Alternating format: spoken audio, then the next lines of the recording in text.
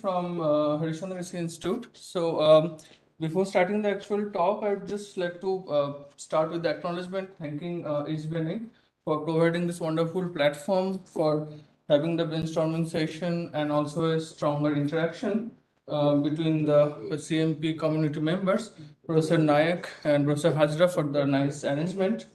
And also from behalf of the HRI fraternity, I would like to invite all of you to visit our campus at some point in your calendar year and kind of enjoy the scientific discussion in our greenery campus, as you can see in the bottom panel.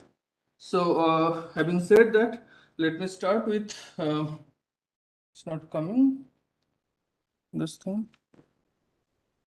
Okay, it doesn't come in this way. No. Probably now, yeah. Okay, perfect. So, so basically in the condensed matter physics, activity in HRI is kind of be there. Yeah, because you can see on that Okay. small window. It's okay. I'll try to be there, but I think the slides are more important than me. But I'll try to be there. Okay. It's not for So anyway, so yeah, it's kind of it's mainly 3 active faculty members in our community, in our department: Professor Pinaki Majumdar, Professor Prashanil Sen, and myself. So as you can see, the work is kind of mainly kind of a two-folded, where one half is on the materials theory and the many body physics, the other half is the computational material science, and it's mainly for the energy materials, in order to find the energy materials and those kind of things, both from the fundamental aspect, from the code development and the application of them. And this is the two things.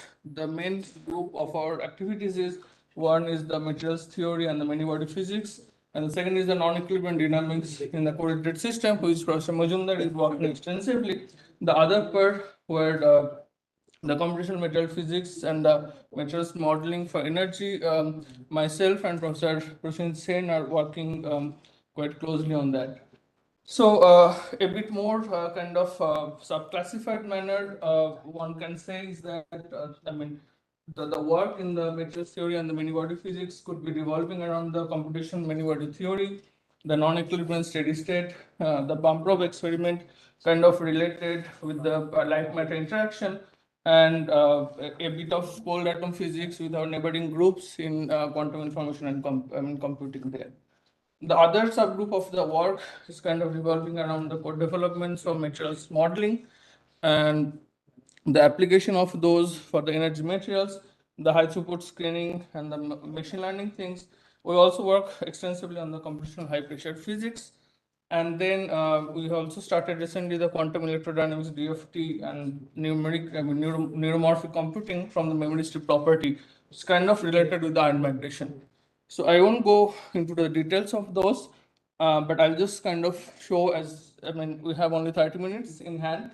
I'll try to show a brief overview of what we do, rather than going into the details with many of the equations and all. So before kind of dive into the actual research, let me just spend two penny motivation about why condensed matter theory and materials modeling is kind of important in our modern science.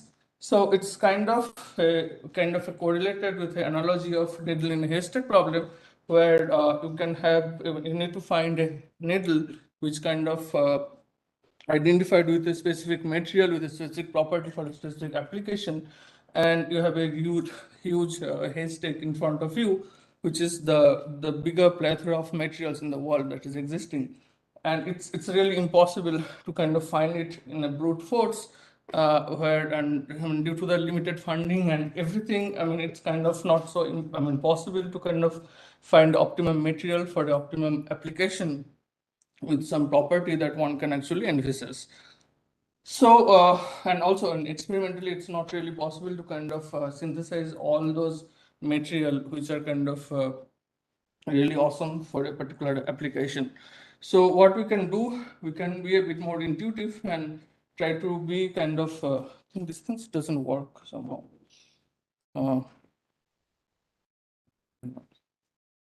Okay. So we can be kind of following this guy who is trying to use the magnetic property and try to get the particular needle out of the haystack.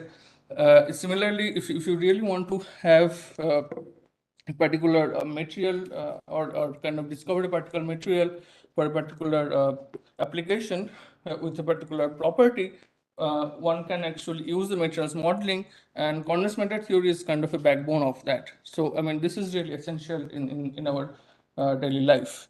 So, having said that, I'll start with, I think these things are kind of getting hindrance in our, anyway, it doesn't matter. So I'll start with Professor Pinaki Majumdar's group work, where he's mainly kind of working on the non-equilibrium dynamics in correlated quantum system. So currently, his main research is kind of revolving around the computational many-body theory, the non-equilibrium steady state, and the pump probe experiment, which is kind of strongly related with the light matter interaction. So what we are going to do is that we'll give two such example on the recent most work of his, and kind of try to tell what are the things that his group is really interested in. And for any collaborative, idea, or for anything like that, you can always approach to him, and he is super friendly to answer you back with your query. So the thing is that the first thing what he is working, or his group is working, is the non-equilibrium steady state in the voltage breakdown and the Mott insulator. So the Mott insulator, we know, most of us know that this is kind of a material where there is a strong electron-electron interaction on the correlation, and this cannot be really described in the conventional band theory. So, and but there is a huge application of the Mott insulator in the real life.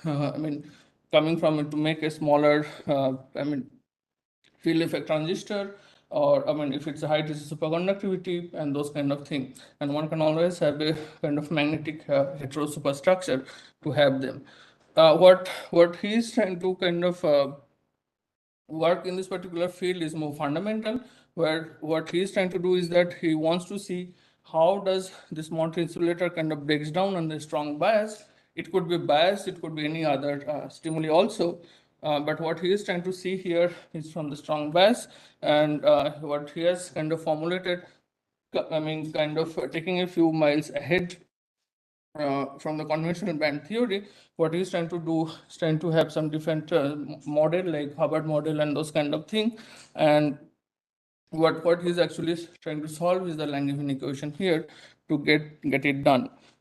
These equations and all those things, don't get kind of super confused with them. If it's not getting clear, you can always ask him, or you can read his recent paper in PRB, which has appeared last year.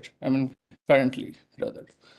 So what he has done is that the phase diagram that has been constructed with this particular method, and as you can see that, I hope this is working. Okay. So at t equals to 0, there is a voltage driven hysteretic insulator to metal transition, and there is also a temperature driven insulator metal transition at V close to Vc. And you can also see some kind of a coexistence phase here, which is kind of quite exciting in a way. The other three plots are mainly for the IV characteristics and how it's kind of going ahead with kind of with a bias in those materials. So these are more fundamental work, and this can be kind of seen in any of the real material. And so the only thing what one can see, there is a nice possibility of bridge between the electronic structure community and this kind of work, where if you'll kind of have the tight binding Hamiltonian, and if you'll just give the information on the orbital, and he can actually get those information and try to kind of get things done with his model here. The second thing is kind of pump probe experiment, which is related to the light matter interaction, where, can I have water? So thanks. So the pump probe experiment is kind of related with the light matter interaction, where where he is trying to see how if you have a strong laser field, and how the whole things is kind of changing, especially the charge order.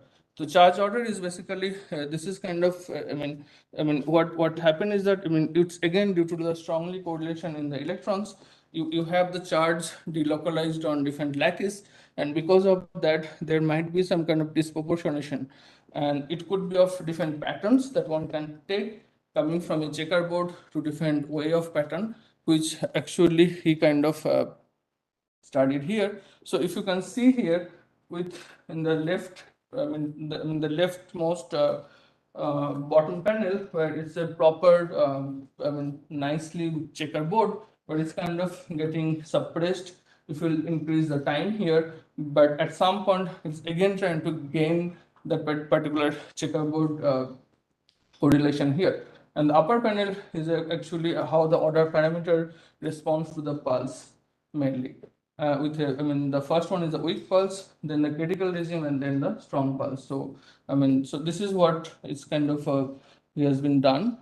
And in a conclusion of his work, where they have developed a Langevin dynamics, which is kind of akin to the quantum molecular dynamics, and this can kind of handle the strong interaction and thermal fluctuation for both equilibrium and non-equilibrium steady state, which is really interesting because a non-equilibrium things get more complex.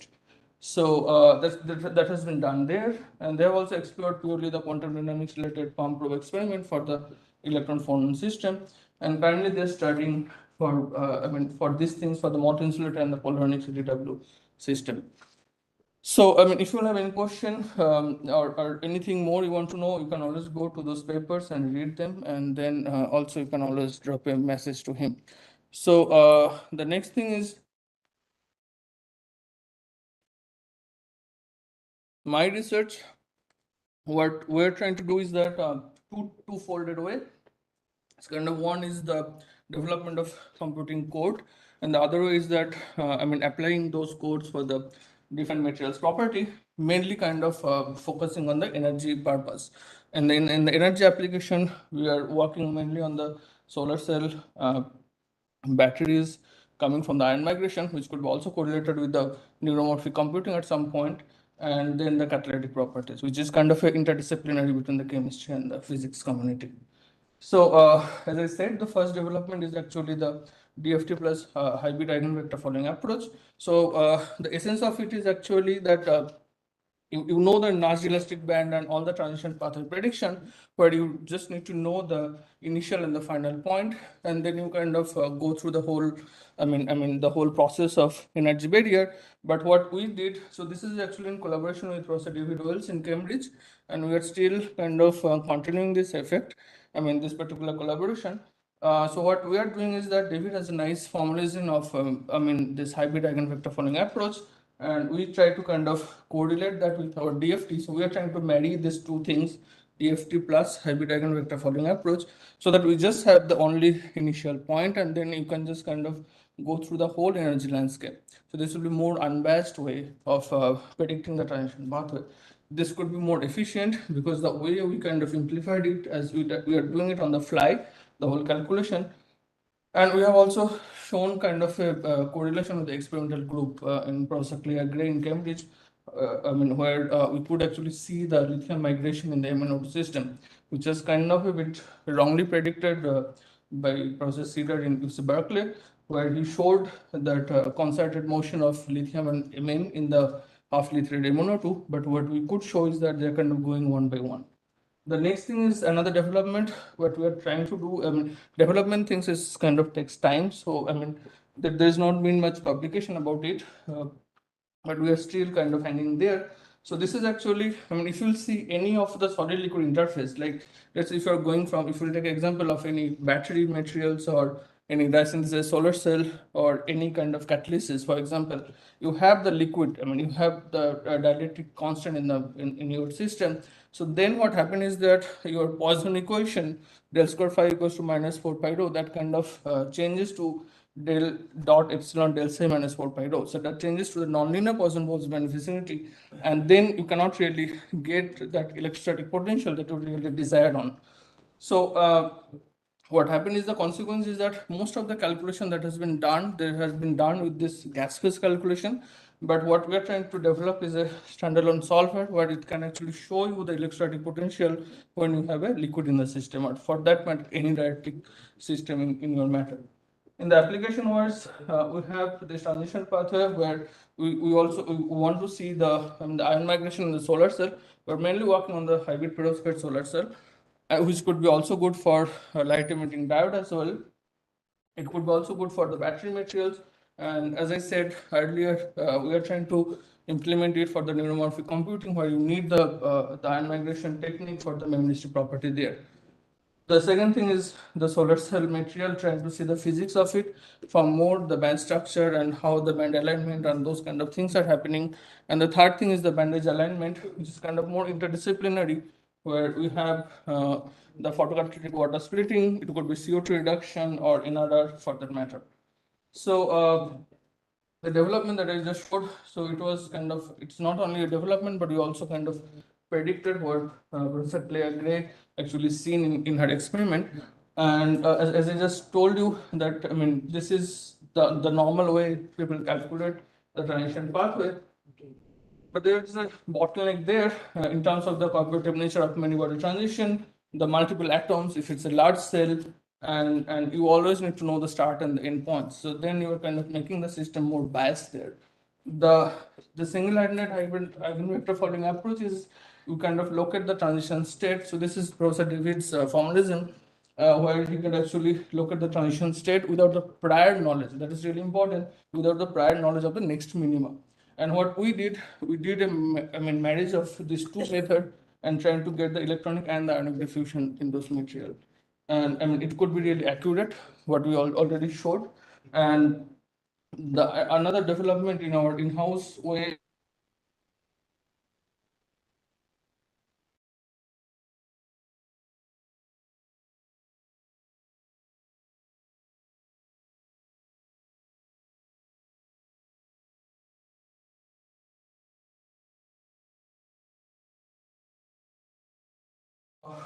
in the application way, so these are the main three applications that we're actually working on.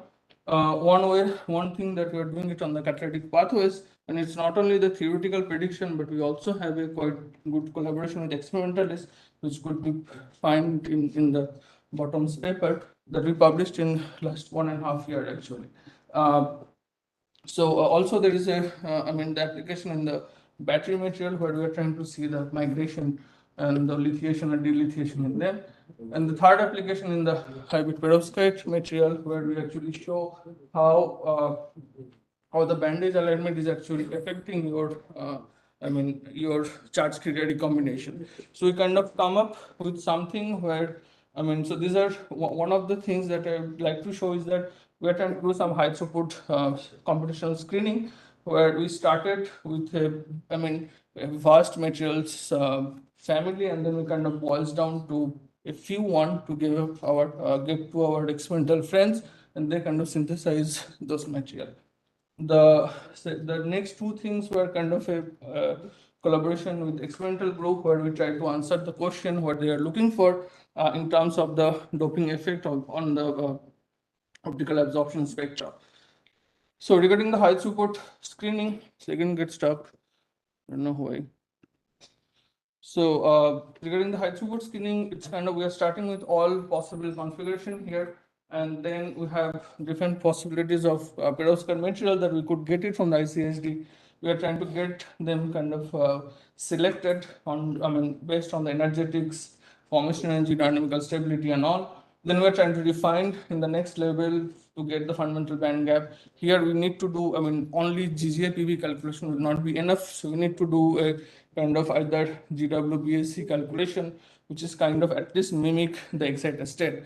Otherwise, only GGA-PV would not be enough here. The second thing, the next thing is actually to calculate the effective mass to kind of predict the charge carrier mobility.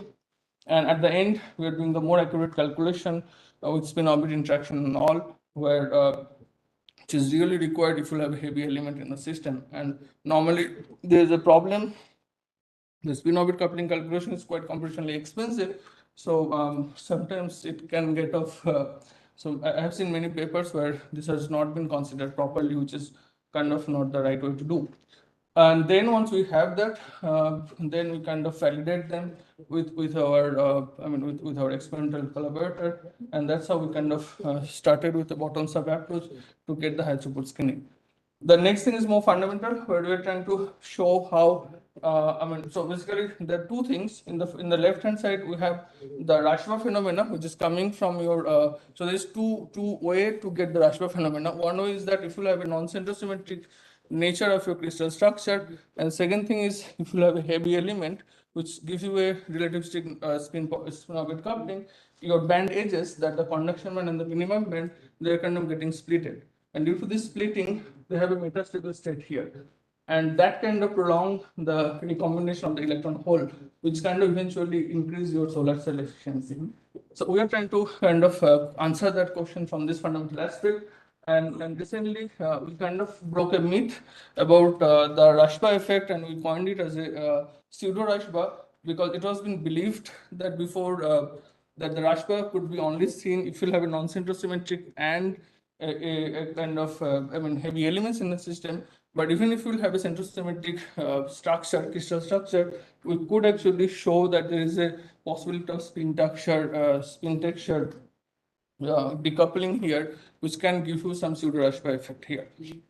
So the last thing I would like to show in our group that we're doing extensively is the high pressure physics. So we started these things in like few years back, where we published this two PNS paper, where it has been experimentally verified by Hokang Mao, who is the inventor of diamond and bill cell, that there is a change in the unusual transparent FeB4, and also the right hand side where there is a phase transition of the thallium.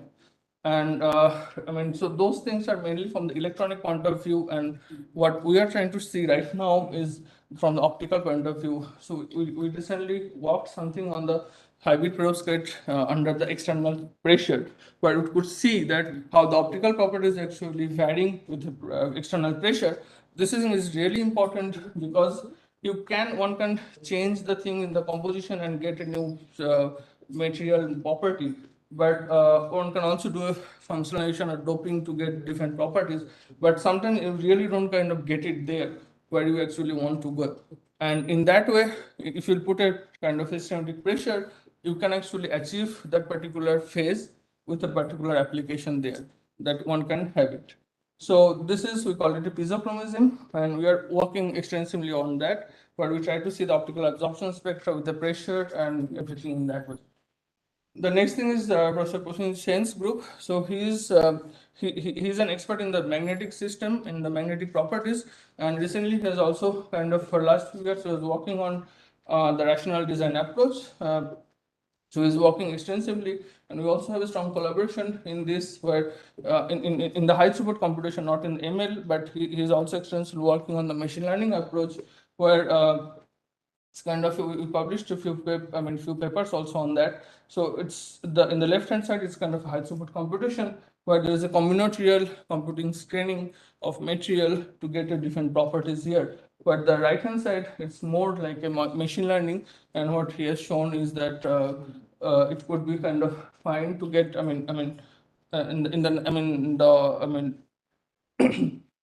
DFT or the experiment can be done in a small set of materials. So eventually the computation that you kind of spend in the reality, you can actually get it you can actually save that time to get a better computation, and we'll do a machine learning approach. So this was a few of the work that has been done, where we are trying to answer the question about, there's actually a big question about the active sites in the transition metal trichalcogenates material, and we could actually answer a few of them, where we can actually show that the active sites are actually the edges of those material. And then we also try to show in the solvent effect there, and how the solvent effect could actually change in the H here or O here.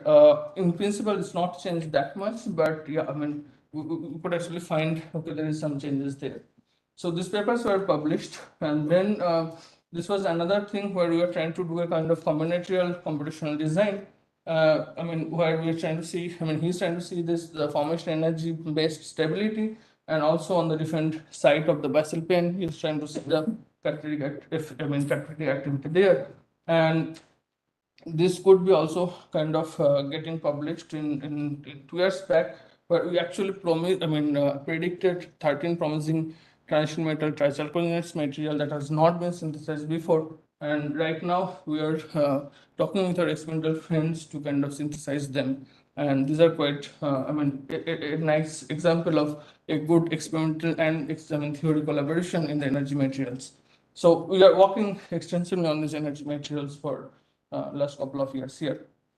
And then another thing what he did is the machine learning based magnetic material prediction, where he's kind of compared to full DFT analysis, the magnitude is much less. If you do this kind of machine learning, where the magnetic materials could be kind of, one of the things is the moment, and then the magnetic anisotropic energy.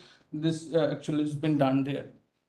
So this is mostly the machine learning things that has been done. So I'll end my talk talking about a bit of condensed matter physics related work that our neighboring group of QIC is working in HRA. So these are the slides that I got from them, where they are actually working on the quantum many-body phenomena and the quantum entanglement, quantum correlation, and different resource theory of the quantum information. So if you have any questions, you can always ask my good friend Devraj Rokhit, who recently joined there, or any of them who is there in the list.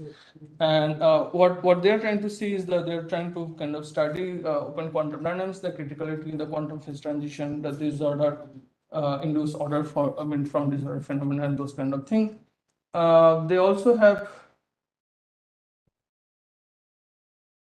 working closely, or working extensively also on the quantum computation with the quantum sensing, metrology, thermal machine, batteries, and refrigerator. They're all from the theoretical aspect what they are trying to do.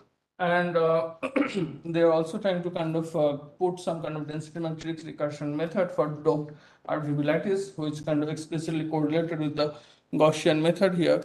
And so I think one of the main focus of there is the quantum simulator there.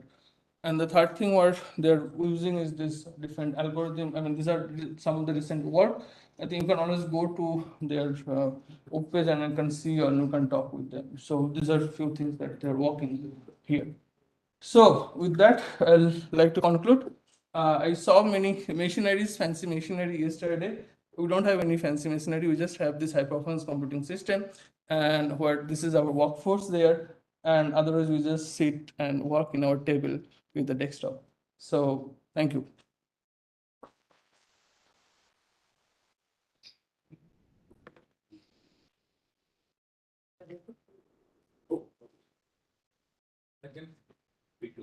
No, no, no. It's initially you're telling that we can predict which material will be based, and you material. Yes. And as you know, lithium stock in the world is very limited. Yes. Yes. If you replace with sodium, We are already doing that. Yes. Really good question. So we have already done. So actually, I didn't show you. If you look at our group web page, or I can send you some papers. So we have worked extensively on the sodium-based material, mainly the polyanic cathode materials in the cronkite, aludite, and those kind of thing. And we have actually shown that those materials are really good for sodium-based technology. and Yeah. just one more question. Yes, sure. Do you know that the dynasties one, supposedly have some experimental results, which some are highly insulating to the transition to pure metallic thing, that they can do some simulation work. Nakita, I think is there. Is it possible to kind of? I think it's very much possible. You can always write to him. Actually, that suppose we have already some experimental results to match the theoretical prediction of the other way, whatever you thought. Yes. Is it possible to collaborate with any? I think so. It should not be. So maybe you can just write to him, and yeah, I think he's very much open to the collaboration. So you can always do that. I will ask a very Yeah. quick question. Very nice to answer it. Thanks. I know you computation wise you prefer always like order structures. Yeah. But what about disorder structure? Yes. Say, I'm an experimentalist. We Yes. work mostly on amorphous polycrystalline things. Yes, yes, So work on architecture, but yes, mostly, yes. machine learning applications. Yeah, and so on. So yeah. is it possible to design? Yeah, some yeah, yeah. polycrystalline- Pretty much, because one can do. I mean, okay, the task is a bit harder because you have to do the MD simulation there and to hit the system and to get the all the orderness out of the way. And but it's pretty much possible and to make those disordered and you can actually get it through and get go with that. So you can actually make those disordered material.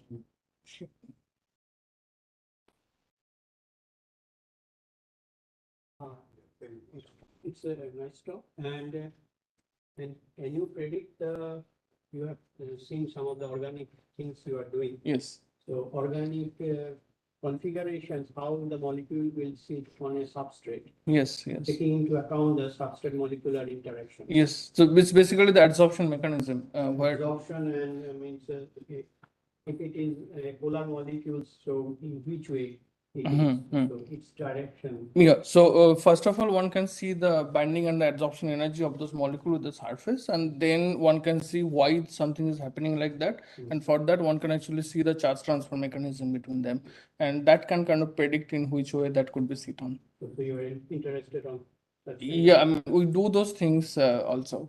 Yes. Okay, so we are running a bit late. We started actually. Yeah. So let us thank Vivek for very interesting. Thank you. So next talk is by Professor Pinaki Chaudhary on HRI, but that will be online. Online, yes.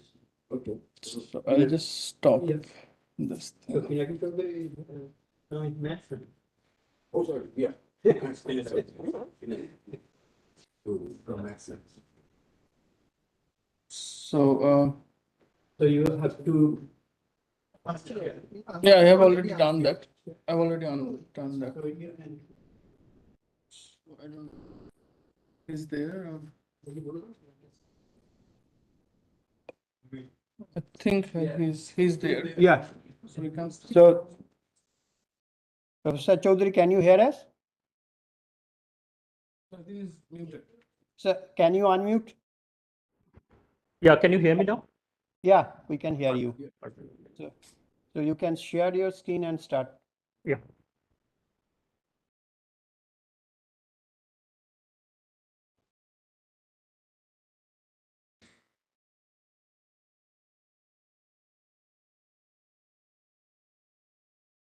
Is it visible?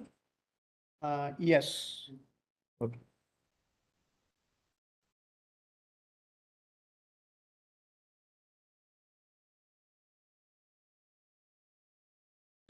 Shall I start? Yeah, you can, because the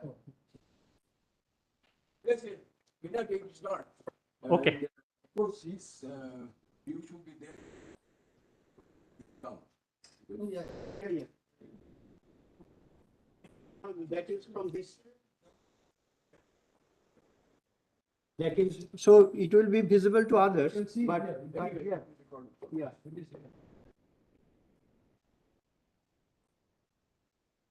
So you can ask him to start. Yeah. Shall I begin? Yeah. Okay. Yeah, you can start now. Yeah. Okay, so good morning, everyone, and it's a great pleasure to connect to everybody. And I, of course, thank the organizers for organizing this meeting. And unfortunately, I could not make it to Calcutta, which is very sad. Yeah, so today I'll be telling you mainly about what I do. So working on the physics of glasses. But before that, sorry, yeah, so it's working. So I'll give a brief overview of the work, related work on condensed matter that is happening at IMSC, especially on the soft matter side. So the StatPhys group at IMSC has 5 members: Rajesh, Vani, Shitabro, me, and Arnab. And the bigger materials group also has this quantum condensed matter segment. where Hassan, Mukul, and Ajit are there. I think Hassan was scheduled to speak, but unfortunately he could not make it.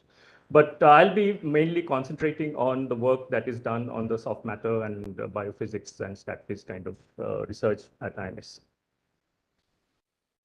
So let me begin with the work that is done mainly by Rajesh. So this is work on granular systems. So here the objective is to understand large-scale properties of granular gas, both driven and cooling. And this is important in the context of various structure formation, for example, in granular experiments, in universe, for example, in planets, and while doing explosions of some kinds and so on. So for example, here you can see that how local The microphone so that we can hear better. is this for me? Hello? Okay, there is some problem. Just hold for a minute. Yeah. ভলিউমটা কোথায়? ও Jack দাও হ্যাঁ Jack আচ্ছা লাগানি স্পিকারের কাজ করবো তাই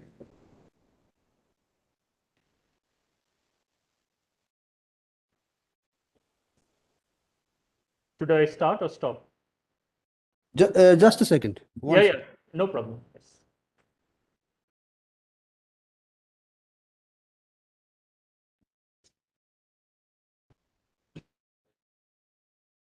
Yeah, can you start now again? Hello, can you hear me? Yeah, please start. Okay, fine. So should I start from the beginning or I continue from here? No, you can continue from here. Okay, fine. Thank you. Yeah, so as I was saying that Rajesh is working on this granular systems and where he's interested in large scale structure formation. And for example, here on the video that is playing here, here you can see that the kind of structures that form when a granular gas is cooled. So this involves very large scale simulations and so on. So he is also working on the response of granular gas to localized perturbations. So for example, this would be relevant in the context of where there are local explosions and then how the density wave propagates into the environment and so on, and how whether one can predict how far this disturbance will propagate, how fast it will propagate and so on. And this is what he has been doing recently. And also he's looking at in a more statistical mechanics framework, looking at the velocity distributions that emerge in this driven granular gases when you are perturbing both at global or local scale and so on. Then the next theme that is also extensively studied here at Math Science is physics of polymers. So here, this is work mainly done by Rajesh and Vani, and I'm also somewhat interested in this context now. So here the work is mainly on the, what Rajesh and Vani are concentrating on is the physics of highly charged polymers, looking at collapsed phases, aggregation, and so on. And this is significant for vesicle formation and deformation, including budding, compaction of biological molecules such as DNA proteins, and self-assembly of actin filaments, and so on. So for example, one important aspect is looking at the conformations that emerge of this single charge polymer under different environments. So here, the charge density of the polymer chain is changing, and you can see how the different structures are emerging depending upon the charge density of the polymers.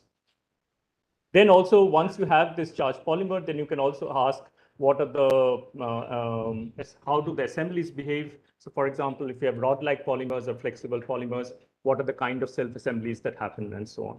So there is, this also involves a lot of numerical simulations, and this is what they have been doing for several years now. So I work on mainly on mechanical properties of glasses, and I'll be discussing in more details some of the results later on. And here we are interested in the stability of this glassy structures or amorphous solids, as some of you were asking recently, I mean, just in the previous, at the end of the previous talk. And there we are interested in how failure happens via cavitation or the formation of shear bands, or how, for example, structure formation happens during gelation and so on. And I'll discuss some more details later on. And here we are using large-scale numerical simulations to look at many of these phenomena. Then there's a lot of biophysical work that is also happening here at Mad Science. And here, basically biophysical in the sense that some details of the biological systems get into the numerical simulations.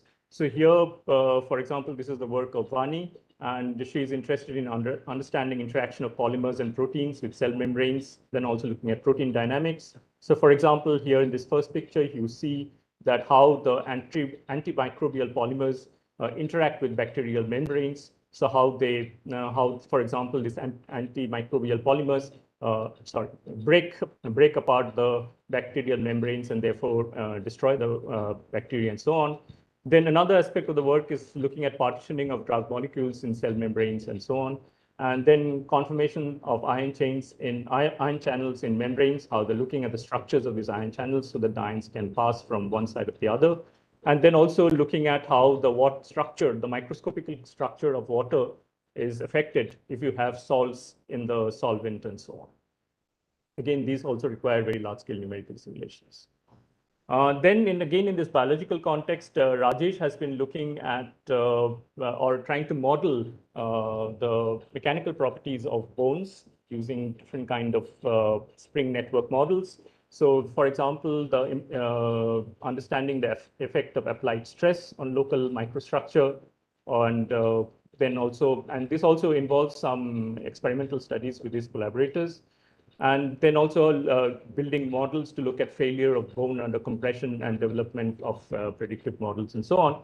And this is significant in the context of mechanical compatibility of implants, extracting bone grafts, functional patterns of animals from their bones, forensic, etc., etc. Then a different flavor comes from the research of Shitabro. So he is looking at mainly complex systems and networks in that context. So, and many of these ideas are borrowed from spin glass physics. So for example, this work is on the physics of global financial crisis and how frustration can trigger catastrophic collapse in complex systems. And they've been looking at financial markets and financial networks, both in the pre-crisis period and during the Great Recession, and looking at how this structure formation happens in networks or when the consequences that happens. So then, yeah. Recently, Arnab has joined, and he looks at stochastic processes mainly and various kind of non-equilibrium phenomena related to stochastic processes, looking at single molecule level physics and also individual cells. And then in that context, looking at search processes, barrier escape problems, and so on, thermodynamics at the microscopic scale, and also then branching out into various kind of interdisciplinary applications, for example, in queuing problems in the context of this kind of search problems and so on. So this is more or less the different kind of different axis of research in the soft matter stat phase group here at Man Science. And now I'll go more into details of what I am doing. So my focus is mainly on the physics of glasses and the statistical mechanics of disordered solids. So as you know that there are, I mean, a lot of examples in our world where solids exist in disordered form. And of course, the window glass is there, then a lot of rocks, then a lot of polymeric glasses and so on. And these have a wide range of toughness. And the question that, of course, everybody wants to know is, what is the source of the rigidity? Is there an underlying phase transition? Is glass or the amorphous solid unique phase by itself and so on? And the formation of these glassy systems takes place when, for example, you take a high temperature liquid and you cool it. And as you're cooling this high temperature liquid, the viscosity increases dramatically. And so, for example, here you can see the viscosity plotted as a function of inverse temperature for a wide variety of materials. And this, for example, for these fragile glasses, this viscosity increase is very dramatic. And one would like to understand what is the origin of this dramatic increase in viscosity. And this has been the question that people have been studying for hundreds, I mean, let's say last 1 century or so.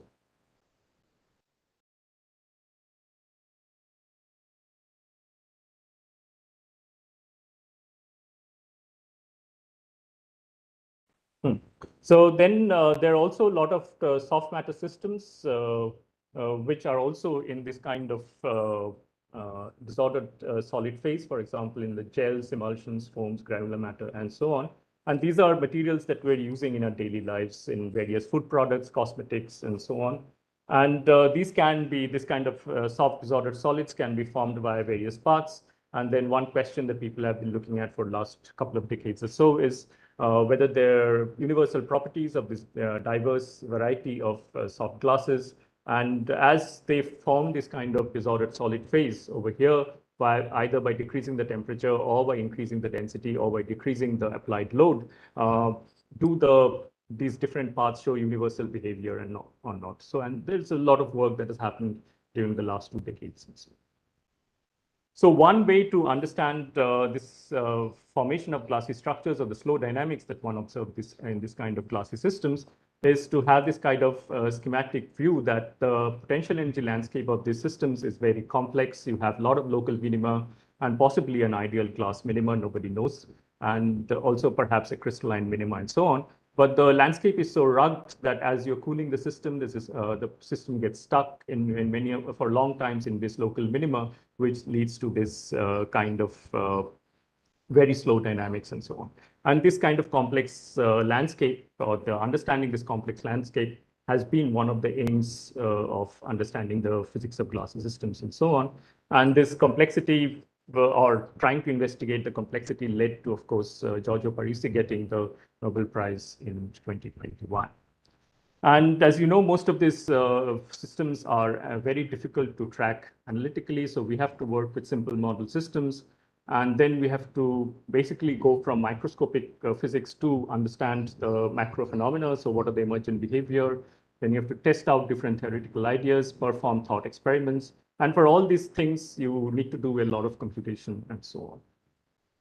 So I'll just show you now some snippets of new results that we have. So for example, one question is of this formation of amorphous solids, or more specifically, this is something that people have been looking at very recently, is this relaxation process in this very high dimensional energy landscape.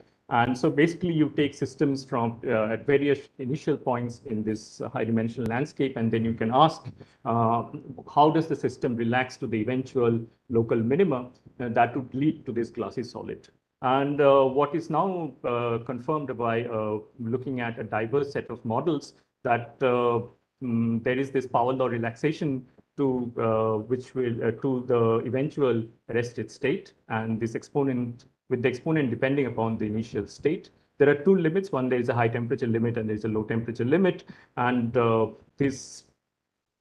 also because of this power law relaxation, if you take larger and larger systems, it is possible that the search for this local minima can take extensively long timescales as you go to larger and larger systems and so on. And also the other interesting feature that one observes is this existence of this localized defects. So for example, this structure that you see over here is the distance between 2 local minima on the landscape. And you can have this very nice kind of quadrupolar structures that emerge in these displacement fields, which have certain consequences and so on. And for example, if you are at slightly higher levels in an energy landscape, you can have many more such localized defects. And then the question that we are trying to understand at this moment is how the occurrence of this localized defects affect this relaxation process and so on. Then on the mechanical response of glasses, so a typical mechanical experiment is where you apply some external load and the solid is deformed. So the schematic response curve looks like this, that there is initial linear elastic part, and then there is a stress overshoot, and then the system fails. And then if, for example, it's a soft material, then it will go into a steady flow. Otherwise, if it's a brittle solid, there will be a failure and so on. So one can also look at how this steady state stress behaves as a function of the applied deformation rate and so on. And there's this universal function that one sees, sort of like so there is a yield stress that as you go to asymptotically in vanishing shear rates, there is a finite yield stress of the system. That is, you have to overcome this applied stress in order to go into a flowing state. And So people, I mean, of course, this is the question of the origin of rigidity of the systems.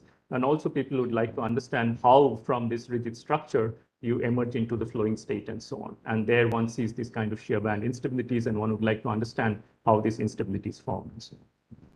So one thing that we have been looking at recently is that how the response depends upon the initial state. So for example, you take a glass which is sitting at higher energy levels in the energy landscape, and then another glass which is sitting at another lower energy energy scale, and then another lower, so three different energy scales.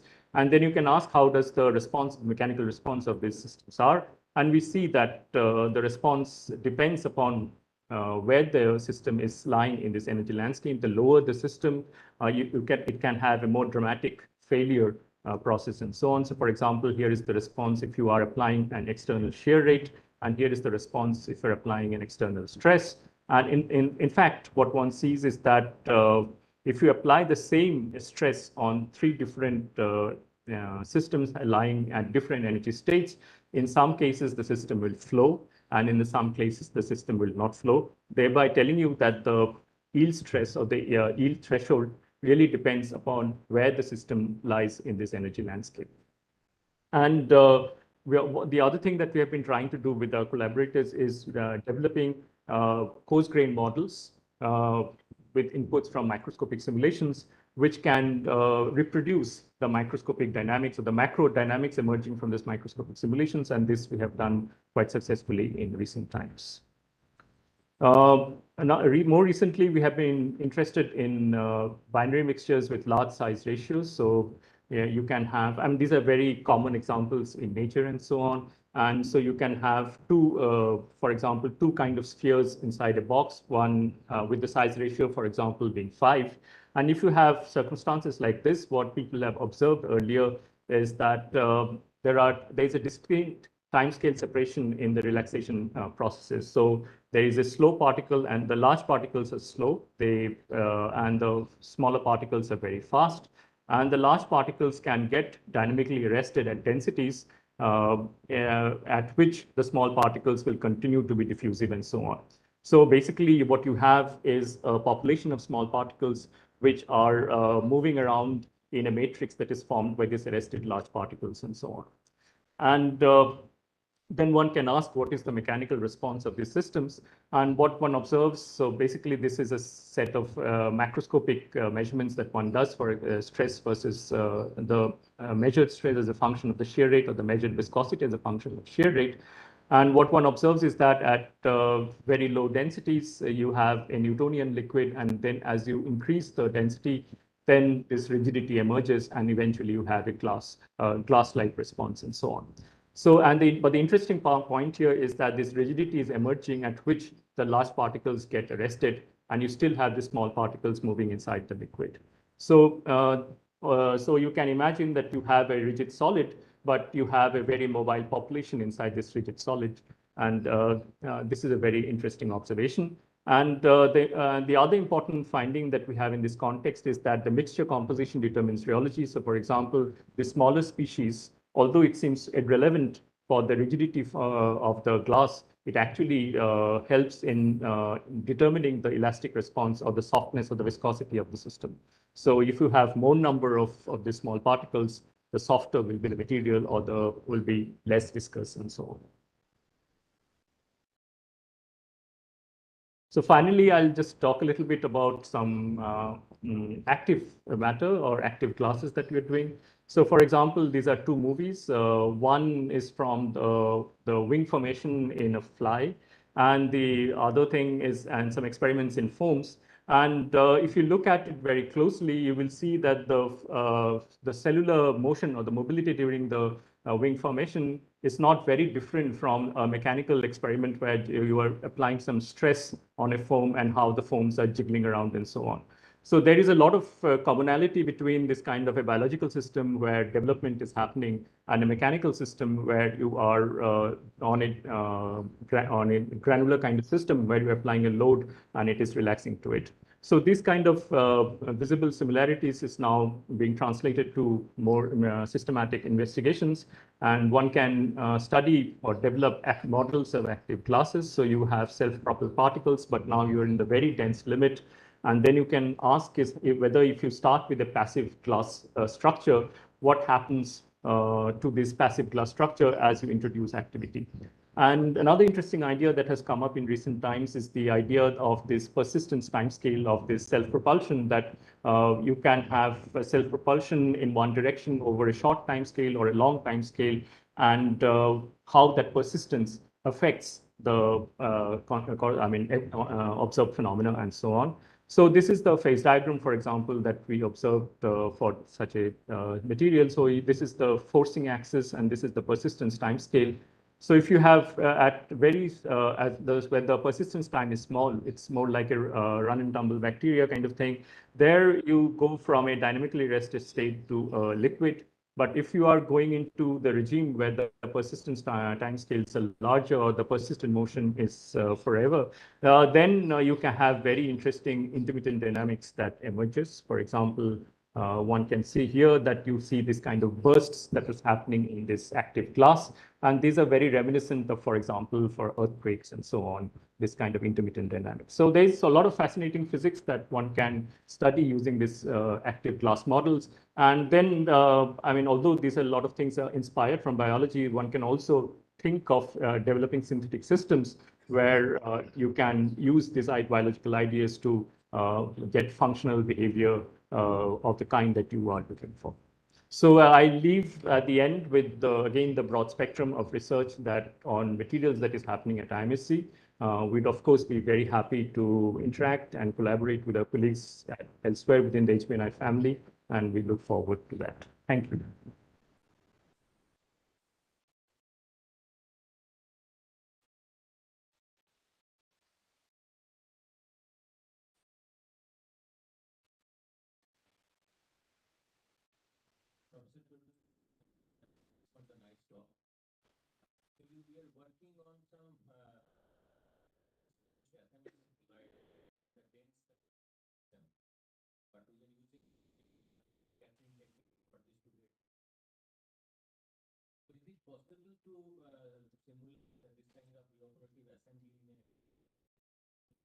Sorry, I can't hear you. It's very broken, the audio.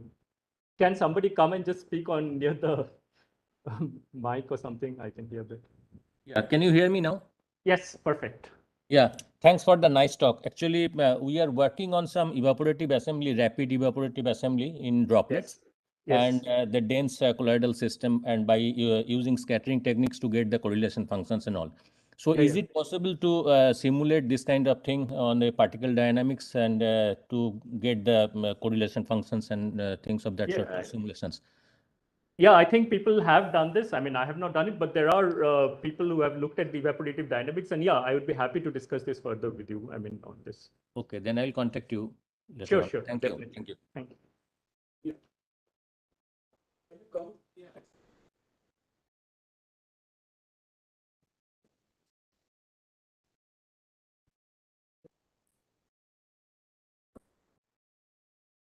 Yeah, thanks, Pinaki, for this nice talk. This is Subhankar from NICER.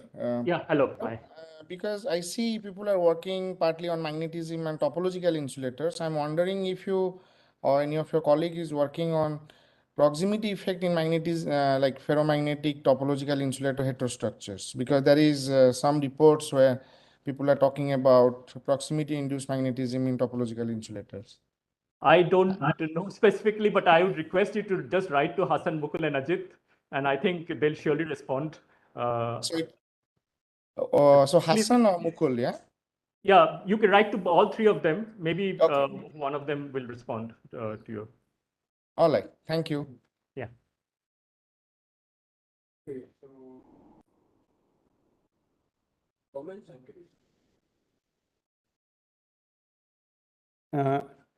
In your landscape analysis, you have analyzed using some scaling exponents. So yes. Can you go to that slide? Yeah. One second.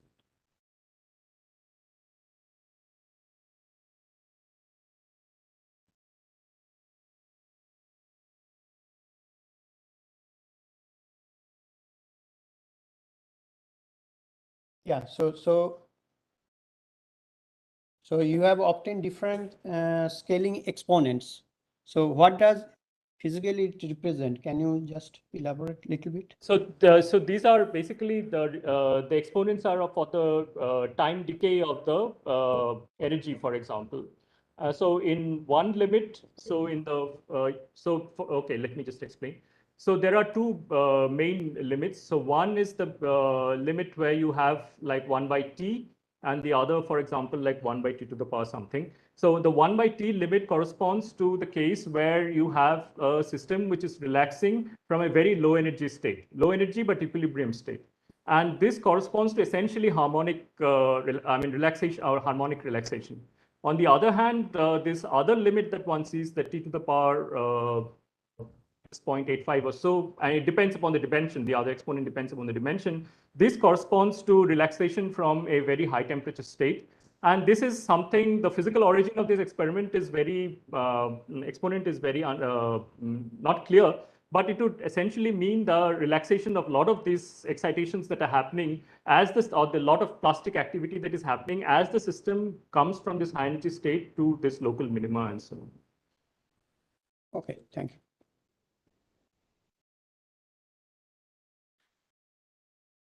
No, Pinaki, I have just a naive question. Hmm. Can you hear me? Yes, sure. Okay, when talking about this fragile glass problem, you kind of indicated this granular system phase diagram, and is there any connection with the jam state and the fragile glass thing? Jam state and? The fragile glass problem. I mean, the thing is that it has a. Okay, can you go back to the fragile? Yeah. This one, right? Yes. This is the jam state, and of course, glass is there. I mean, which one corresponds to, if at all, corresponds to the fragile glass problem? Is there any fragile glass kind of jam state? So for example, the fragile glass that we are seeing is basically when the temperature relaxation is happening, thermal relaxation is happening. But also if I decrease the loading in some, let's say, stress controlled experiment, it is possible that we have this very dramatic increase in the viscosity, similar to a fragile glass. So this is, I think, very similar to what one sees in the thermal path. So that's kind of established, and that this is somewhat similar to. So the way the timescale are growing, that is quite well established. Now essentially one would be thinking that this would be something like an exploration of the landscapes, like the way I showed earlier. Exact correspondence has not been demonstrated, but similarities are very much there. Other one, when you showed the potential energy versus configuration of these glasses, for example, this one, and this hybrid glass and the crystal were shown at the same, minimum energy level. Is it possible? This is schematic. This is, nobody knows whether there is an ideal glass and a crystal in the same model. The crystal must be much lower. Or at least lower. Yeah. Okay. Okay. Yeah. Okay. Crystal is heavy. Yeah. There are multiple things. So there can be. No. Ideal glass. It can have the same here, but the crystal is unique. It has to. It will be same. It cannot be the same. Then it is not. Okay. I would argue that it cannot be the same. Anyway, if you disturb, it becomes a crystal. Okay. To be things like that jumps into the stable system. It becomes a crystal. In magnetic systems, we have seen that. Same stress circulation it follows, but to temperature cycling, it goes to the stable magnetic configuration. So if it is one is very low and one is very high, it is not like that. That is unique. But the other thing is not unique. Is one. Yeah. Okay. Okay. So I think we have these sessions. We will close this session now, and thank you, Pinaki, for presenting very nice. Yeah. Thank you. Thank you very much. Yeah, so you can now log off or Yeah, thank you. answer your screen, yes. So Yeah, we have I'll a stop. short tea break now. So we are behind 10 minutes. So we'll join again at 11:30.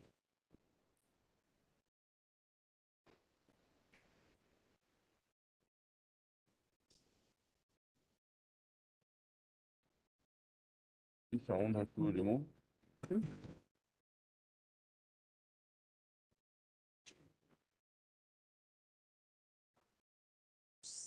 Good catch. You want to take this one? Okay.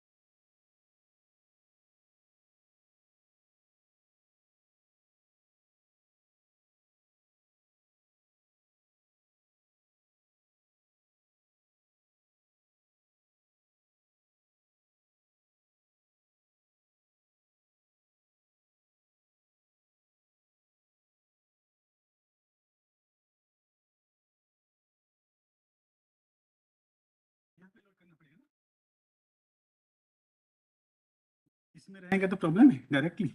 No problem. You can copy it in the desktop and immediately after the talk you can remove it. That is the most easy. Then it will stop. So Yeah, yeah. there is sometimes it will stop. Okay, 1 minute. I think this one. So I'm keeping it here. After the talk, you can remove it.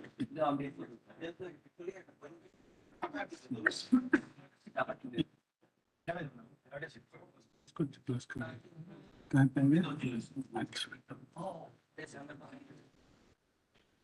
Okay, can you remove the. Oh, let it. Yes, you can. Just wait.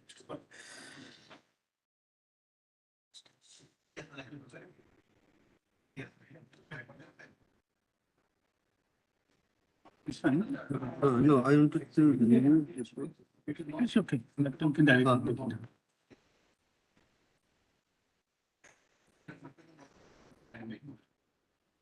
Sometimes so far after that, right?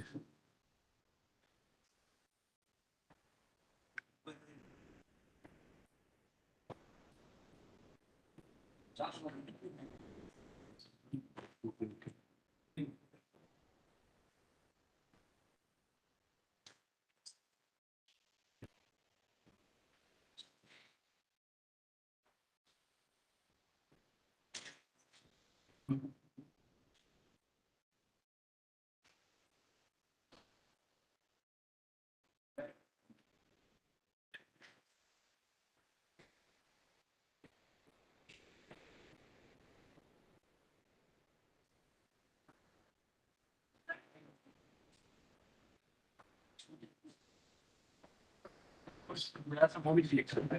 So I directly give from my pen drive. Okay? I will directly give it from my pen drive because some there are movie clips, the link will be lost. Let's see. But I tested in the morning from that PC. This one?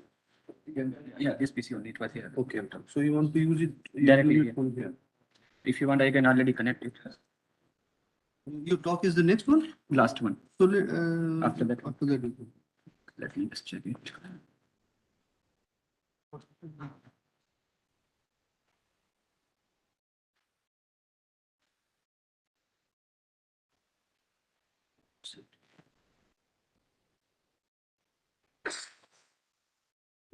Little control.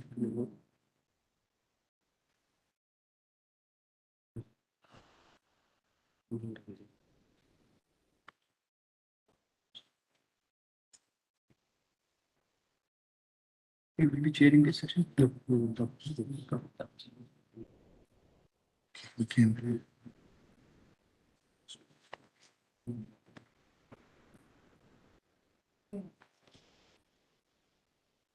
Look,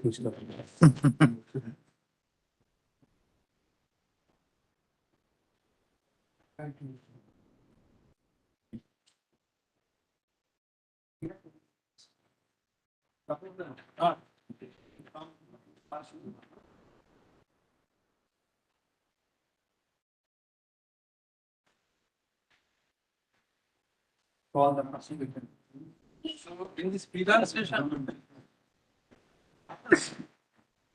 session, there are 3 talks, 2 from Niger Bhubaneswar and 1 from IPR Gandhinagar. So I request all the 3 speakers to maintain the time strictly. So I will request first speaker, Dr. Pratap Kumar Shaw.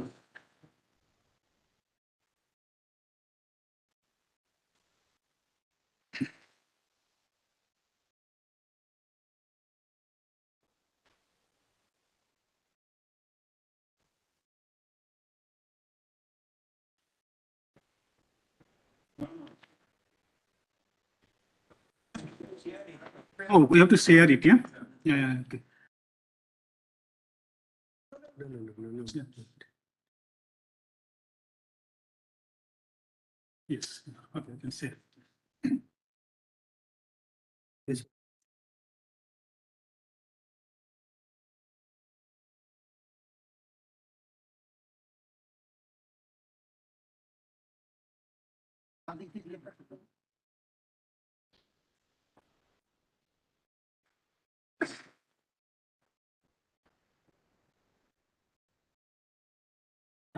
Can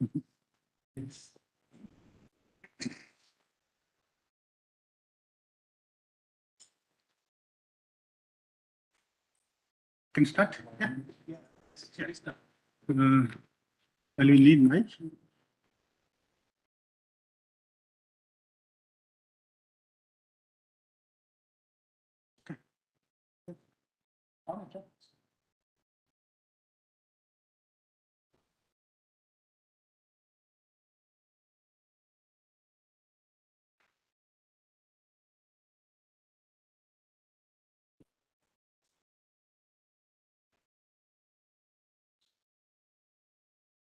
Okay, good morning, everybody. Welcome to the next section. Yeah.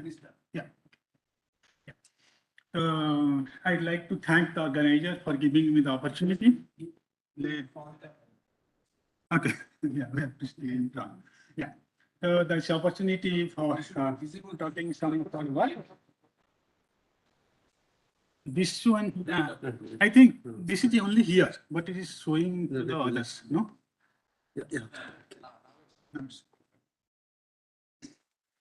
Okay, so I'll talk about some special topics where my group is working actively for last 10 years. And before going to that,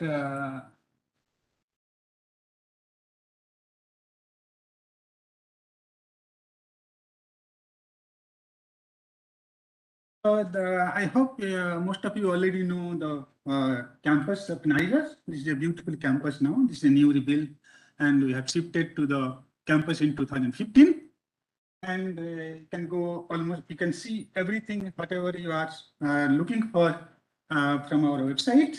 And coming to the Department of Physics, and we have running 3 different programs.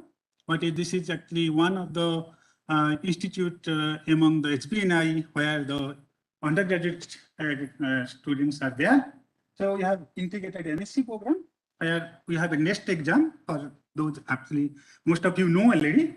Yeah. So we have a national level exam called NEST, and with the NEST, after 10+2, those who qualify, they join. Basically, we have 205 seats every year.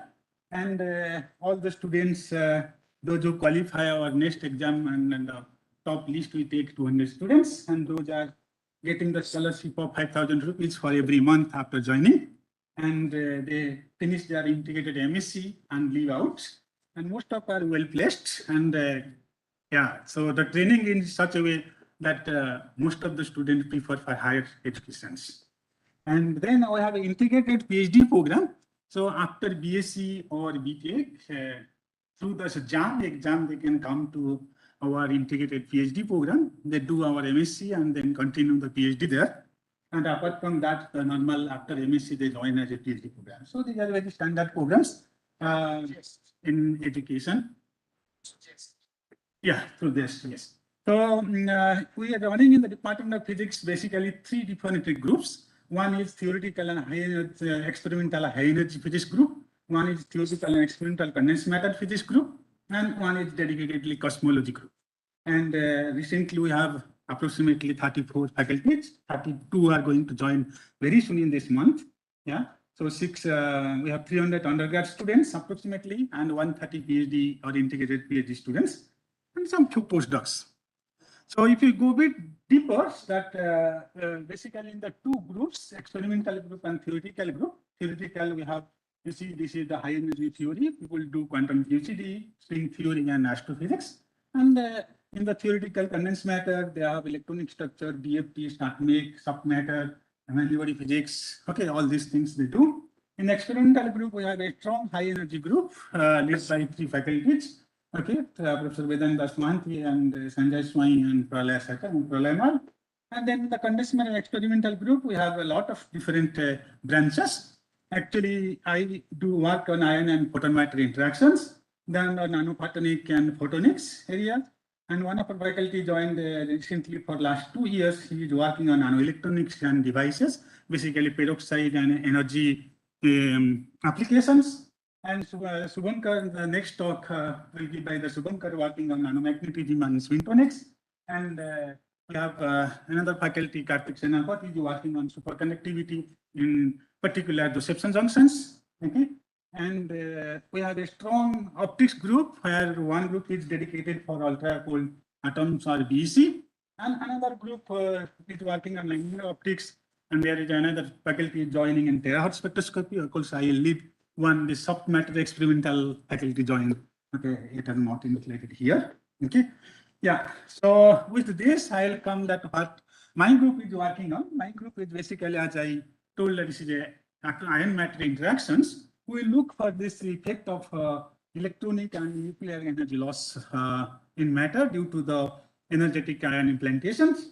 And then working on different materials like oxides, wide bandgap semiconductors, sometimes semiconductor like silicon, germanium, all these materials looking for multifunctional properties for a wide range of wavelengths, working for different synthesizing different kind of nanostructures like 0-dimensional, 1-dimensional, 2-dimensional structure, and for optical applications looking for materials making for getting polarizers for a UV and visible range, and large area optical materials. So for that, we look for different kind of fabrications. Most of the equipment like our photolithography, focused ion beam, and on different kind of thin film deposition system, interference lithography, all e-beam lithography, all the facilities are available.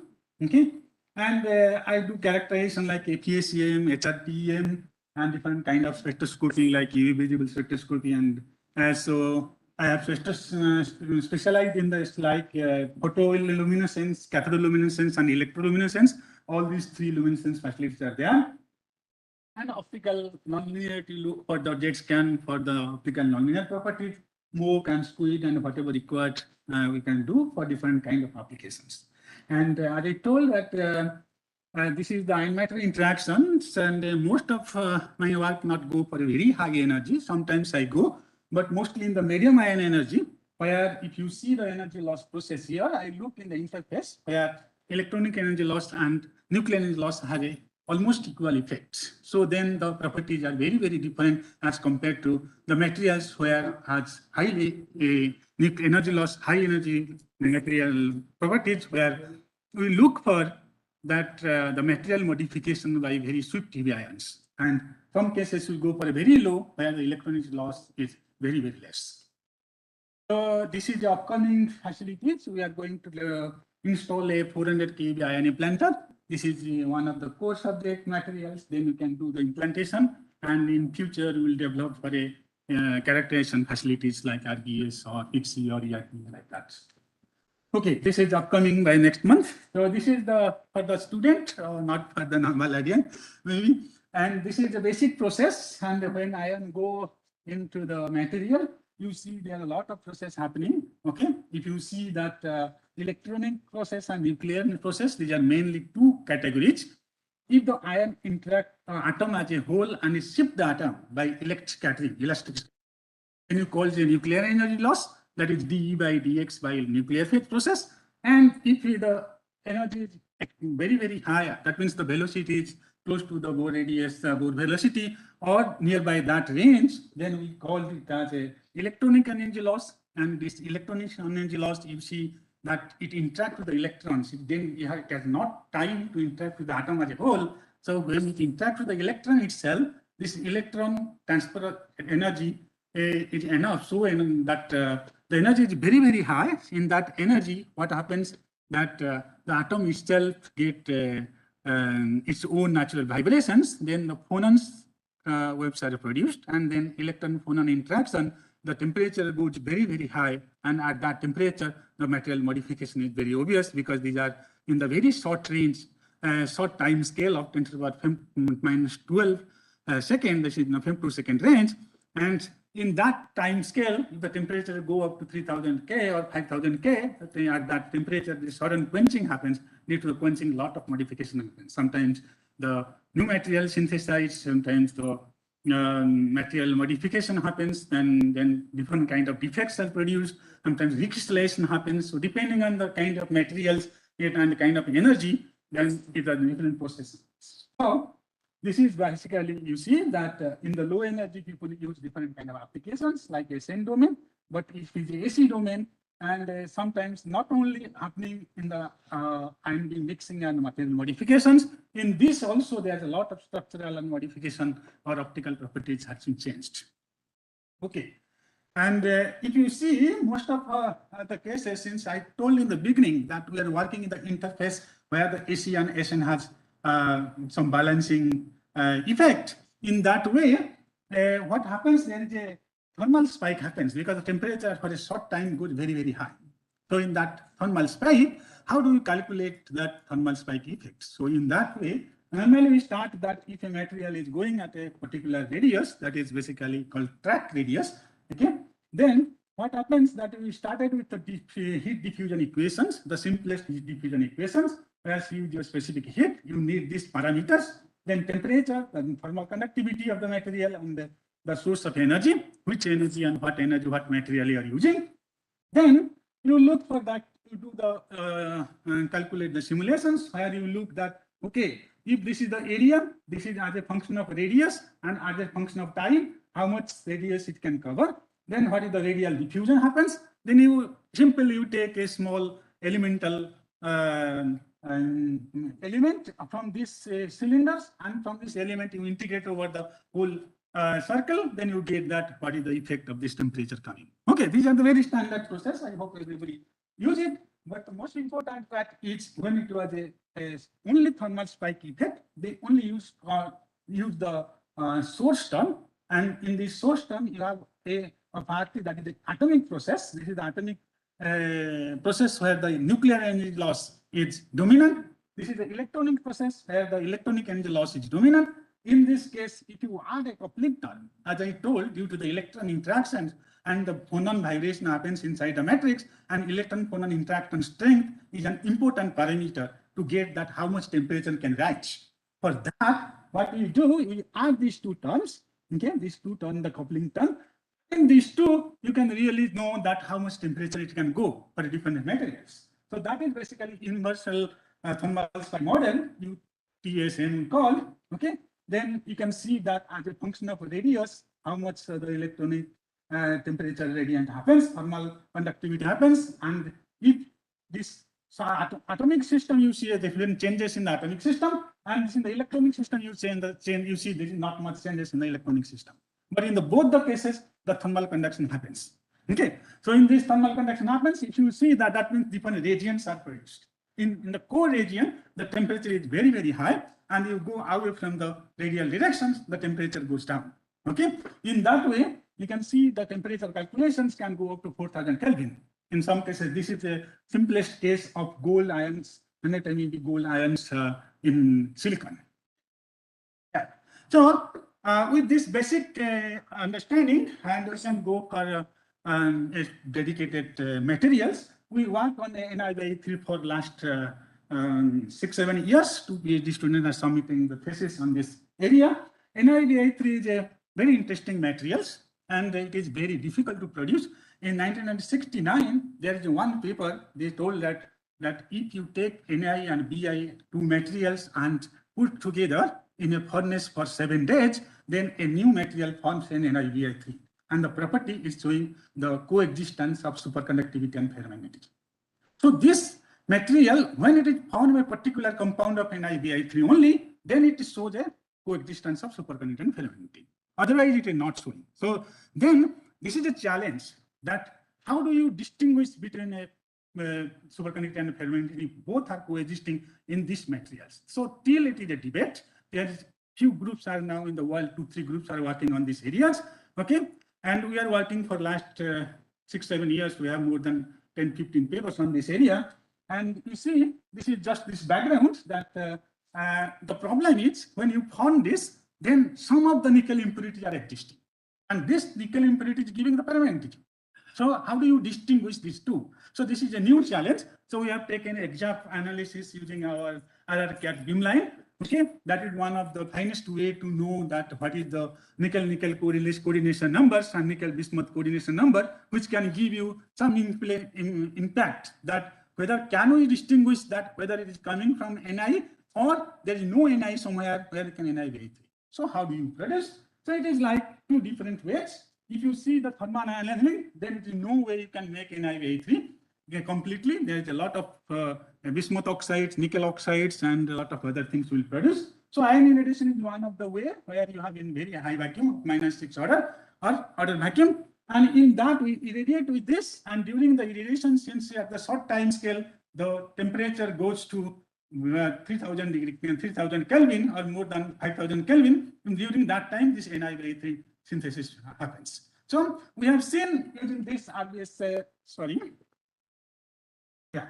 So what happens? You see, and this is a very interesting aspect that when NiVi3 forms, we take a bismuth and then we deposit the nickel using a thin film deposition technique. Wait, it is going very fast. Yeah, sorry. Yeah. So then at the interface itself, bismuth is a very notorious material. Diffusion coefficient is extremely high.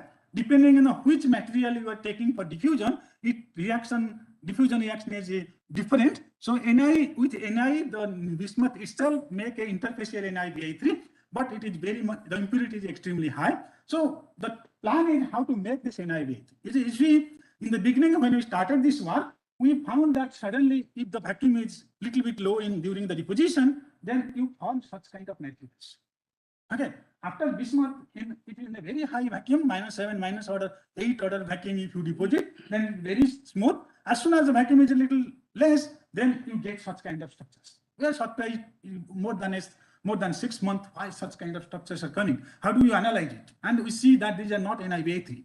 Okay, so then completely there are NiVi3 compounds, but not completely. So what we think, we saw something like this. Okay. That we find out that it's called something like a Turing effect. In the Turing effect, what happened? Alan Turing, that is he's basically a computer scientist. He has solved these differential equations. With this differential equation, and if you see, this is a activator and an inhibitor, A and I. This depending on the activator and inhibitor diffusion coefficient, you can produce such kind of structures. Okay. This is the guy where we started that in the computer. If you skip for some time, you see that different kind of structure of fractals are coming out. So these are just solving these differential equations. So in this differential equation, this is the reason why you see in the nature a lot of kind of these structures. Okay, the jellyfish, giraffe, all these structures are coming out. So then we thought like, okay, maybe some diffusion process happens.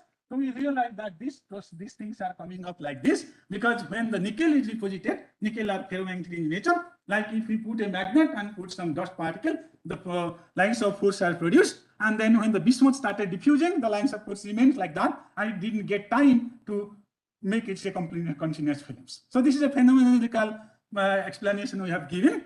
But still, we are looking for some hardcore theoretician who can do the simulation for this. We are not the theoretician, we are completely experimentalist. We don't know how to do this. So this is a open question or theoretical physics that how can do this process to see all these effects. So this is one. Then coming to the superconductivity part, as you know, for the students, if we take a superconductivity and ferromagnetic interface, okay, then you see the proximity effect. And in this, you see that in some cases, the most order parameter psi is a function of cost. So if it is a function of cost, then if it interacts with the reactant, then what will happen? You see this 0 and pi states. So depending on how much thickness of your DF you are keeping, okay, ferromagnetic part you are keeping, then depending on that, you see that either 0 state, then pi state, 0 state, pi state. You can think that how much thickness you can keep for that. So can we do in the nanoscale? So that means we are making some nano junction. I'll show at the end. We are making some nano junctions using FIV, okay, where we can see this 0 and pi states. Okay, with this we can see that this is if I can make a superconductivity like NiVi3, nickel in my ferromagnetic structures, then you can see this things. And if you look for this TC as a function of D of F, that is the varying the ferromagnetic layers, you can see this 0 state, pi state, 0 state, pi state, all these things. And this can be done and with the control way by ion beam. So we have used low energy ion, and starting from 200, we have used very high 50 ions like 150 MeV, okay, all different ranges we have tried and see different kind of structures and this NiBi3 layer, which has the effect of electron-proton coupling. Okay, yeah. So with this, we have seen this is the RBS spectra. From the RBS spectra, we have seen that how the interface is mixing. We can increase the interfacial NiBi3 layer so that nickel layer can be reduced, and with this nickel layer smaller, changing the varying the nickel thickness ferromantic layer, the zero state or pi state can be controlled. Okay, so this is how we can do all these things, then do the universal thermal spike model calculations using this at the interface, how the melting happens so that NiBi3 is going. So this is how it happens. With this, in conclusion, I'll say that we have started with 200 keV, 1 MeV, 100 MeV, 150 MeV, 120 MeV, and see that what is the mixing rate, so that depending on the mixing rate, the interface of NiBi3 and nickel layer can be varied. So this is one of the area. In summary, we can do all these things. You can see the work distance of superconductivity and ferromagnetism in this case. And in the some cases, we see that the surface is very, very rough. Then it is suitable for the hydrophobicity or wettability. Okay, all these things. Okay, then coming to my next, how much time I have? 10 minutes? Okay, okay, that will be enough. So now I'm talking the another area, like zinc oxide is another area where I used to work, and like which what we are looking for phonon tunnel devices. Like people are working on electron junctions. Okay, this electron is traveling from one area P type to N type. Okay, then we look for phonons. Can we make an interface with the phonon coherent length, matching with the phonon coherent length, where the phonon can travel from one end to another end? So for this, what we need a crystalline matrix. Otherwise, we cannot see the transport of the phonons. So crystalline layer, amorphous layer, and crystalline layer. So what we did, we make this is one of the area where we can do this normal synthesizing the zinc oxide as well as by implanting. By implantation, what we do, choosing the piite energy, we can say that this is oxygen rich area. This is a blank area of pure ZNO. This is the oxygen rich area. This is P type, this is N type, this is P type. So this is a PNP junction. You can make a single transistor as well as which can work as an electron and phonon tunneling junction together.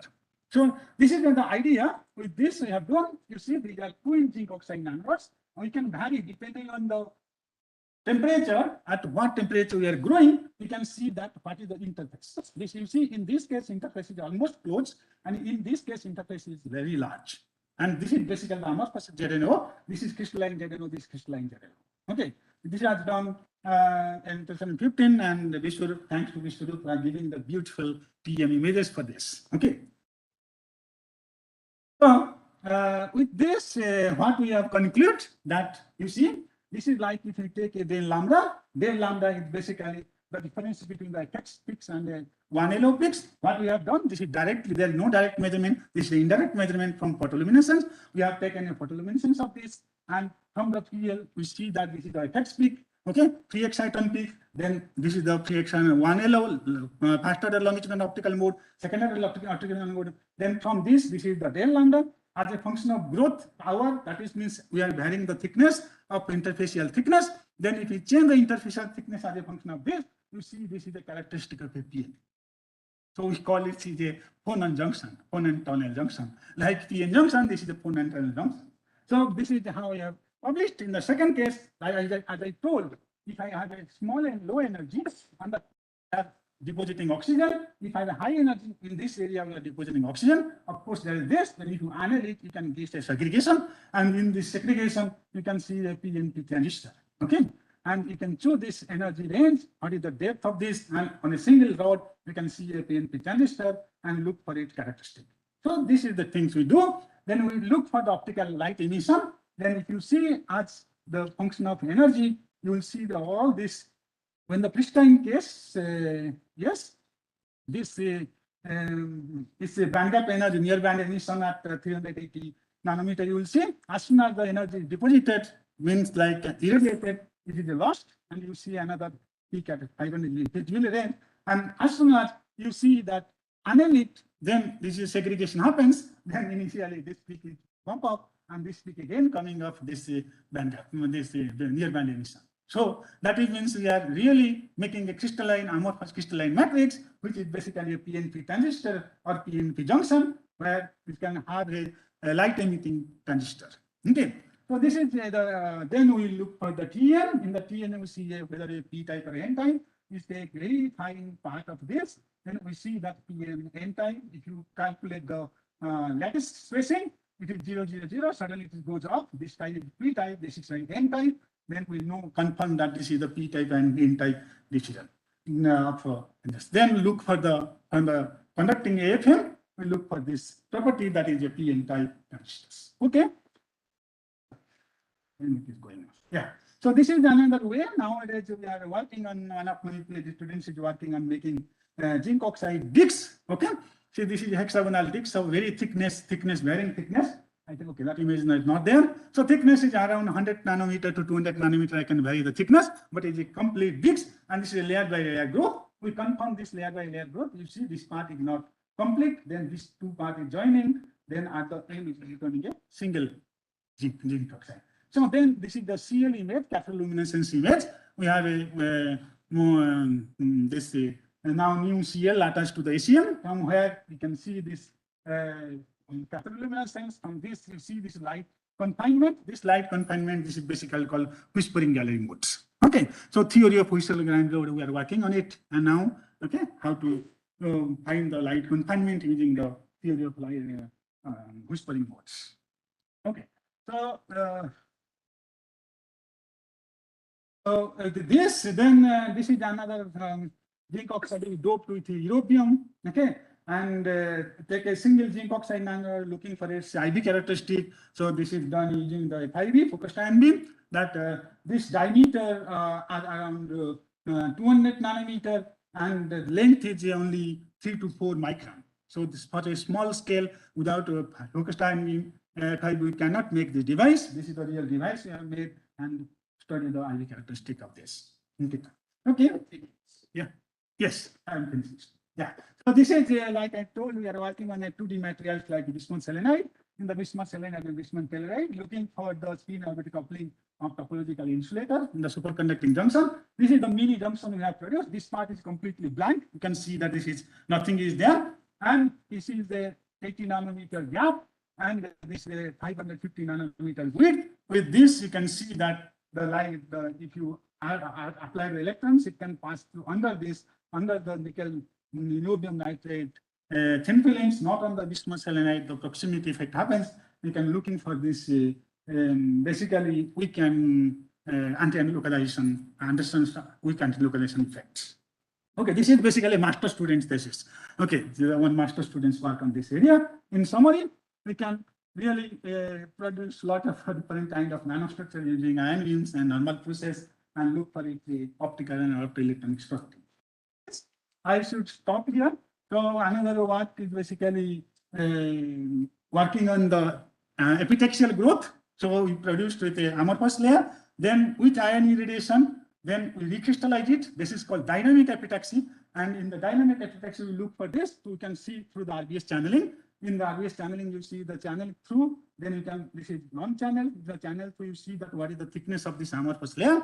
With this, we know that what is the integrated damage happens, from where we can calculate the regrowth rate. And from this regrowth rate, you can see that depending on how much defects are produced, then you can see the cathode luminescence. This is the CL image.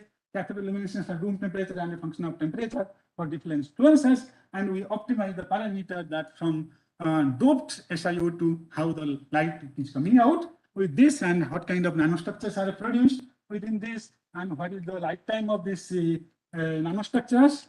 Okay, with this, I should acknowledge my group peoples. These are all my PhD students, these master students working on anti-localization, understands anti-localization effect. And these are other things are working on these master students, and these are postdoc students, and all are my MSc students. And we also thank for different parts, like IUAC for high energy and low energy, sometimes T-Som and Satyam giving the opportunity for different kind of analysis.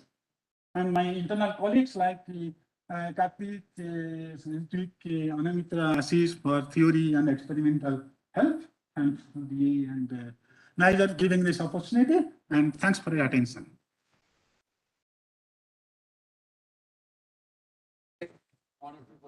Yes, sure.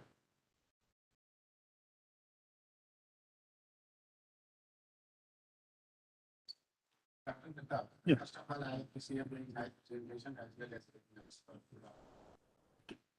I have some curiosity to know about your non-timing device. It's Actually, this is the liquid crystal you have put one purpose and seeking the across. Yeah. First of all, how you realize that this is a federation? we are, because if you have a single rod, okay, without any amorphous layer at the end, like these are twin rods, okay, from the center, this side is crystalline zinc oxide, this side is crystalline zinc oxide. I have a very, actually I have not shown here, yeah, it is there actually. The thickness of this amorphous layer is starting from 4 nanometer to 10 nanometer.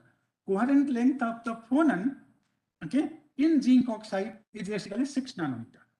So if it is below 6 nanometer, you see that phonon can travel from this end of crystalline to another crystalline. And so if I put a light like photoluminescence on this end and looking for the other end, the detectors, okay, then you can see that whether the phonons, because this side the photoluminescence, this is LO modes, okay, FX minus NO modes, and this side FX minus LO modes are different.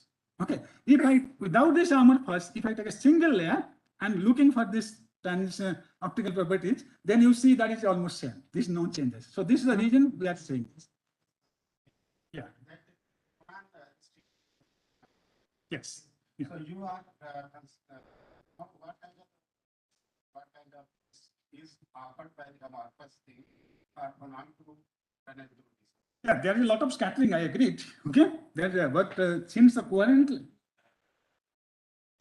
this is indirect method. This is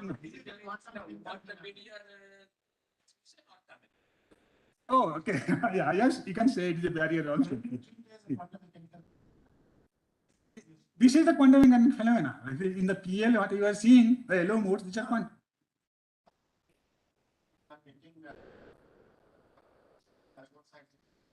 That's what I'm telling. If it is not a junction area, then the photoluminescence property is very different as compared to when the phonon are looking from the other side. But this is a, but this will be more direct if you can see through the ensom.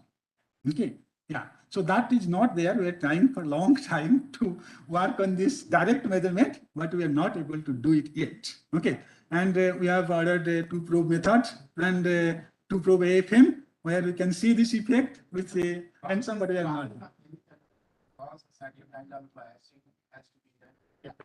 So that effect, that direct effect has not been done yet. So this is an indirect phenomena we are telling. This is a phenomenological explanation. Yeah. Thank you. Thank you for your. We are a single nanometer? Yes. So Mapping. to disperse it narrowly and then do it? Disperses and through the mapping of Raman, PL, yes. PL map. What is the beam size of it? 1 to 2 micron, like normal Raman setups. Yeah, yes. Yeah.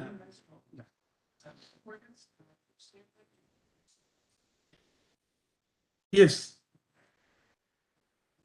Yeah, yes, because the diffusion process is different. At very high vacuum, okay, it simple go and sit.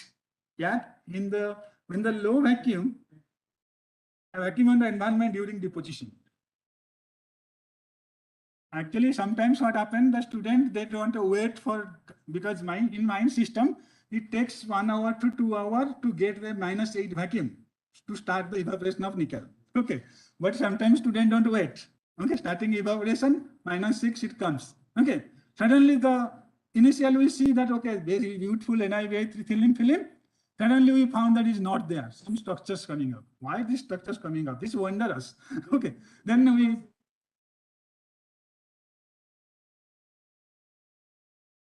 Different. Yeah, of course. Yeah, that's.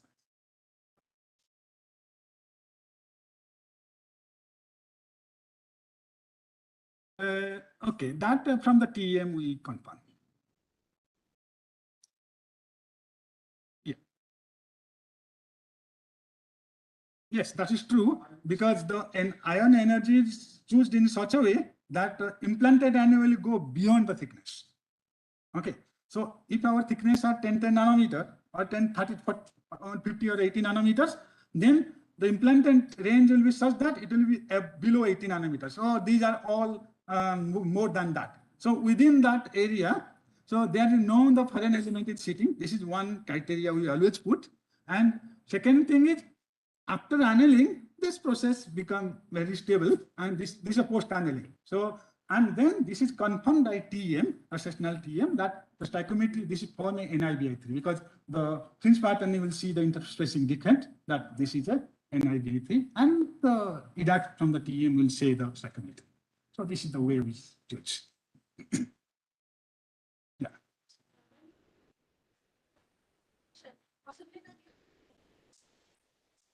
Yes, but inside the vacuum, what kind of impurity we are looking for? Some nitrogen or carbon? Yeah, but you see, depositions are very -6, -7 order. So from -8 to during deposition, from this is a very simple system, simple with turbo, not like a 10 to the -11 order vacuum. You see, it's not ultra high vacuum. This is simple vacuum, but my system goes up to -8, 5 into -8 millibar during deposition. So Kelvin, these are theoretical calculations. At that time scale, at that, yeah, so sometimes it depends on the material. It depends on the material. Okay, if the specific heat and the thermal conductivity of the material is relatively high, okay, that is metals like bismuth, nickel is a metal and bismuth is a semi-metal, we call. If such kind of things are there, this is immiscible system, again, whether the mixable system or the immixable system, depending on that, whether the compound forms or cluster forms. If I take a silicon germanium system, it is a simple cluster formation. So Dr. Tisham's group has done many times. Okay, this is a cluster formation in that temperature range. Even if it is a 3000 or 4000 Kelvin at 100 MeV ions. But here it is, the materials are different, the specific heat are different. So depending on that, the theoretical calculation will say that what temperature. Parameter, yes, this is the specific. That's why I told in the beginning that diffusion equations are specific and thermal conductivity is the parameter to put in input parameters for this. Yeah, thank you.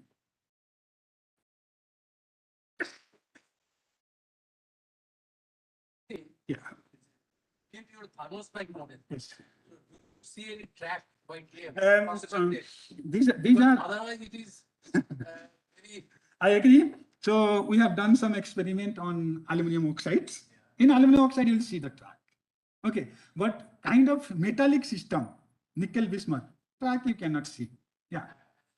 Nickel bismuth system also. Yeah.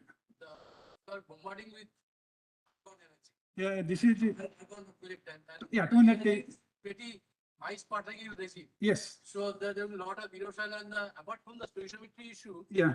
I mean, what is the fate of the argon that will hamper your this nickel bismuth system? This is. So this. I mean, this is a 500 keV argon, sorry, 200 keV argon. In that case, we calculate the sputtering yield. We know that from the top surface, this much is sputtered out. Okay. Then after that, that is not important for us. Important. The implanted argonite your physical property. Yeah, these are 5 nanometer, 5 and 10 nanometer thin films. Only then the penetration depth of 200 keV argon is more than 120 nanometers. So these are not staying inside this. Yeah, sure. Thank you. Okay. You know that superconductor, not naturally they are diamagnetic when it goes to superconductor state. Yeah. But how does it ferromagnetism? This is still unsolved problem. Okay. And we are looking for this exact analysis for some dedicated materials, dedicated samples this time.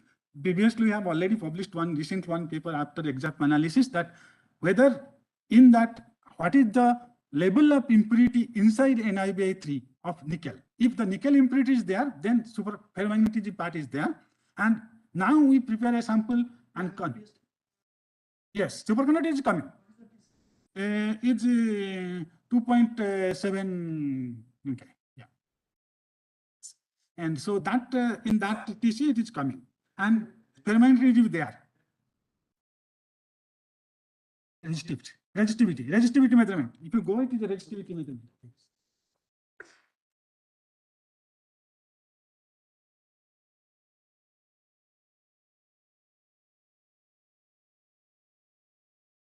Yeah. This is 4.0. This is resistivity method. Okay. Yeah. So this is true. And at the end, actually here I have not shown, but in the conclusion part there is a picture you can see here. So magnification also. So yeah, this one. This middle one. Yeah. Yeah, this remains like that. So that is there, but we will show only that part. That's the below one in the inset you can see. Yeah. Like ferromagnetics. Yeah, that's fine. So, but still it is a open problem. Still open problem. These three groups. One is Brazil, and another is in New Zealand, and our group. Three groups are still struggling to have independent NIBA3 without any impurities and showing superconducting ferromagnetics. So structures are different. Localized leakage. So that's why we have removed the localized limit. Through XRD, we have confirmed that there is no nickel exist. Then we are looking for the EXAP analysis now that where we can do it. But we are not getting EXAP. For last 1 year, we have not got the EXAP beamline for measuring this. Yeah. Yes, sure. Yeah.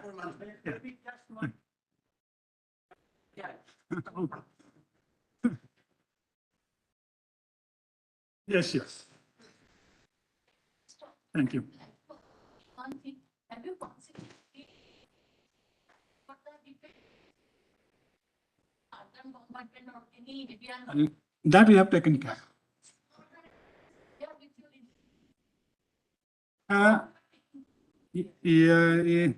We know that radiation enhanced diffusions are there, but when we are looking for this by theoretical calculations, we have seen that what is the typical radiation enhancement happens. Okay, then after RBS analysis, after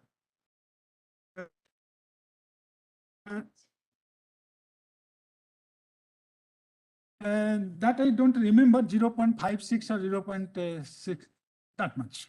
Yeah. Because these are metallic systems. Yeah. Yeah. If you take a gold and look for because this is a highly thermal conductivity high. You take a platinum system, thermal conductivity high. In the nickel, it is not. Yeah. Okay, thank you. I look on this matter. Yeah.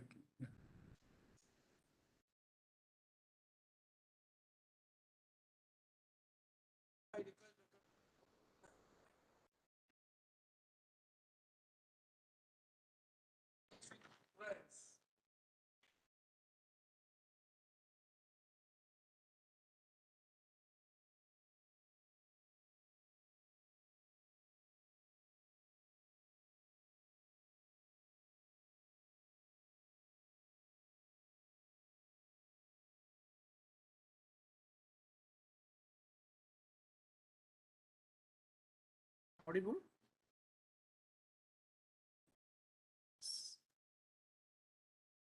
Am I audible to the back? Okay, let me first begin with good afternoon and many thanks to the organizing committee, particularly Professor Naik, Professor Yusuf, Professor Hazra, Professor Satpathy. I think he's looking after the conference on food. Food is really delicious. This is my first offline conference after the pandemic. I'm really happy to meet so many people and interacting. Maybe we could have made this is just a suggestion. Maybe next time it's okay. They don't need to see. I'm not so handsome, so it's fine. I need to move during my talk.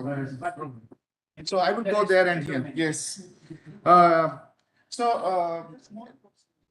Yeah, what is very important that I think we should have more interaction time during tea breaks and lunch breaks. Maybe talks should be 10 minutes and the tea break should be 2 hours or so. That way actually nice collaboration will start. But anyway, this is the first conference and I'm really grateful for very nice arrangements, and yesterday the poster session was really nice, high quality work. I saw what is going on here and it's good to see that. Okay, so today I will be showing a little bit unconventional magnetism.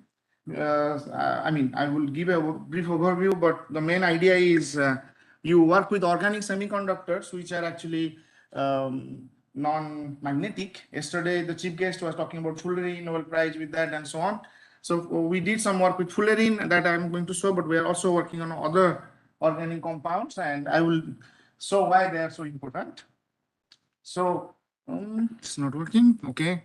So NICER already Pratap Bhai has shown, but this is the bird's view. We have a nice meditation center where you can go and do yoga for the people who wake up early. I never go there because I never wake up early. But in the evening, it's beautiful. So our campus actually is really nice and beautiful, and it's in a way middle of nowhere, but it's middle of everywhere because Bhubaneswar is closed, Puri is closed, Chilika Lake is closed. So if you happen to get a postdoc or PhD or whatsoever, don't hesitate. It's a good place, and it's a residential campus and nice facilities inside. Okay, I just like to advertise a webinar program which I'm organizing almost 2 years. Yesterday we had the 95th webinar. It's very focused on spintonics and nanomagnetism.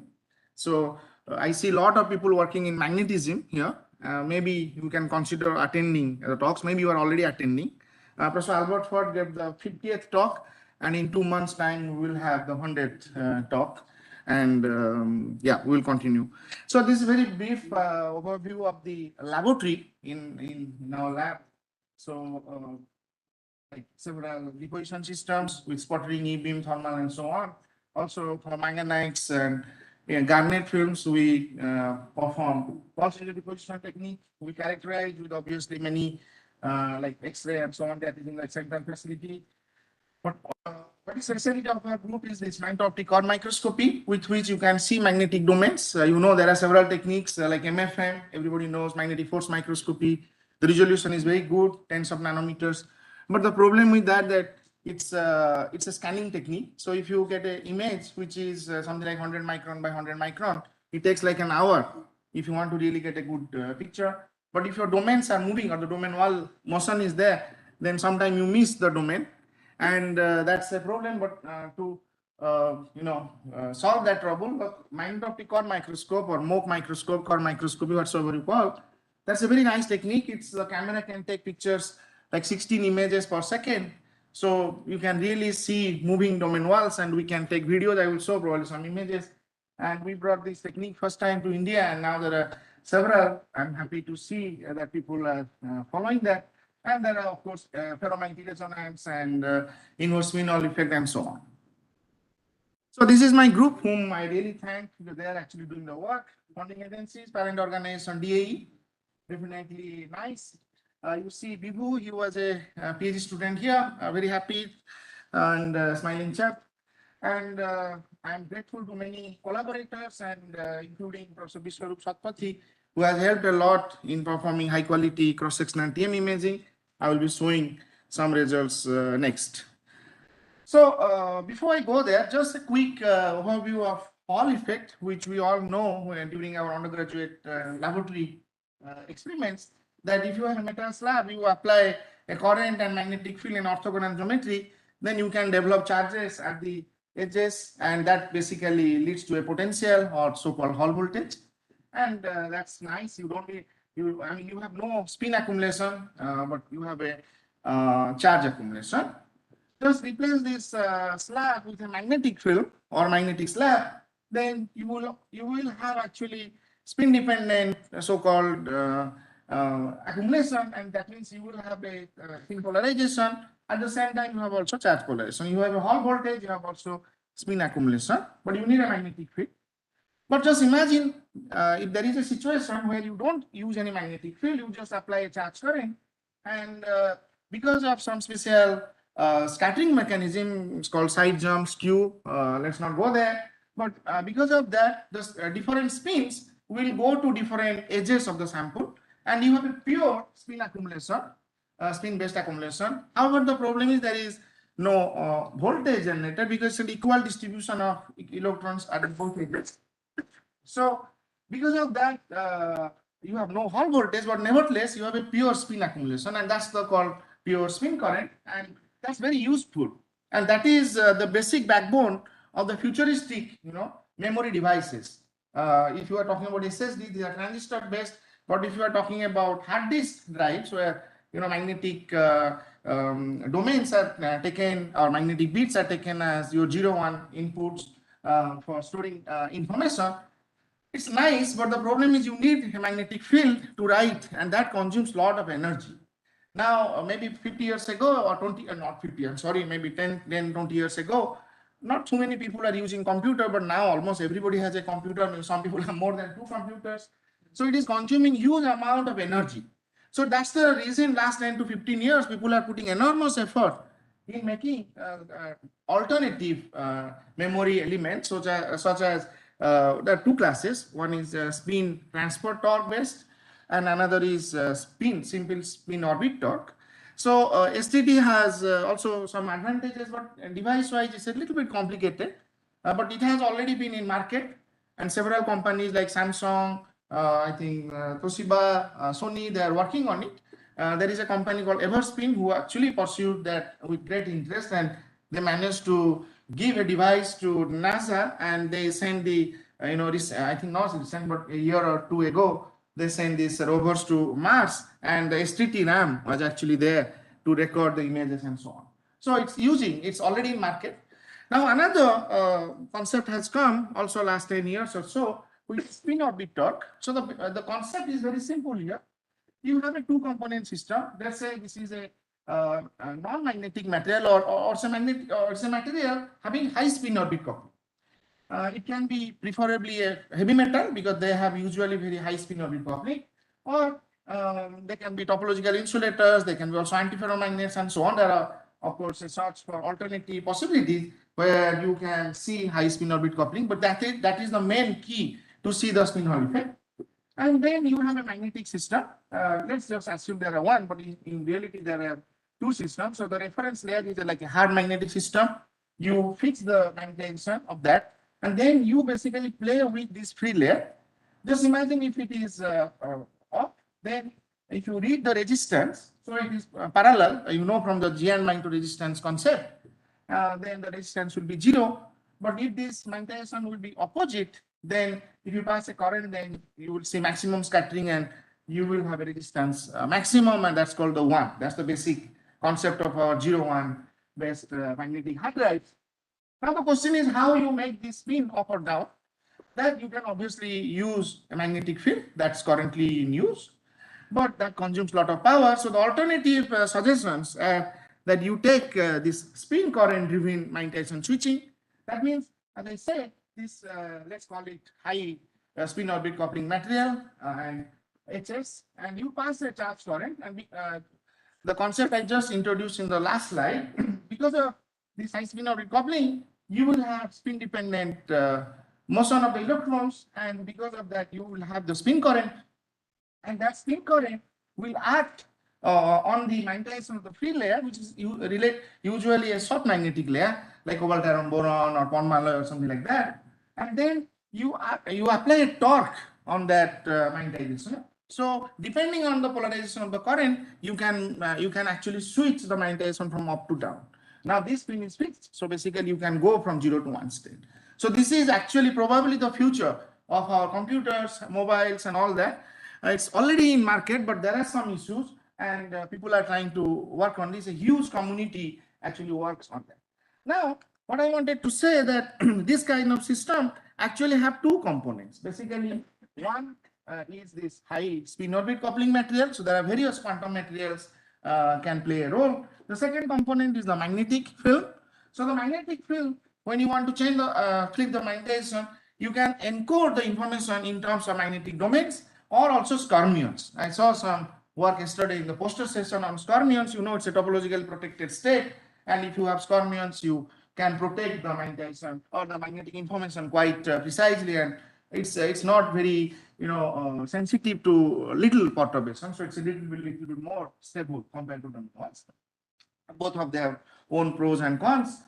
But nevertheless, so this is one system and this is another system. So we are actually trying to optimize, or we are trying to study magnetic domains, domain one dynamics, fermion dynamics. That's for the, let's say, component A, the top one.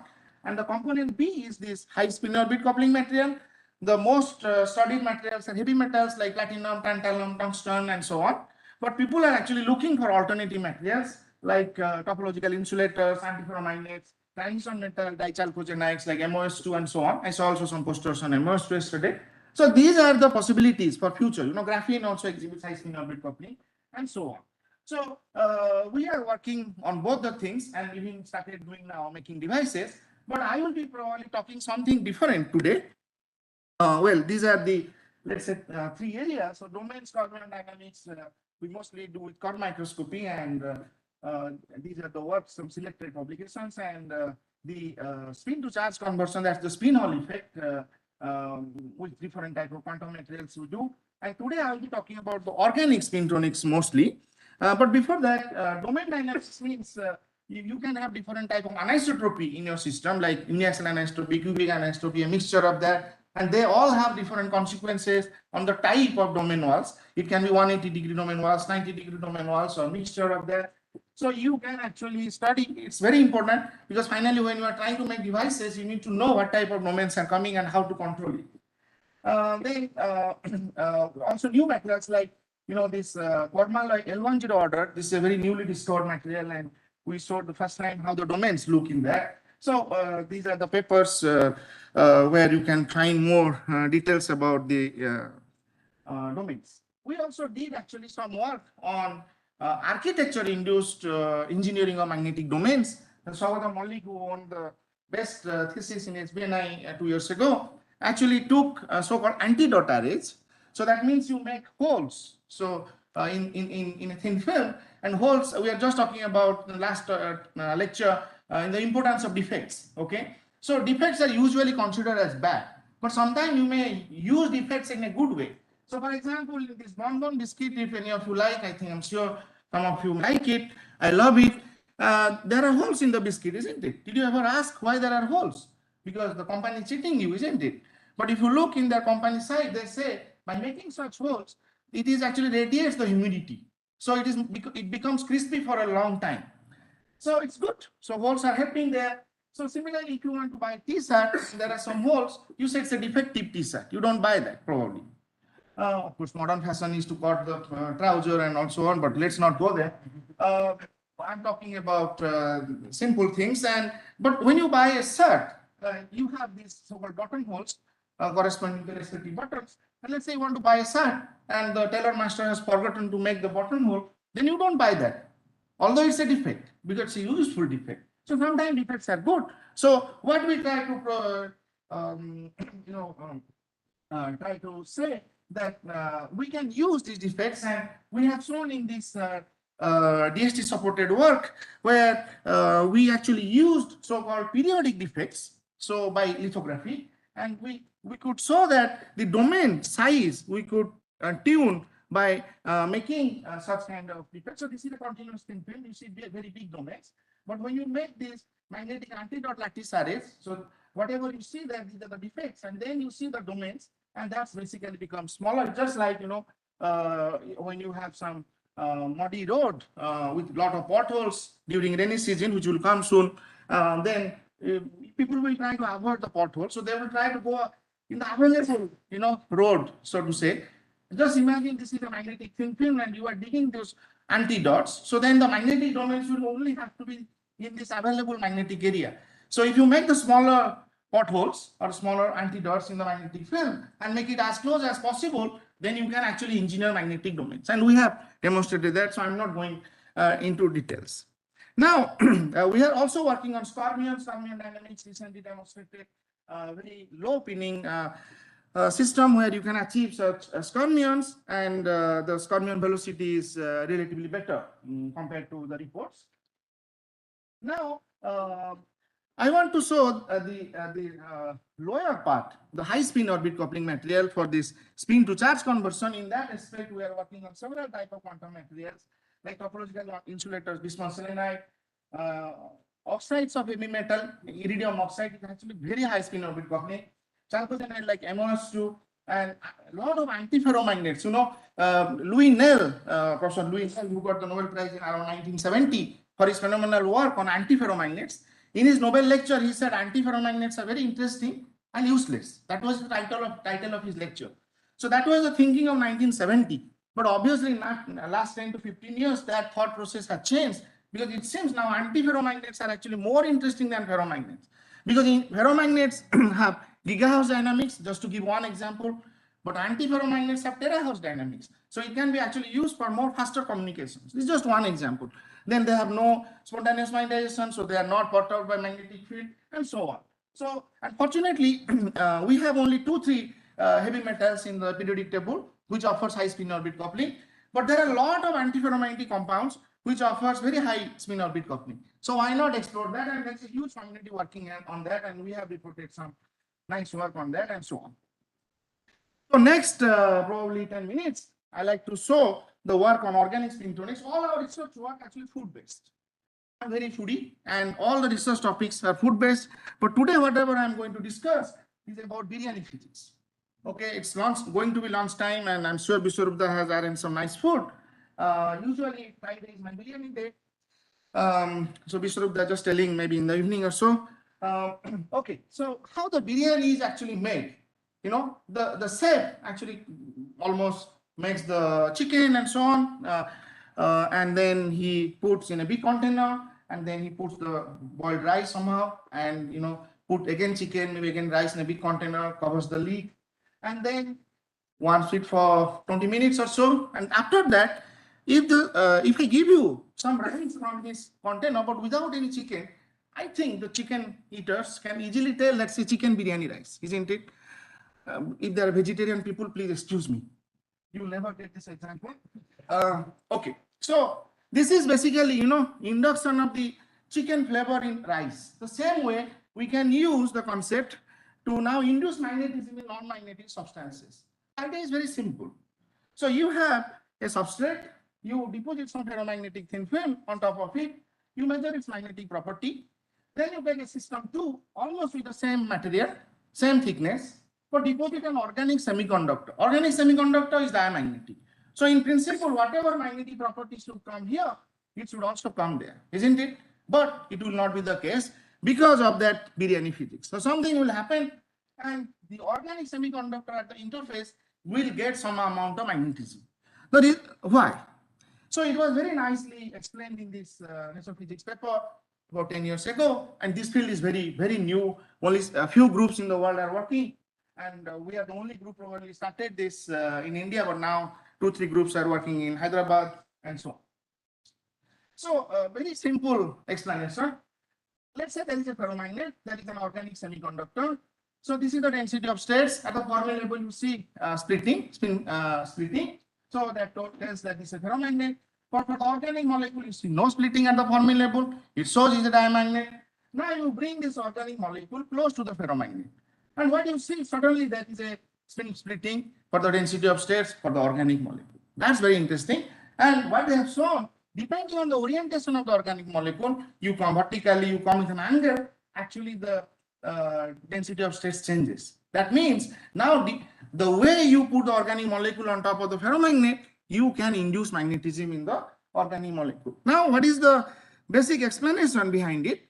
You know the ferromagnets like cobalt, iron, and so on, they are transition metals. They have half-filled d orbitals.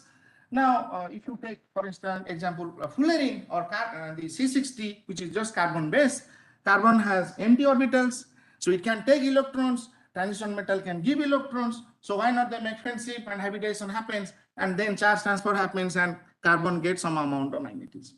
So this is the basic physics in a nutshell, and let's see if you can do that. So, I mean, there are already few papers where people try to investigate the induced magnetic movement in carbon in such a ferromagnet fullerene heterostructure. This was one of the first paper from the group of Oscar Cespedes in Leeds in UK. They took a cobalt and C60 and they investigated using polarized neutron spectrometry technique, which is the depth selective technique, and they found some amount of induced magnetic moment in the C60. However, the magnetic moment was not like periodic, not uniform across all the interfaces. So they have relatively spurious model, but that clearly shows that at least carbon is getting some amount of magnetic moment. This is again some theoretical work. I just selected 2-3 selected work, but they show that the fullerene is like a football. So when you put football on the table, how does it actually sit? So basically, when you put the football on a ferromagnetic substrate on a layer, so it actually removes few atoms of the ferromagnet and the fullerene goes there. Okay, so this is called 4-atom deconstruction model, and there are several other concepts also in the air. Now, this is another nice paper around the same time. So you know about spin reorientation transition. So for example, if you take cobalt, if you go to very ultra thin limit, like less than a nanometer or 2, then it is perpendicular anisotropy. Okay, but if you grow thicker films, it becomes in plane anisotropic. So the thickness at which it changes from perpendicular to in plane, that's called the spin reorientation transition or SRT. Now, what these guys did, they took a little thicker film than the, I mean, it is little slightly above the SRT regime. So where it is in plane magnetized film, and then they deposited slowly, little thickness of C60 and measure continuously the magnetization in situ.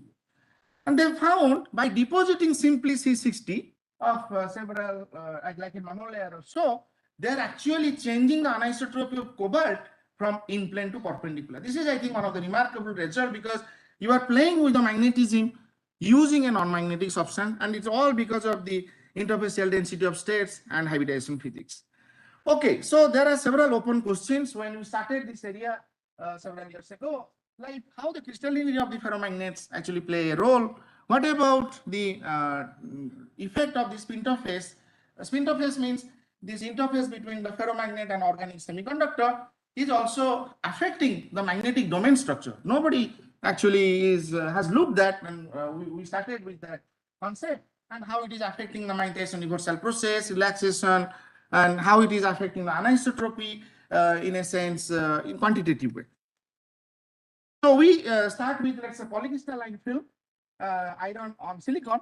If you grow iron on MgO, then it becomes epitaxial and cubic anisotropy, but iron on silicon will be simple polycrystalline, and we deposit by sputtering and electron and thermal evaporation. For the iron, it is sputtering, this is sputtering, and C60 is mostly by thermal evaporation. These images have been done by Viscosity here. Very nice image which shows the columnar growth of iron when it is put next to the C60. And I think we did this core microscopy for studying the domains. Now, let's quickly see for the single layer iron, the instance is like that. For the bilayer with C60, it's like that. So it's not big change. And if you see the domains, there is slightly reduction in domain size. So that's some effect of the spin interface. But then in order to quantify the interfacial induced movement in C60, we have to perform polarized neutron spectrometry because from SQUID, it will just take the average whole moment. And what we do, basically, we go to saturation first. Then you extract the structural parameter just like X-ray reflectivity. Then you go to other fields in the hysteresis like remanence or near coercivity. And from there, you actually get information about the magnetism. It's a very beautiful technique and really helpful for magnetic thin films. Now, I don't have much time, but the PNR technique basically tells that you could induce about 1.4 mu bar in the C60. So 1.4 mu bar sounds great, but I have to remind you that this is per cage. So, and in the cage, there are 60 atoms. So very tiny magnetic moment is getting induced in the carbon, but nevertheless, it's encouraging because you are making something magnetic, which is non-magnetic in nature from the beginning. Now we found that if you change the ferromagnetic thicknesses, then you change the magnetic moment, you increase slightly, and the thickness of the C60, which is getting actually magnetic, not the whole stack is getting magnetic, only a little bit at the interface is getting magnetic, about 2 nanometer. And then we perform the ferromagnetic resonance spectroscopy to quantify the magnetic anisotropy, and we found, unfortunately, when we deposit C60 on top of iron, there's a reduction in anisotropy. I just need 2 minutes. So that is actually not very good because you reduce your anisotropy. Having more anisotropy is better for protection of your device from thermal fluctuations. So we move to the epitaxial iron on NGO, and I don't have much time to go through the details, but this was, I think, the most striking result that you could induce about 3 μb of magnetic moment. This is the highest induced magnetic moment so far reported in literature. This is quantified from the PNR, and you see it's about 2 nanometer. So the thickness of this interface is roughly 2 nanometer, and this work was highlighted in the Munich neutron reactor, their annual report. And now just quickly want to say that how this interface is modifying the magnetic universal. If you see the hysteresis loop for the single layer at different angles, with the magnetic field is applied at different angles to the EG axis or the anisotropy of the sample, and you see this kind of loops. Without going into further details, you can easily see when you deposit C60 on top of iron, the hysteresis loops actually getting strongly modified. That's all because you have a spin interface present in between iron and C60, which is modifying your magnetic universal, and that we have explained in these papers. And you could see these kind of videos, of domains by curve microscopy. For the single layer, the domains are like that. But for the bilayers, you see the domains are quite different. Okay, so that means there is an effect. And another striking feature for the epitaxial iron, that anisotropy is actually getting enhanced by 2 orders. So this is nice. And I just want to go to the perpendicular system, just 30 seconds. These are all in plane magnetized system where you see the domain is getting smaller and anisotropy is getting enhanced. But then we thought, what about the perpendicular magnetic system? Because these are the most preferred magnetic films for memory devices. PMA is better, so it will be protected from thermal fluctuation. So we took very prototype platinum cobalt bilayer system. Our cobalt is 0.8 nanometer. It is below the SRT. And we put 660 on top of it, very thin, about 1.2 nanometer. And just to quickly summarize that without 660, the domains are very big, like a millimeter size. But when you put 660, the domain engineering is happening very strongly. And this paper is already in the archive. And it's all because there is a spin interface present. Okay, so I just want to give a feeling that you can actually make this domain engineering using interfacial modification. And we know it is a low atomic number element, so it doesn't have spin orbit coupling. But when you deposit as a thin film on a ferromagnet, because of its curvature, the spin orbit coupling also gets enhanced. And that we have recently shown in this inverse spin Hall effect experiments, where we see clear signal of ICT or spin pumping voltage. That shows that although carbon is not expected to give high spin orbit coupling, but because when you are depositing on a ferromagnet, it can also enhance its spin orbit coupling. So the final message, take home message, is like the spin interface can induce a lot of changes to the whole system in a good way, of course, if you are making it in a clever way. And it can also enhance the spin orbit coupling, which is good for applications. It can make domain engineering. It can enhance the anisotropy. These are all looking good. Of course, I don't know when it is going to be applied, but this is going in the right direction. And I'm open for any collaboration. Actually, I'd be very happy if some theoretician can help. I will talk to you, Sudeep, during lunchtime. And with this note, thank you very much for your kind attention.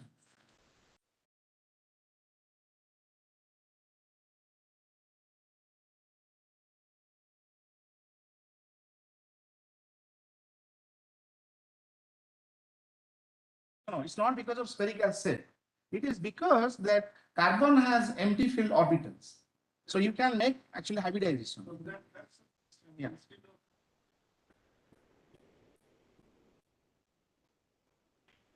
Yes. So that will have the same. Should. Yes. Except the spin orbit coupling enhancement, I believe probably it will not happen. Because there is very little theory behind the enhancement of SOC, and that's all about the curvature. So if you simply take carbon, then there is no curvature. So the SOC may not get enhanced or may not to be a level that you can detect it, but the spin interface should happen. And actually, we are now going to work on that. And we are also working on other organic semiconductors like rubrene, LQ3, and so on. That organic compound, there is a plethora. So of course we are going slowly. Yeah.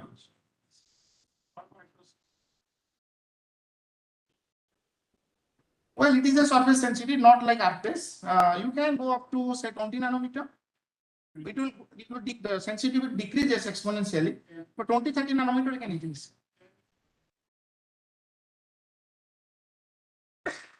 Then you have to change the angle of incidence. So we don't have that facility. Or you can change the wavelength of the light beam. There are two ways. So here not. Yeah, you said that you have made some epitaxial structure. Yeah. But I see that you have a native oxide on the silicon. Generally irregular, not a regular. Yes. Where did you make the epitaxy? On MGO, not on silicon. On MGO. Silicon basis. It's not epitaxial. Okay.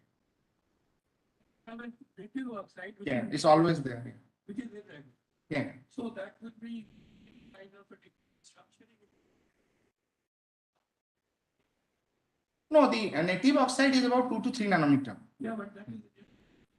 Yeah, but then we have actually always a buffer layer like tantalum or something. Yeah. So then on top of that, you actually put your cobalt and iron ore also. Sorry? What is the purpose? It makes a good weighting. Means the material will stick better to the substrate. So you are okay with SiO2 with between? It's okay. Okay. On NGO. Yeah. By cross-sectional TM, then I think by RSM, reciprocal space mapping. So did you see there is just by RSM can you get epitaxial information? Yeah. So did you see this part? Yes. I don't show it here, but yeah. Just because lattice is quite different. No, NGO and iron is very well known epitaxial system. Yeah, because they have a very good lattice matching. It's something root 2, something it's very nicely matching. Yeah, diagonal.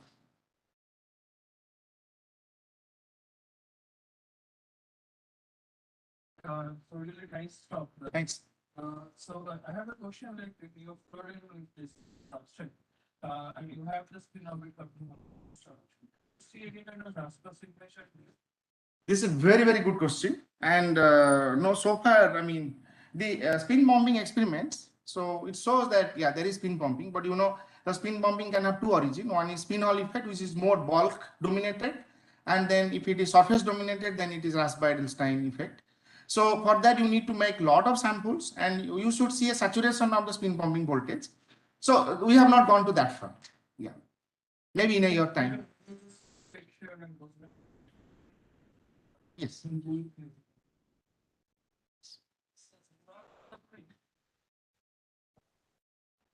In carbon? Small, but it is. But it is actually giving an effect. So it shows that it is not the same like the parent compound. Yeah. It has been enhanced. I think that could be kind of coming from a structural nonsense. Up to you. I think you want to ask a question.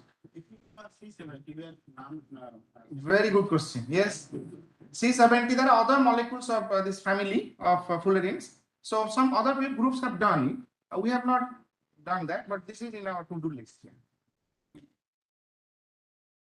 And antidote, whatever you are showing by this FIB, that the gallium poisoning takes any problem? This is not by FIB, this is by e-beam lithography or photolithography. Photolithography like 2 to 5 micron. That morning make this one that the domain pattern and when you like to use it in information technology, basically you use that domain one movement. But once I feel that if you do this kind of these things, the domain will get pinned and the velocity will be drastically. Yeah. So you need to actually make so-called defect-free thin films. It is already mastered. People have done it, like cobalt iron bond, it's an amorphous ferromagnet. So it doesn't matter. So it's anti-dots, when you're making dots, whether that is not acts as a binning syntax. It acts, but here the main idea behind anti-dots is actually people started talking about nanoparticles, so dots. So storing information each individual dots. And the smaller dots you make, you can have more density. But then the problem is if you make smaller and smaller, you fall into the superparametric limit. Yeah. And the thermal fluctuation will simply lift it from one potential to the other potential way. And one potential means, let's say left spin is 0, right spin is 1. But the thermal energy, the KBT, Boltzmann constant temperature, will simply flip it. So people thought about antidotes where you have holes, but the whole film is actually exchange coupled with the channels. Yeah. So the thermal energy will not be able to do anything. But with this approach, you can make domains smaller. So this is the main idea behind starting this. This is also 10 years old topic. So, but of course, in application stage, it has not gone, but it actually gives a lot of interesting behavior.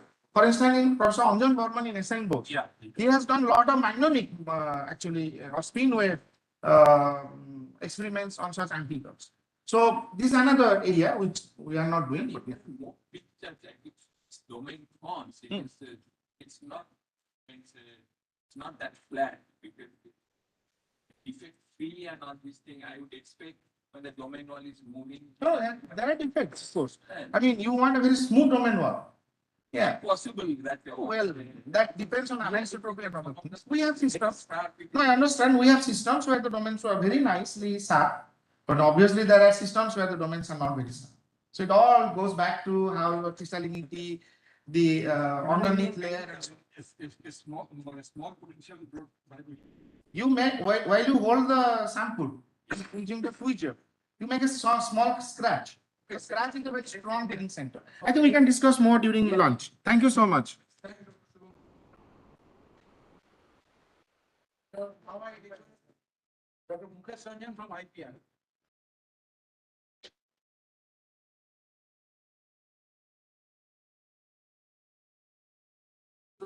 Yes, I already have. On our interaction with research to industrial applications.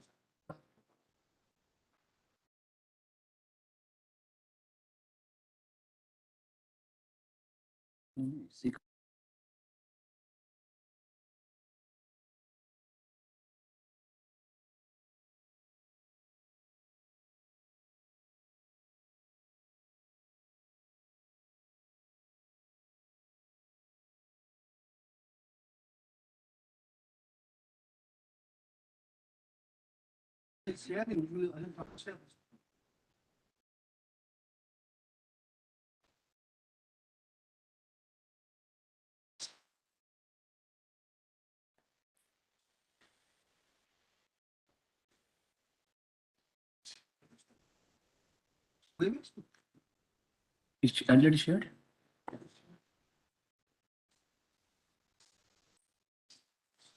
ये लगा हुआ है ना? Might.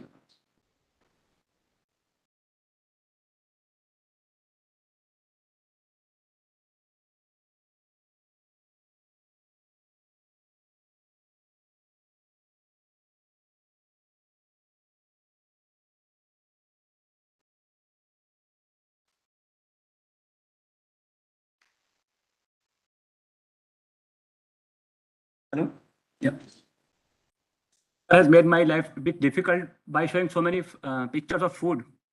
So you must be waiting for the lunch, so I will not take much of time. So let us start the talk. So the talk theme is ion beam induced nanopatterning from fundamental to application. I have specifically mentioned the application because in my division, we're supposed to work on technology. So we are not very hardcore condensed matter physics in Institute for Plasma Research. So we do very specific application-oriented work. And some part of it also comes under the condensed matter physics. So basically, we have 4 campuses in Ahmedabad. So the left side, what you see is actually is my division where I'm working at CIPT. And the right side is actually Institute for Plasma Research, the main campus.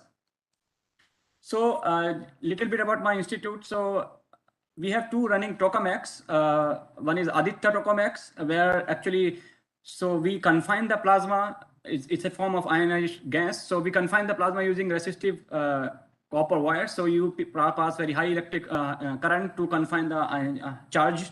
But in the much more advanced tokamak, we have a superconducting windings here, which is a very complicated and really engineering work people are doing. The problem is that you have a very highly energetic and highly charged plasma density there, and you have to confine it with the help of very high electric and magnetic field combination.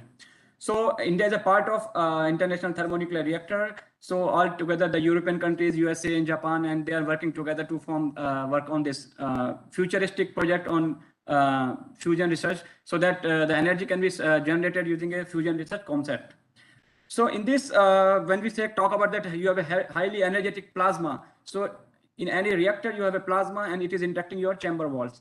So that's where the condensed matter physics actually start coming. So we supposed to develop those material which can actually sustain on such a high density or high heat load flux. So we supposed to develop such steels materials, tungsten material, graphite material, which can actually sustain this kind of very high energetic plasma flux. And so there's a bombardment of ion, there's a bombardment of neutrons. So slowly the material get degraded. There are a lot of viewports which are used for the diagnostic purpose in these tokamaks.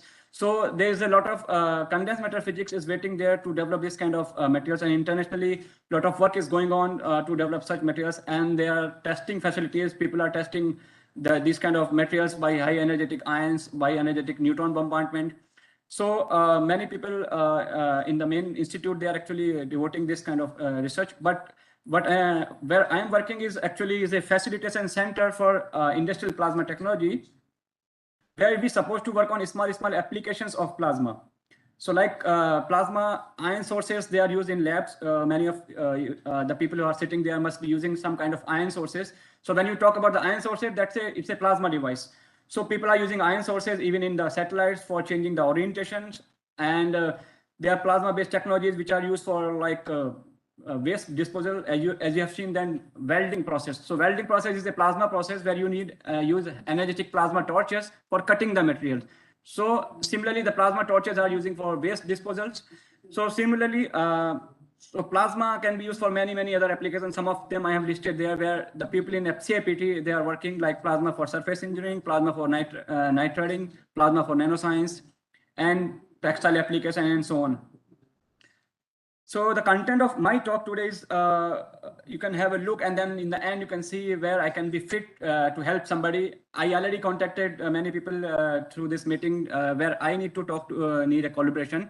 So I'm very much thankful for HBNI for organizing this kind of very focused interactive meeting. So content of my talk is pattern formation using low energy ions, and then how to use them for certain applications. So I will be showing you some example for surface enhanced Raman spectroscopy. And then how you can tune the surface variability using the low energy ions. So already the previous speaker, Shahu, he was actually they were using the MEV range ions. And the ions which I'm using in my presentation, they are basically low energy. When I say low energy, that means it is below 1 keV. Okay. So normally in plasma, the ion energy is very low, but we use some Kaufman ion sources or RF ion sources where the energy can go up to, or you can bias your substrate and give the energy up to 1 keV or 2 keV range. So yeah, so what you see here is a nanopattern surface which is generated by the ion beams. And then you can use this template for the growth of metal nanoparticle. And you can see that these nanoparticles, they exactly follow the patterns. And then you can make a very nicely chain of nanoparticles. When you make a chains of nanoparticles, they have certain specific properties which are not there in the randomly distributed nanoparticle grown by some other methods. And you can see in the cross-section TM images that how nicely these nanoparticles are sitting on top of this cross-section on these pattern surfaces. And once you have a chain of nanoparticles, you can be used for them for various sensing applications. And you can actually change the surface variability properties. So before that, what is plasma? So we already know that there are three well-known state of materials like solid. So solid comes under the condensed matter physics, where the atoms are very tightly bound. So all the physics we study at our graduation level or post-graduation level, it's about the solid and liquid. So solid and liquid, we can very well treat them with the condensed matter adjusting know-how. But once you have a gas, so we have a fluid dynamics or the gaseous physics. Or once you have a plasma, so plasma is actually an ionized form of a gas. So you have electrons, which are very energetic. Ions, they are relatively slower, and neutrals. So when I say plasma, it's a very weak form, ionization form of a gas. So you have a charged particle, you have a neutral. So that's why you cannot completely treat this system only by using a gaseous theory or by a electrodynamic theory. So it's a combination. So you need a physics which is totally different than the existing know-how. So that's why the plasma is always called as a fourth state of matter. So what you see here is just an animation about the plasma. So you have ions and electrons in the ionization form. So if some surface is actually coming in contact of plasma, so what will happen? Electron will immediately try to lose themselves to the surface. So this is what you see here. So ions are moving very slowly, electrons are very fast. Ions are going towards this surface here. So if you give some negative potential to this surface, the ions will get energy, they get accelerated towards this surface, and that's how they can make some modification over the surface. So in any system, let us say in any plasma device, so you have a surface, so plasma will anyway interact to your surface and it will try to modify your surface with time. So depending on the dose, ion energy, or the interaction, the material's surface will start modifying with time. These are some of the pictures just to show you that this is an example of tungsten where the helium ion interacted at 100 eV. So it makes this kind of wavy nature, this kind of ripples on the surface. This is a picture of a tokamak where the tungsten is used. This is an example of silicon, germanium, the semiconductor with 500 electron volt germanium ion, xenon ion, or even you can use argon ion. So they make this kind of ripple pattern on the surface. This is an example of platinum, a metal with 5 kV ion, argon ions. So they also make this kind of ripple pattern on the surface. This is an example of mica, which is a dielectric. And so 1 kV argon ion, it's also making some kind of pattern on the surface. This is an example of HOPG, graphite. So many such examples. Sorry. At this 400 nanometer. So if you see the scale, so in this case, for example, it is 1 micron, this is 400 nanometer. So scale will change depending on the parameter or material you have chosen. So this wavelength of this pattern can actually vary starting from as low as 20 nanometer to micron size. Okay. So, but these are what I want to say, that it's a universal phenomena has been observed on all kind of materials. So it is not a very specific property that when the ions are interacting with the surface at certain energy or certain angle of incidence, they will make this kind of pattern formation. So, so this example is from the tokamak, this example is from the lab, and different kind of material people have already used. So this is graphite material, and these are the cross-section TM images. So it's a universal phenomena which has been observed on all kind of materials. And first time, in fact, it was observed in a nuclear reactor only, where the uranium ions were actually interacting with the glass window, and this kind of pattern was observed. How this pattern forms? So so when the ions are actually interacting, so this is the ion, and when it is reaching to the surface, there are several phenomena happening on the surface. So there's a possibility that it can remove one atom from the surface, and we call it as a sputtering phenomena. And sputtering is popularly used in the magnetron sputtering. You sputter the material and then redeposit it at some places. So that is a sputtering phenomena. There's a possibility that material can redeposit on the surface after and then become in the rest. There's a possibility that it can go inside and do some implantation. There's a possibility that there's a cluster formation inside the material.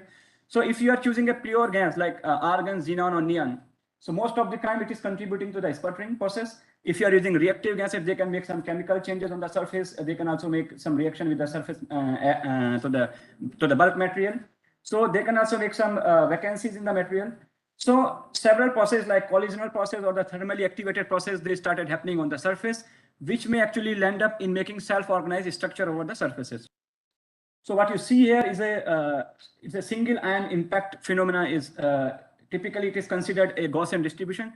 That means when ions are hitting on the surface, its energy is deposited in a Gaussian form. So it can shake the atoms or it can make the collision cascade either in the linear direction or in the perpendicular direction.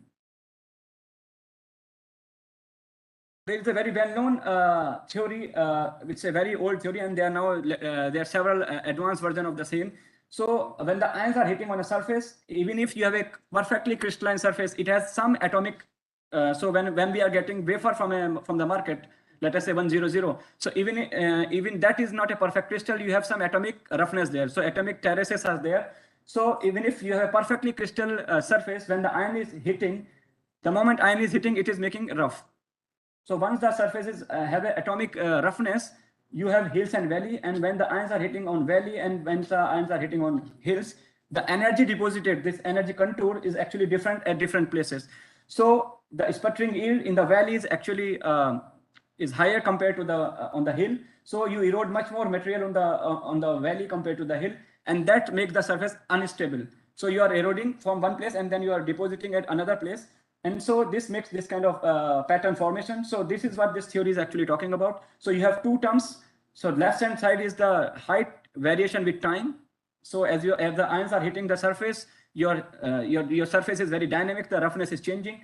So you have a surface diffusion terms or surface erosion terms. They are both of the term they are competing. So you can imagine that some labor is removing the material, digging the material at one place and then putting it another place. So one place is getting deeper and deeper and another is getting deposited. So similar phenomena is actually happening at an atomic level. So this surface diffusion and surface erosion, they are competing each other and then finally making this kind of pattern formation. This pattern formation actually gives you a freedom by using your ion beam parameter. You can actually tune them at nanoscale. So what you see here, so when the ions are hitting at an oblique incidence, and you change the dose of your ion bombardment, so 5 times 10 to the power 16 to 2 times 10 to the power 18, you can see that this pattern formation, initially they are very, very shallow. And as you increase the dose, 10 to the power 17, 10 to the power 18, 10 to the power 2 times 10 to the power 18, the wavelength of this pattern formation is actually changing. So that means simply by changing the time of your experiment, you can change the wavelength. And that is what is actually plotted here. So fluence versus the wavelength. And you can see when the energy is 300 dB, the wavelength is changing from 20 nanometer to around 35 nanometer. And when the energy is 500 dB, the wavelength is changing from 25 to 40. So very precisely, you can change the wavelength of this pattern formation simply by changing the ion energy or the dose. Why particularly, I'm sure you can actually go to very high energy and you can make very high wavelength, like you can go hundreds of nanometer or microns simply by increasing the ion energy. But particularly, I'm interested in this low energy ions. I will show you why. So if these animations are working, it's not working. So to do this experiment in the simulation, so using the Bradley-Harper theory, so you can see that even in the simulation, this kind of, so these are the ion dose, number of ions bombarding. And if you use the Bradley-Harper theory by putting the sputtering yield of the material, the ion energy or the dose in the simulation, you can actually end up in making this kind of a ripple pattern formation. What we have observed in the simulation. So there are a lot of simulation studies available.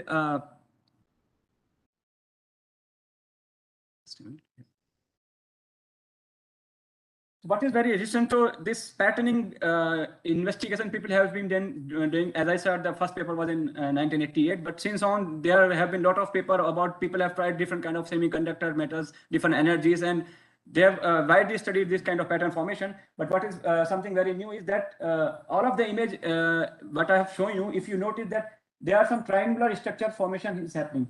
So if you do the AFM of this structure, yesterday there was a question that are these that are the artifacts. So we have cross-checked it already in SEM images or in the SEM images also you can see that this kind of triangular structure forming. And if you do a line sketch of this triangular structure, what you see here that at some places there is a hill and at some places there is a valley. So this triangular structure on one side it is slightly lifted and on the other side it's slightly deep. So we did a statistical analysis of this kind of triangular structure by doing a contour mapping of this patterns. Yeah. So we did a systematic study of this kind of triangular formation by changing the ion energy. So there is energy variation 200 dB, 300 dB, 400 dB, and 500 dB. So first we try to find out under what energy window this kind of triangular feature actually happening on silicon 100 surfaces. And then we change the fluence values. So two parameters by changing energy and fluence. We have first optimized that under what condition this kind of triangular structure actually grow over the surface and under what condition they actually lose. So, and then based on that, this angle phi, that means the triangular, the angle which this is formed in this triangular and then this depth d, how this phi and d actually changing with our experimental parameter and what is the reason behind the formation of this triangular structure. This is an example for, this is a study of angle of incidence. We change the 60 degree to 70 degree. In that case also, we see a variation in this triangular structure formation. So if you summarize, so this kind of triangular structure. So again, so we use this, the modified Bradley-Harper theory. So by inducing this dispersion from this alpha x and alpha y, which were not there earlier in the theory. So that means the atoms they are collectively moving in one direction, in x direction as well as the y direction, by breaking the symmetries. So if you have, if this alpha x value is 0, you are not making this kind of triangular structure over the surface. This is what is shown in this animation. When alpha value is 0, that means when dispersion term is 0, there is no dispersion of the atoms. So you only making this kind of ripple pattern formation, but there is no triangular pattern formation. But if you have a non-zero alpha value, you exactly see the same kind of triangular structure formation even in the simulations, like what we have seen in the experiment. So you can see here. So we have systematically changed the alpha value, and then purely by numerically we have changed the alpha value. Till now we don't know that it is how much it is physically linked with the experimental parameter. So by comparing the result with experiment, so what you see here, these are the simulated image. So by changing alpha 1 to alpha 3, and by changing the R1 value, so R1 is a curvature dependent sputtering yield of the material. So this is so R1 and R2 also actually help us to fine tune the simulated result with the experiment. So if you see in this plot, the angle of incidence is actually matching versus the phi. The phi is the angle of a triangle. So angle of incidence variation shows that at certain degree, at 60 degree, 68 degree, this number of this triangular formation is actually increases, and then it started decreases. This gives us an indication that sputtering yield of a material actually started increasing up to 70 degree, and then it started decreasing. So that means the curvature dependent sputtering yield has something to do with the triangular structure formation. That is what is plotted in the bottom. So R1 is a curvature dependent sputtering yield. So when we change the R1 value, we see that the number of triangular feature formation increases, as well as the depression also increases, and then it started decreasing. That means R1 is actually linked with the curvature dependent sputtering yield of the material is actually linked with the number of triangular formation over the surfaces. And then, so this is an example of how the dot structure form you can tune very well with the experimental parameter. So simply by changing the ion energy 400 dB, 800 dB, and 1200 dB, you can change the aspect ratio of the kind of dot pattern formation. So these are very small freely standing dot structures. And as you increase the ion energy, these are the cross-section TEM images you can see of the gallium and diamond surface. So aspect ratio of this kind of dots is increasing. So we did also a systematic study. If you change the flux of your ion beam, let us say when you increase the ion flux from 10 to the power 14 to 10 to the power 15. So initially we were believing that when you increase the ion flux, the dot size will be increasing, but the result was found to be opposite. So what you see here, that at low flux you get the dot size is bigger, and as you increase the flux, the dot size is lower down. So so it was very confusing. We did a lot of repetitive experiment, but every time the result was same. So then again we used the Bradley-Harper theory, and then by incorporating a redeposition term, that means this alpha which is added in the which was not there in the theory, we could see that whatever material is actually eroded, I think it is hidden. So whatever material is actually eroded from the surface, actually it started redeposited. So as you increase the flux, the amount of erosion is actually improved, and so it's restarted depositing over the surface, and that actually making this dot structure size is smaller. So that is what is also observed in this simulated image, the black image you can see. So 10 to the power 14, the bigger size dot structure as observed in the simulation, and then as you increase the flux, the dot size is reduced, as we have observed in the experimentation. With this, now I will show you some of the application work what we have done using. So once you have very nicely ordered this template produced by ion beam, you can actually grow very nicely ordered nanoparticle on them. So what you see, these are the dot structures. So every dot structure has one nanoparticle sitting. And if you have this kind of ripple structure, you can see you can make a nice chains of nanoparticle. So if you are using any other process like chemical way of deposition or magnetron sputtering or PLD or any other method, when you're growing the nanoparticle over a flat surface, because of the growth of the nanoparticle, the random growth is there. So there is no So because of that, the distribution of nanoparticle is very large. Somewhere you have a smaller particle, somewhere you have a large particle, and they are randomly distributed over the surface. But if you have a template surface like this, you can make very nicely ordered dot structure as well as the chains of nanoparticles. And we did, so it's not like that you have a pattern surface and then you will make the chains of nanoparticle. Basically, the nanoparticle growth itself also, so the pattern was self-assembly of the self-organization of the atoms when they make the nano pattern. And when you make the nanoparticle growth of these surfaces, that is also self-organization. It's not like that you, yeah. So, so we did a systematic study by measuring the by the sticking coefficient. We found that sticking is different on the flat surface as well as compared to the pattern surface. And then by doing the in situ Rutherford backscattering measurement, and we found that there's a different sticking over the pattern surface, which is because of this, you have a very nice self-assembly of the metals. So if you have a chains of nanoparticle, in between them, there is a large electric field. So when the light is interacting the nanoparticles, and it is already reported that as the gap, when the gap is very close, below 10 nanometer, you have a very large field enhancement. So this field enhancement is actually helpful for the surface enhanced Raman spectroscopy. So what is also reported, if you have a chains of nanoparticle, this field enhancement is even more. So the objective is you have a chains of nanoparticle which are very closely sitting. So with the help of this process, you can make different kind of aspect ratio of nanoparticle, and this gives you a liberty to tune your localized surface plasmon resonance. So if you excite the plasmon along the direction of this nanoparticle, you can redshift them very nicely, let us say for 460 to 640. This is very important because when you are doing surface enhanced Raman spectroscopy, your laser wavelength has to be very close to the localized surface plasmon resonance of your system. So by changing the aspect ratio or by changing the wavelength of this pattern, you can tune the localized surface plasmon resonance.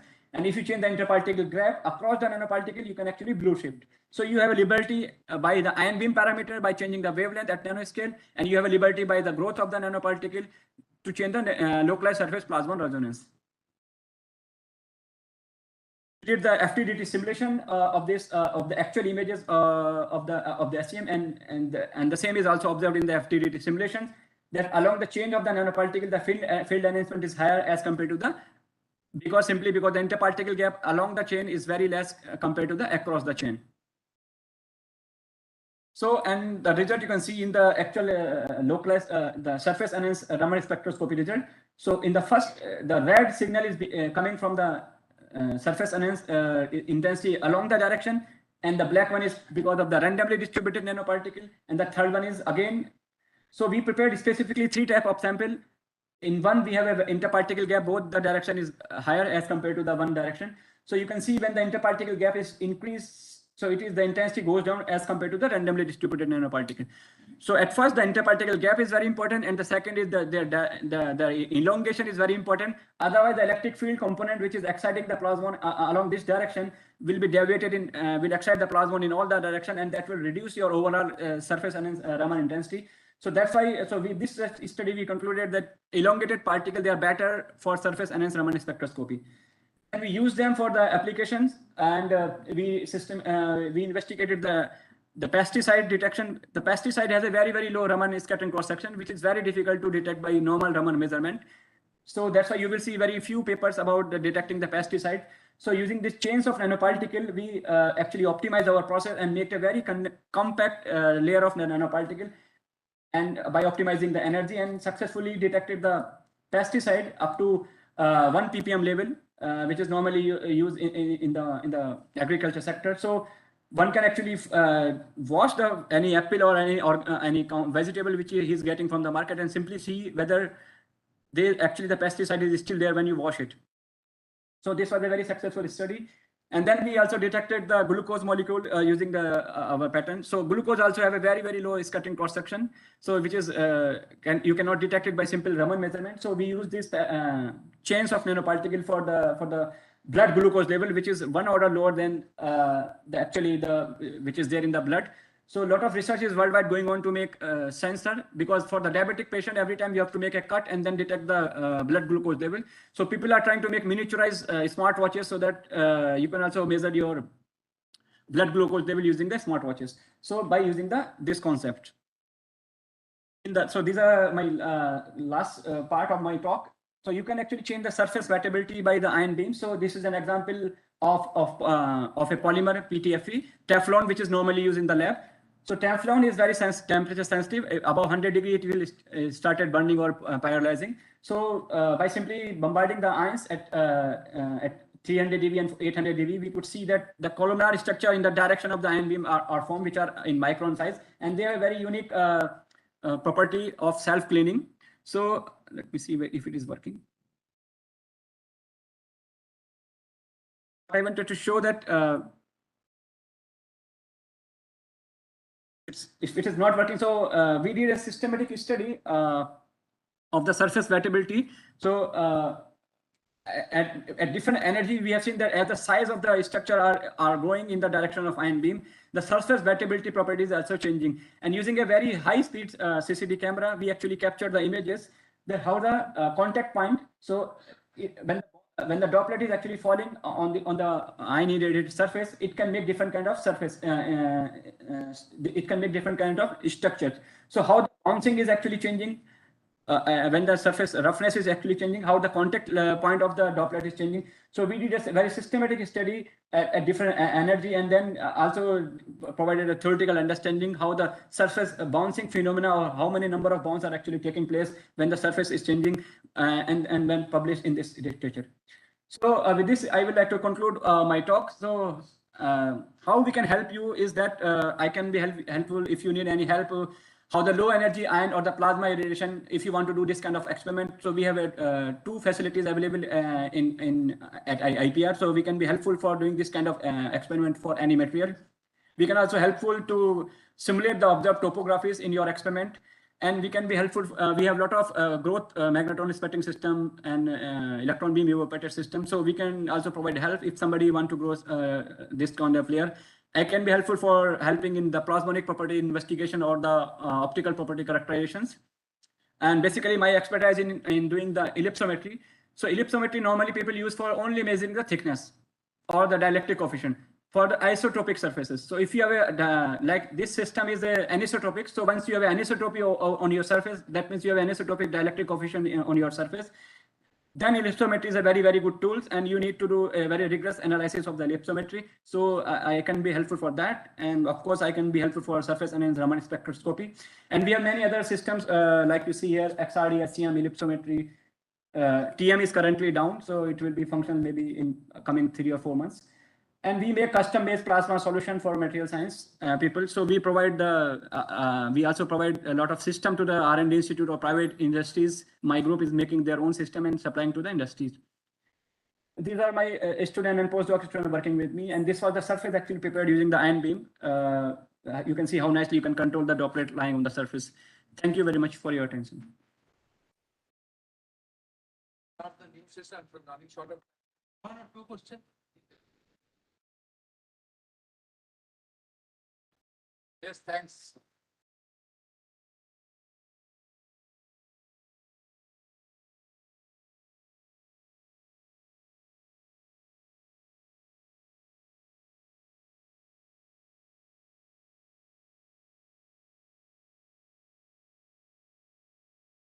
We now conclude these sessions, and we are probably 25 minutes late. So we'll try to join here at 2:20 after lunch.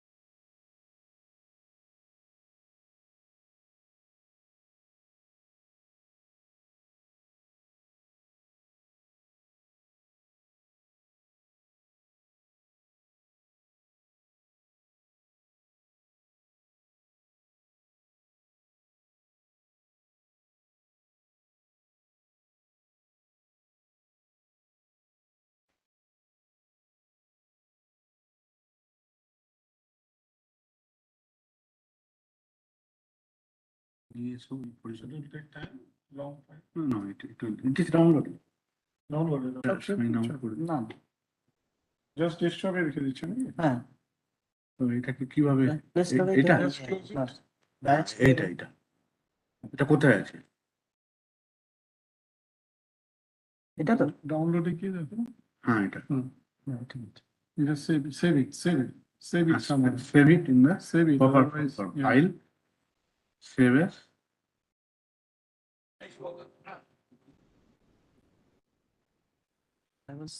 Saving. ওটা save করুন।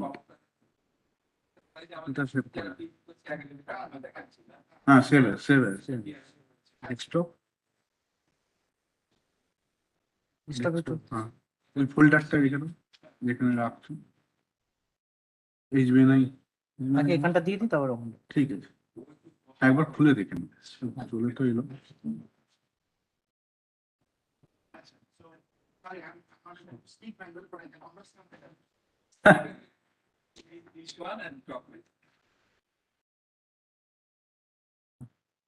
ফোল্ডারে একবার ঢুকি হ্যাঁ এটা ঢুকিয়ে দাও আমি জাস্ট দেখে নিচ্ছি ইন্টারভিউ ঢুকিয়ে দাও একটু থ্যাংক ইউ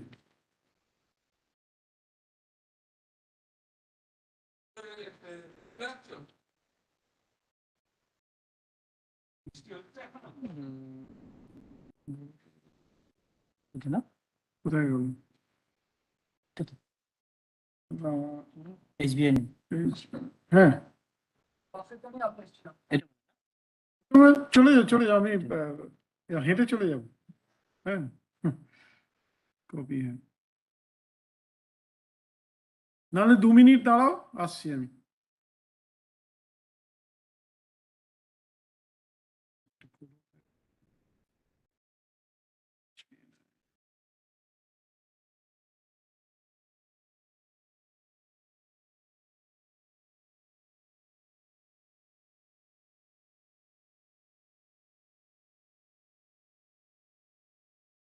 ডেস্কটপে থাকতো তাই না ওটা ফাইলের মধ্যে ঢুকিয়ে দিই নাকি হ্যাঁ ফাইলের মধ্যে ঢুকিয়ে দাও আগে এটা ক্লোজ করি হ্যাঁ কোথায় আছে এখন এটা এখানে প্রশান্ত লেখা আছে পেন ড্রাইভটা বের করে দাও এটা এখানে যেমন আছে থাক ওখানে ঢুকিয়ে দাও আচ্ছা ওখানেও থাকবে এখানেও থাকবে ক্লোজ করতে হবে ফাইলটা নাকি ঠিক আছে ভালো আছে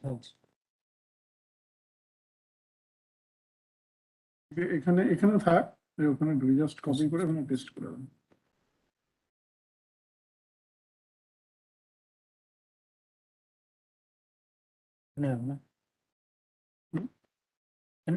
হ্যাঁ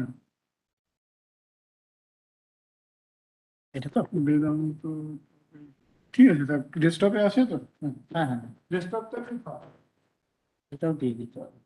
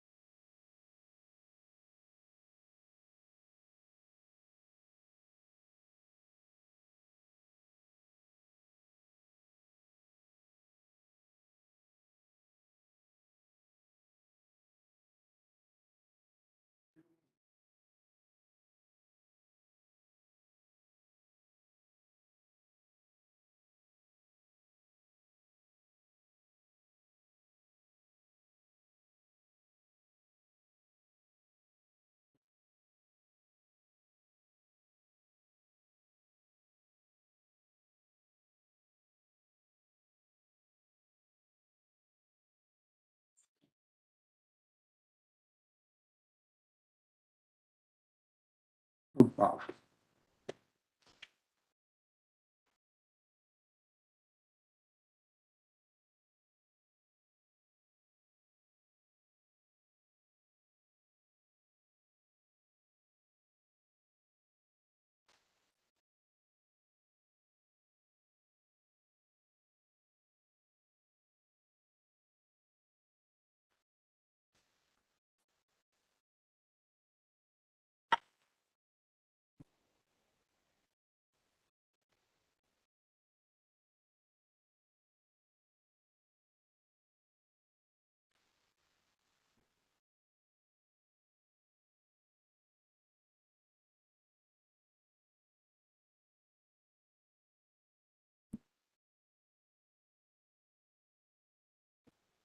One folder.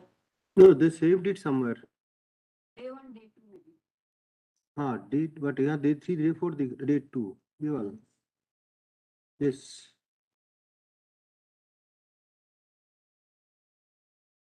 No, but mine is not saved here.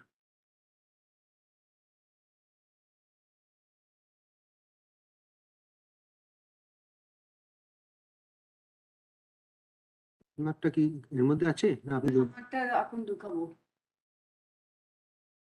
কোথায় রাখলো কি সার্চ করে দেখি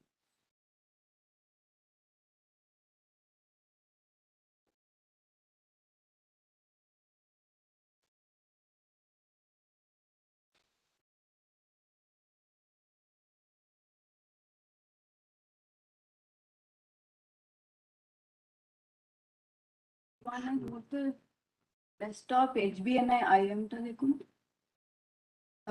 এই যে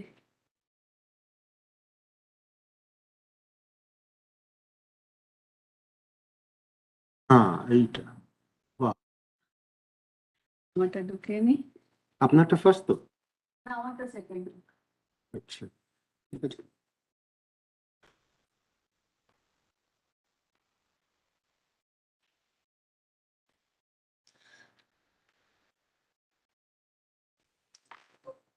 বলে তাই আচ্ছা HBNI IM grade 2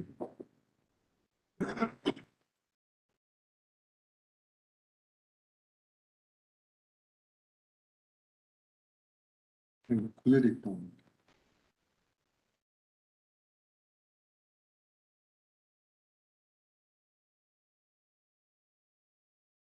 আমারটা খুলে দেখে দিই।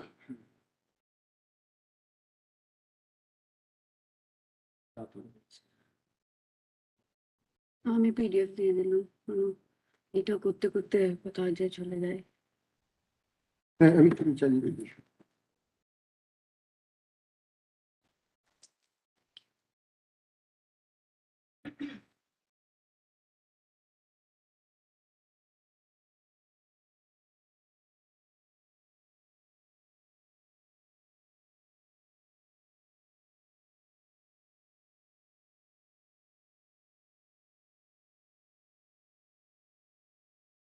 ETF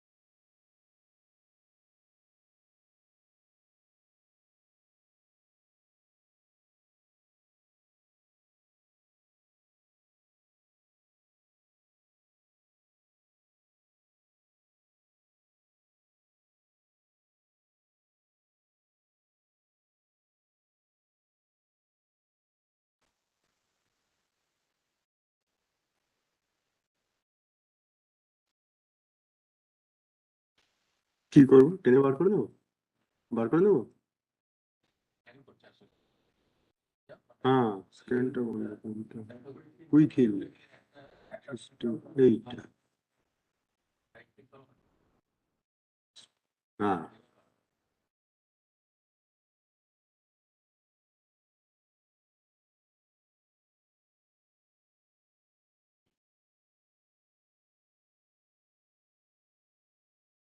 লাইট বন্ধ।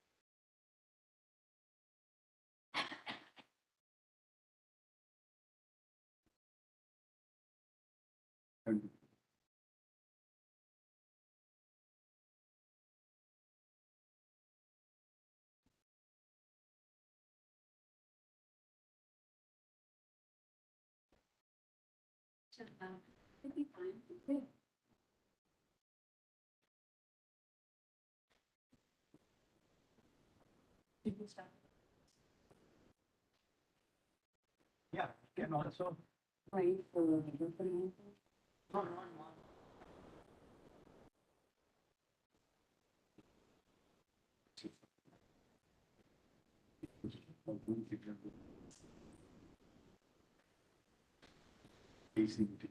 That was the morning.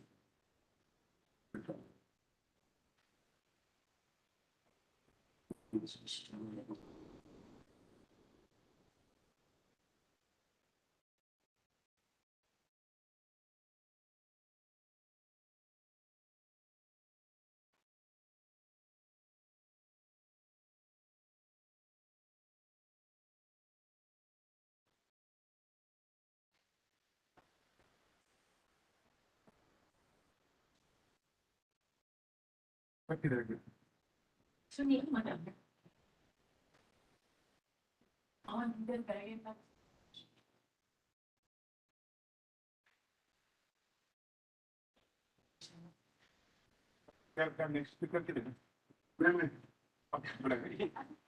If I was coming by bus, no, it's no problem. Chairman of this station is not available, no? Sorry? Chairman of this station is still not available. But you can make your. No, it is. Oh, it's already there.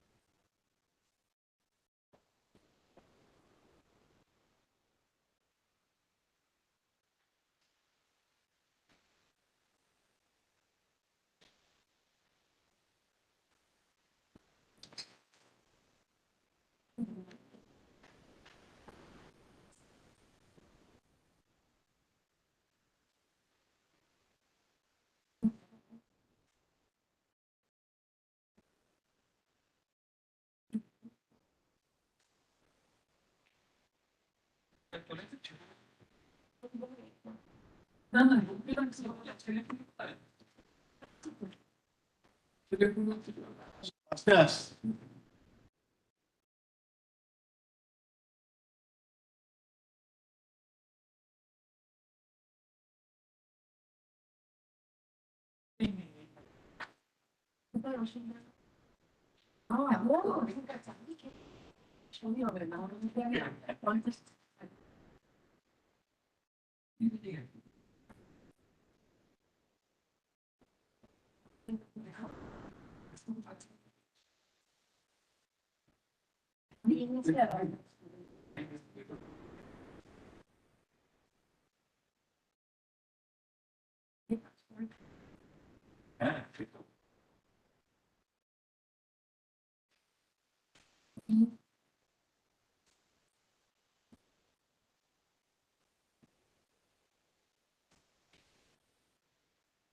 छोटे से छोटे नहीं ये बाहर के छोटे बात नहीं है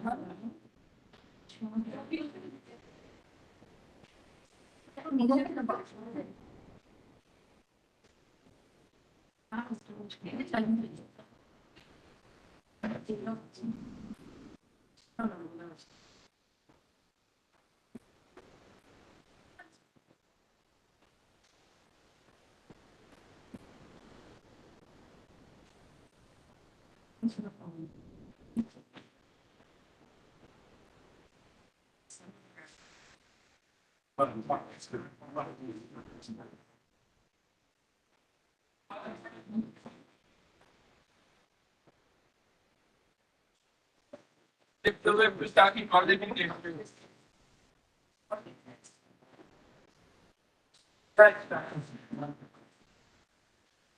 चलो कर है ना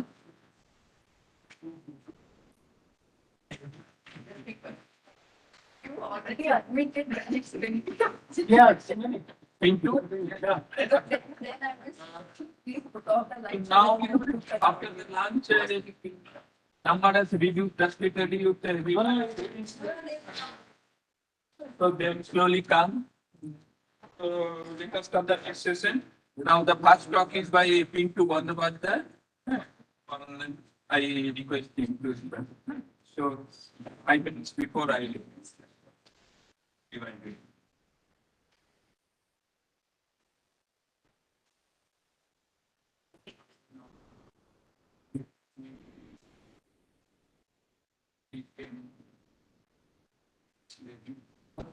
Yeah, 40 minutes.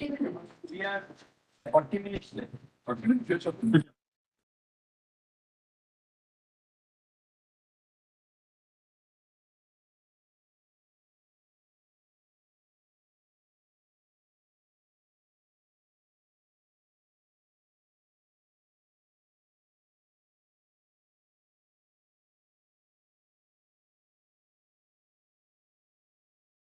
So should we start? Yes. So first of all, I would like to thank the organizers and HBNI to give me a chance to present my work in this platform. I am Pintu Bandhavadda from Institute for Plasma Research, and I am not not from the condensed matter physics, but we do observe some phenomena which can be seen occasionally in many condensed matter systems. Those phenomena we observe in the background of plasma, the normal conventional plasma. So in this talk, I will discuss or I will tell something about those experimental observations that we have carried out in a DC glow discharge plasma. So from my basic understanding, the subject condensed matter physics deals with the condensed phases of matter, a system of large number of constituents which interact strongly among themselves. And this field is rich in phenomena such as phase transition, phase coexistence, crystal defects, lattice waves, heat transport, thermal fluctuations, and many more. But all these above phenomena can be investigated in the laboratories with advanced diagnostics tools.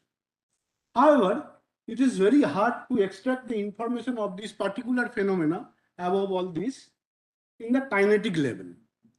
So it is very difficult to extract the information of individual particles to understand those phenomena. For example, suppose you have a metal or material that melts. The macroscopic parameter you can easily measure.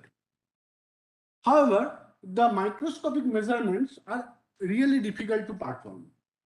Thus, a model system is really needed to study all these phenomena which have larger scale length and easy access to the particle level information.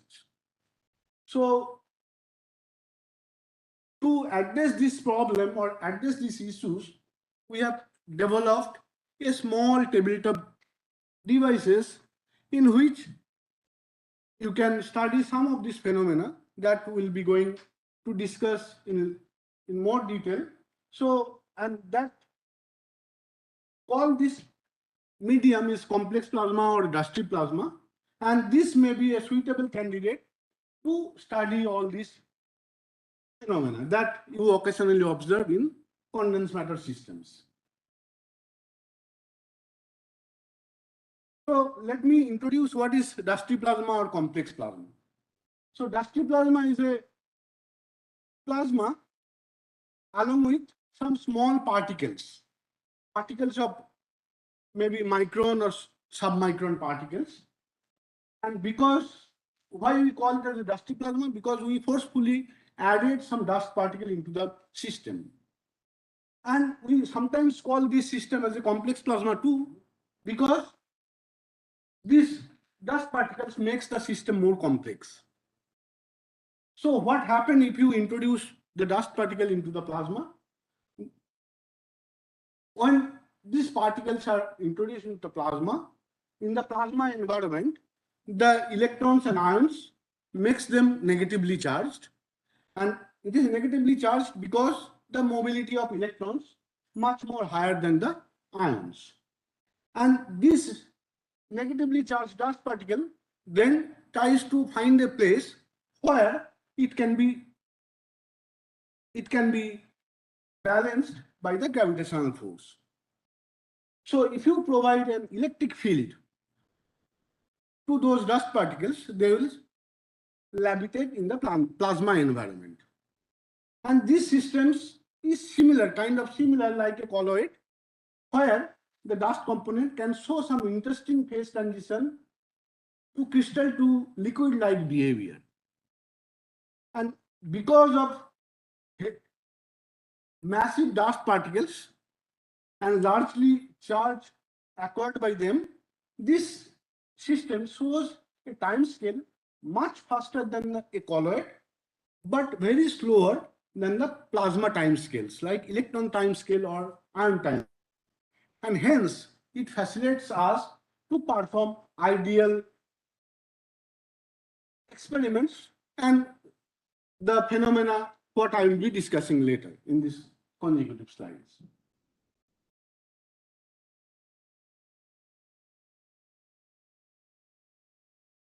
So let me give a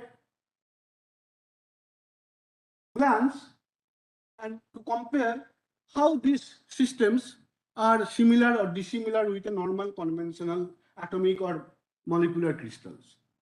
So if you see the constituents, they are in the atomic crystal, you have atom or molecules.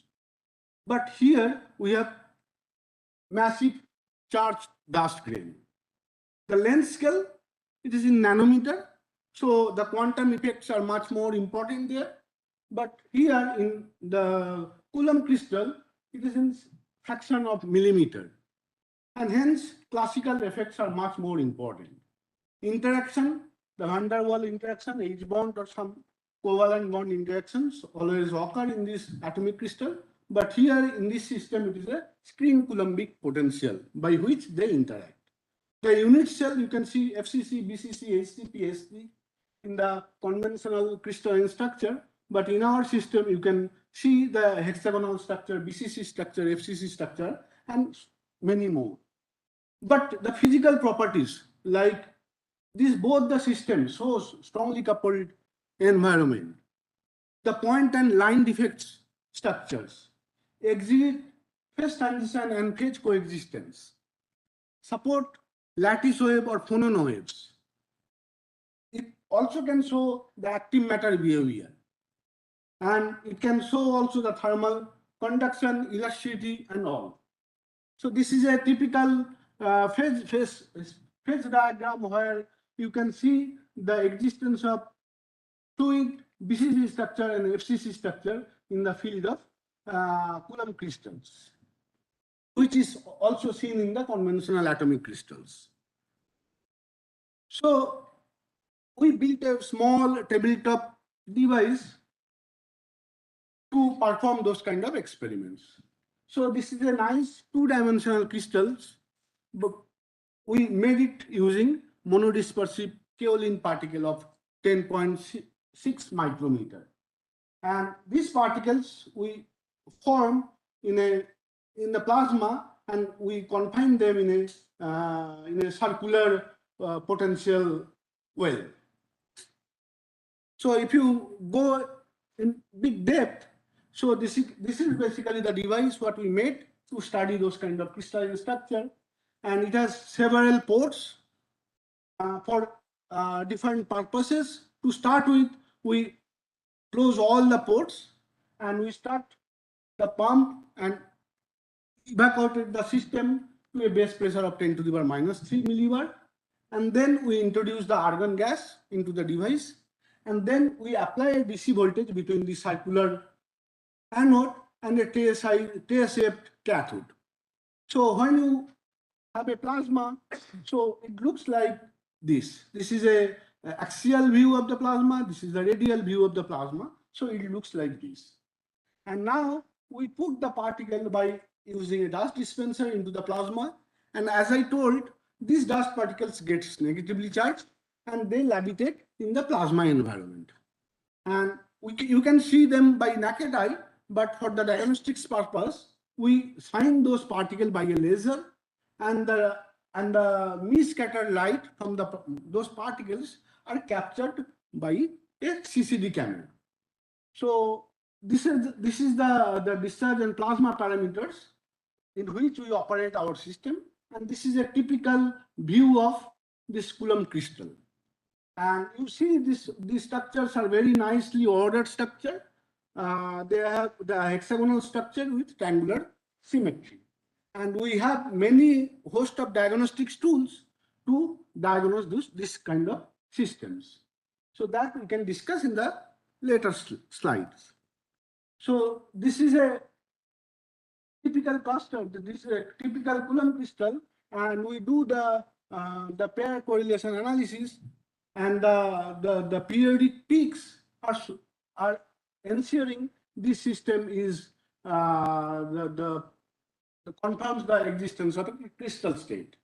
The Voronoi diagram and the Delaunay triangulation also says this is a very this is forming with a hexagonal symmetry with a triangular hexagonal structure with a triangular symmetry, and it has the point defects and line defects similar to the system what you have or you have observed in your devices or in your samples.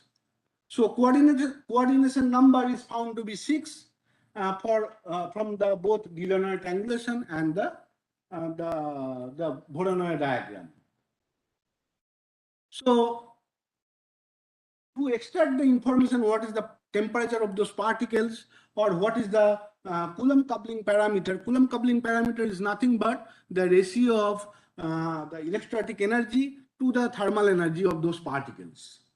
So we use the Langermann dynamics, which says to find the particle the probability of finding the particle between R and R plus dr and V plus dV, which can be expressed as this equation. From the full width at half maximum, you can get the temperature, and you can also get from the displacement distribution, you can get the coupling factor, which is again the ratio of electrostatic energy to the thermal energy. And we estimated, depending upon the experimental situation, we found the temperature of the dust particle varies from 0.1 eV to in fact 10 eV, whereas the coupling parameter, it varies from 10 to 500 or something. When it is less than 180 or 200, we say it is a liquid state, or when it is more than that, we say it is a purely crystalline structure. So when we characterize this system, we found that the interparticle separation is minimum center of the crystal, and it increases if you go either one direction from the center. And the temperature varies from 0.0 or 0.07 eV to 0.15 eV, but it is showing opposite trend of the interparticle separation. And the Coulomb coupling parameter, that can be again determined by the interparticle separation and the temperature, which decreases from the edge to the center, and then it starts increasing again.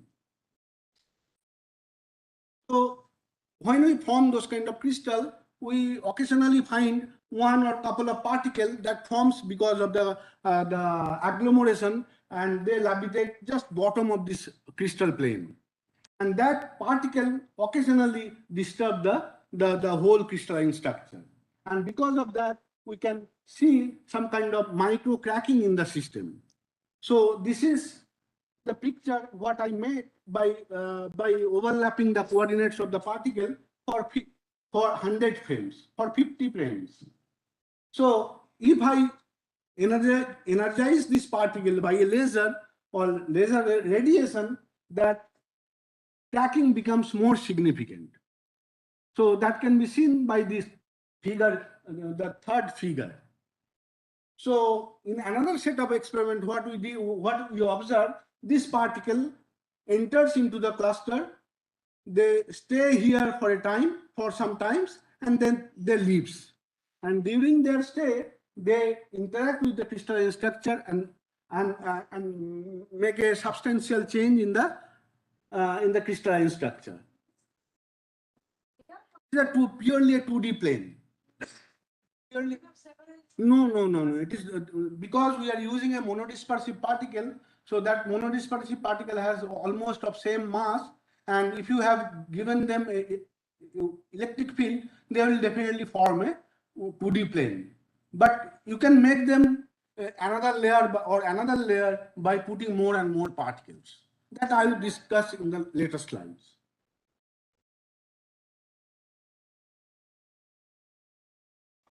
No, I am not applying a DC field by myself. So it is the inherent property of the plasma. Suppose I am making a plasma in between anode and cathode. So the plasma tries to make the electron and plasma moves in such a way that they want to shield the electric field. So there will be some sheath nearby the anode and nearby the cathode. And if you play with this sheath, you can easily make them to float in the plasma environment. Yeah, correct. They have always the gravitational force. So if you have the sheath, and of course of that dimension of the gravity, then you can easily float them. No, that's why I forgot to tell you. Yeah, in this direction, that is in the shear electric field. I forgot to tell you that we use a confinement strip because these particles have the negatively charged particle. So they will repel and they want to go away from each other. So what we do, we put some confinement potential so that it creates a potential well. And in that potential well, this particle levitates. So in that experiment, we saw some particle that enter into the crystal plane or below the crystal plane, and that leaves the plane again. So this is the temperature of those dust particles in the crystalline plane where we observe the particle temperature is 2.6 when the test particle doesn't enter into the crystal plane. So when this particle enter into the crystal plane, you can see the temperature increases. And that increase because of the interaction of the dust particle with those test particles. And then when it leaves, the temperature goes below again. And this is the Voronoi diagram and Delaunay triangulation for these 4 steps. If you see that the line defects or point defects increases when the particle stays below the 2D plane. But it becomes or it recovers, the system recovers to the initial state after the particle leaves the system.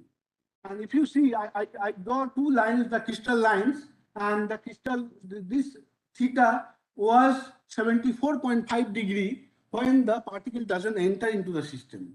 And when it leaves, we again calculate this theta, that becomes 77.5 degree, which is almost equal to the number what it was before the particle entered into the system. So that essentially illustrates the medium really exhibits strong viscoelastic nature. So then we perform another set of experiment. What we did, we have the cluster or crystalline structure of very small number of particles. For example, here we have only 336 particles. Then we add 2 more particles into the system. And we see how the structure changes with time.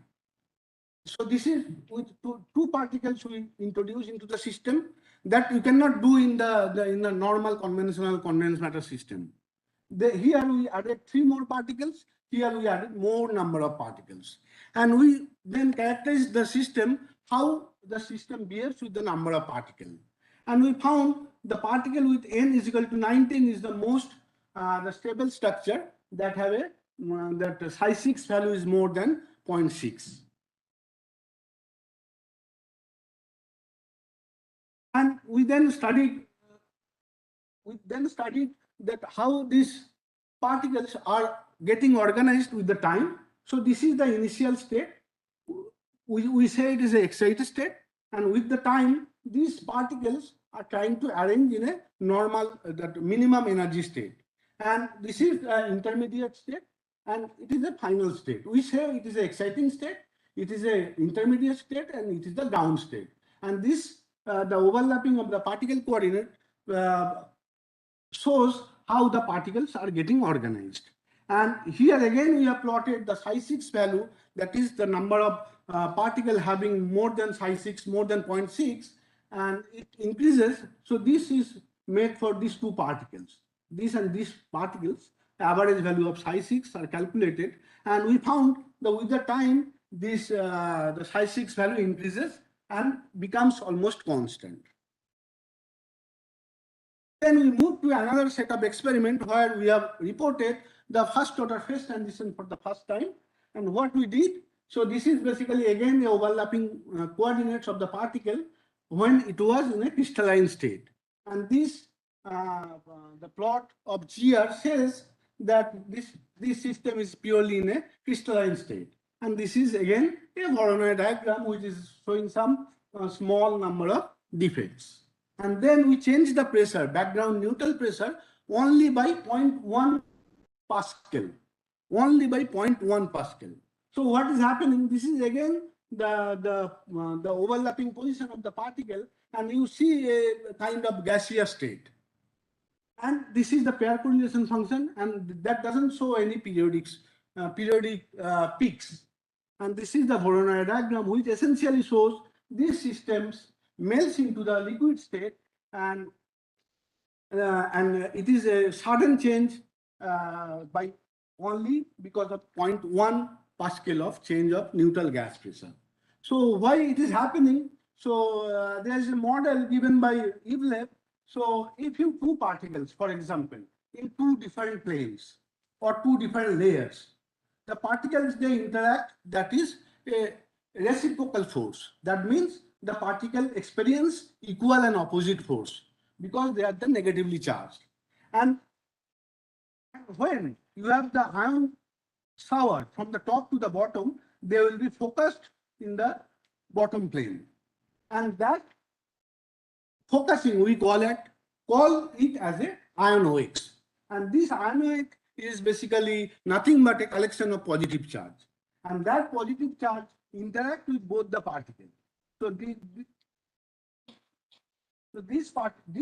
OX interact with the bottom particle with a higher strength, whereas the topmost particle interact with the lower OX with a lower value. And hence, these two particles interact non-reciprocally, and if you increase the strength, that can make this kind of systems, and that is predicted by Evleb and others, and we have experimentally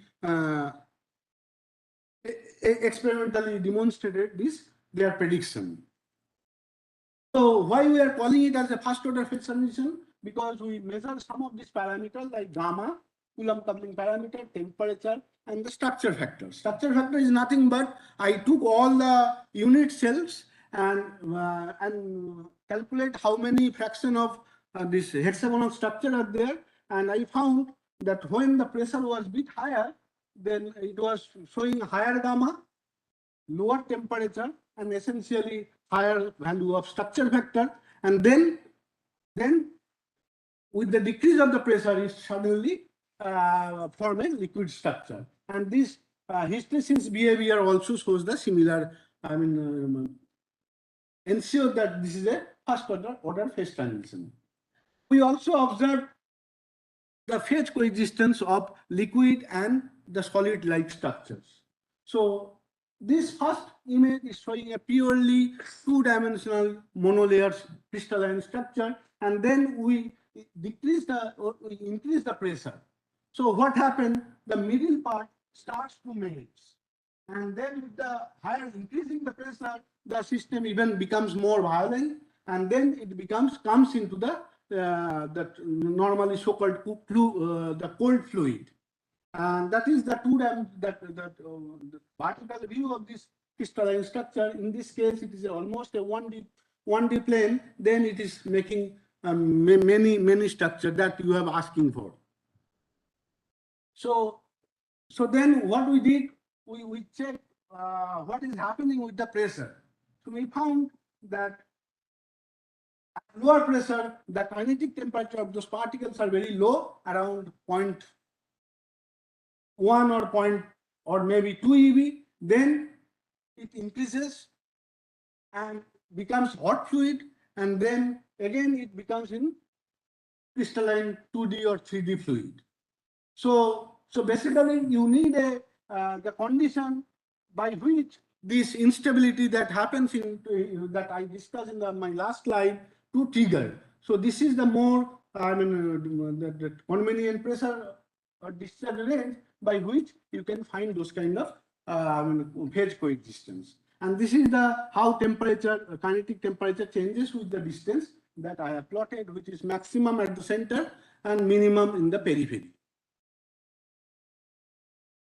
So all these above experiments or previous experiments are carried out when we have seen the hexagonal structure with a triangular symmetry.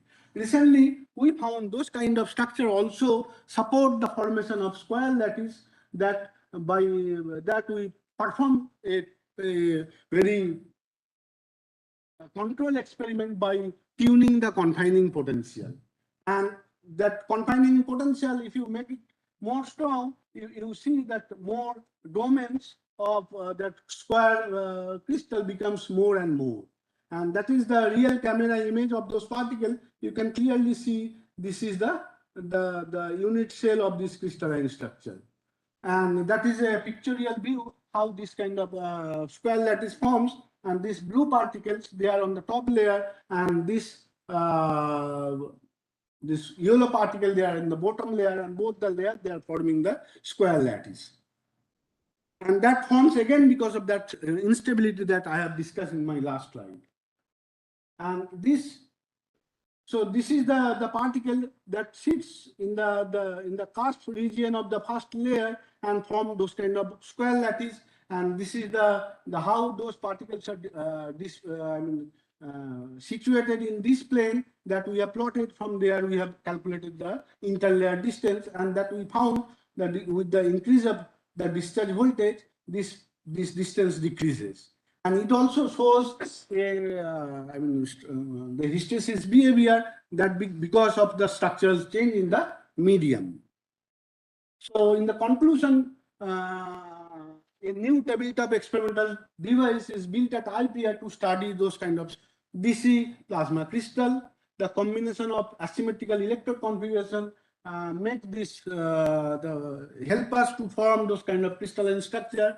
The crystalline structures are characterized by different parameters like the correlation function, Voronoi diagram, Delaunay triangulation, structural order parameter, dust temperature, Coulomb coupling parameter, etc. Various kind of experiments such as formation of square lattice, test particle induced crystalline crystal cracking, formation of Coulomb cluster, first order phase transition, phase coexistence are already carried out. The ionoid mediated non-reciprocal interaction between dust particle and the complex plasma system makes the system more fertile to study all these phenomena. Our experimental results would be useful to understand wider set of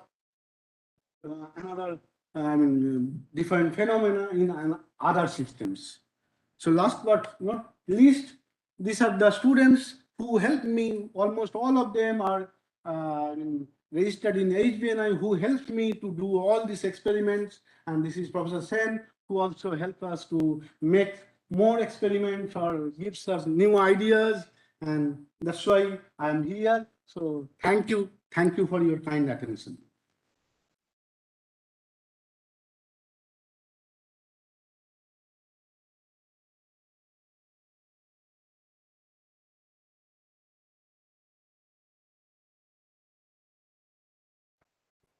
Any colloidal system. Here, I think intentionally forming some known whatever they want to intend. Also, you have the similar chances to form that. Yeah, we are planning to make such kind of laser tweezer. So we'll, just take one particle and study the whole crystal, how it behaves. That's possible. The main advantage of such kind of system is that you can see the individual particle by your naked eye. So you need not to use an advanced tool or diagnostic techniques to diagnose them. You can simply see them by naked eye.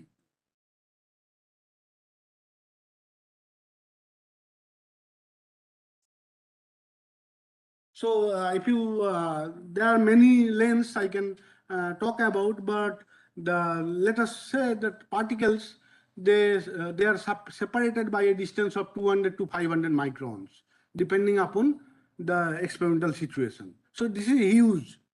That is. So you can, you can.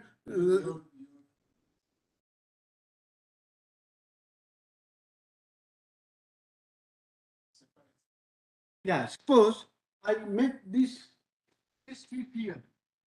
So I can make a long two-dimensional crystal.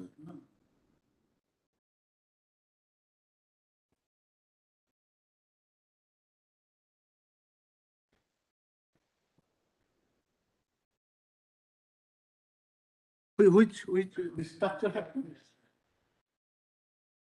Yeah, this one. Here. Here.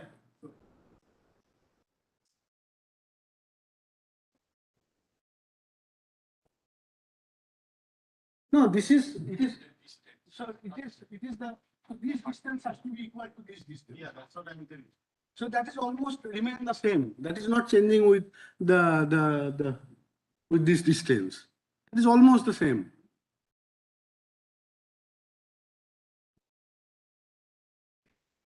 So we checked, but sometimes you may have some changes of, maybe 5%.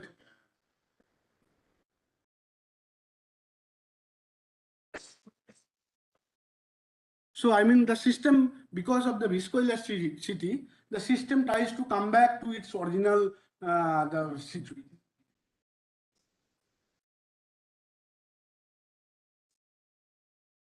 No, this because of the strong gamma. we normally characterize this system shows a viscoelastic effect. So this is like a, I mean, medium similar to a medium like that other system where you can see this viscoelastic effect. And this is basically an analogy. This is not what exactly you are thinking. Yeah, it's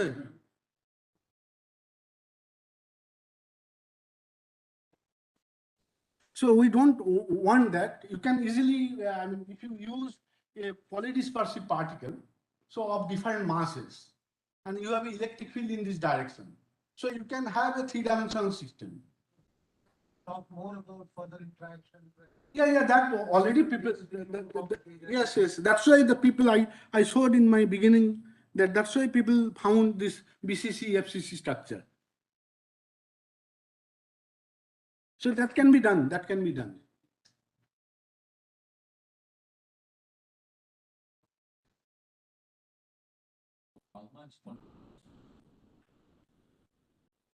So, I mean, we bought this particle from some German company, and they say this is the particle of, for example, 10.9 particle, 10.9 micrometer with 0.5 the variance. So if you make it bigger, so suppose I want to study this formation of the square lattice. So you don't know whether the square lattice is forming because of the polydispersive nature or because of the some system system properties.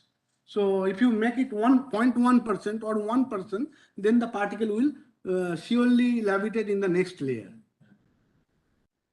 Particles are purely spherical. Purely, they charge for 3 gamma particle, they charge 2 lakhs.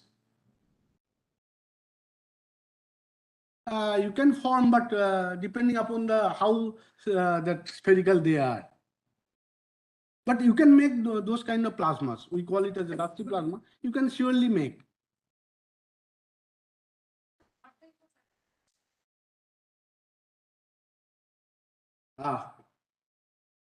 So that is a difficult question to answer, but her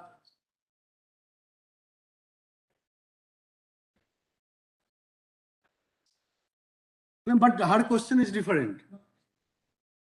Application of not dusty plasma, application of those kind of crystals.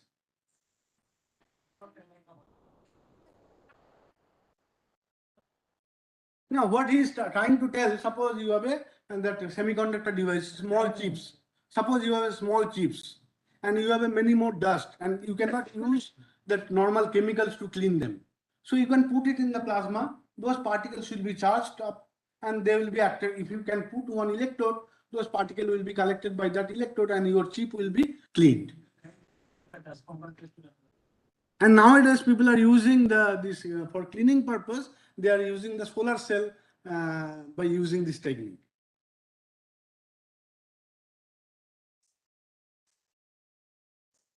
Yeah. So this we do that. We recently published a paper that we found how you can stop the debris.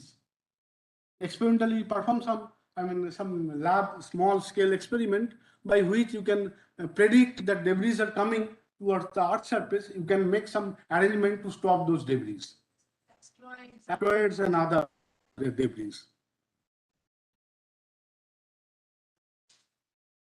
Metallic you can use metallic particle, but the problem is that you have to these are the dielectric particle.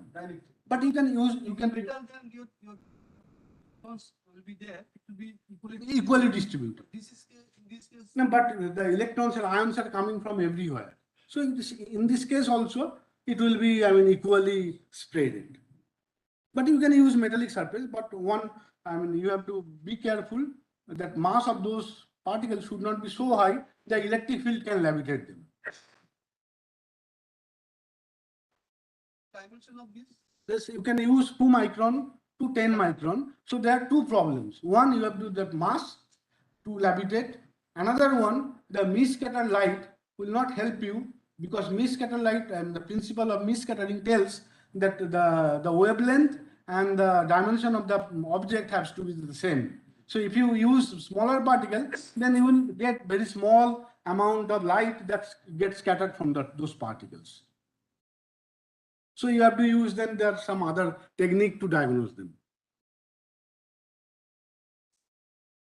By giving some alternative gauge, can you see the modes of high Yeah, that's why people does that. So you can simply put an electrode and give a very small oscillation.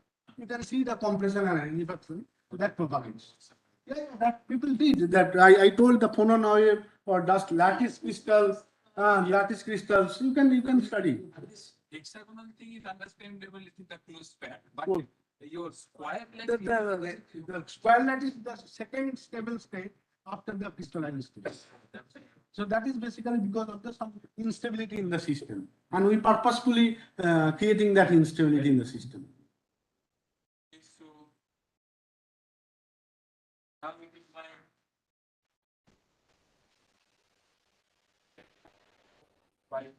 active energy.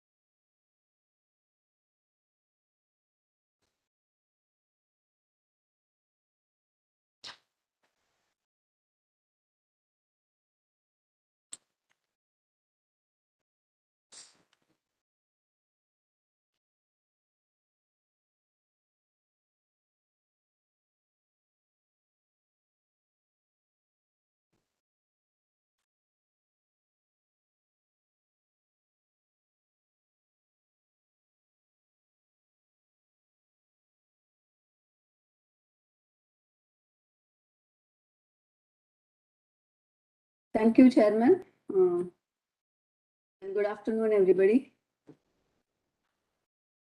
So, as the title says, this is very far away from the condensed matter talks which you have listened so far in the last 1.5 days.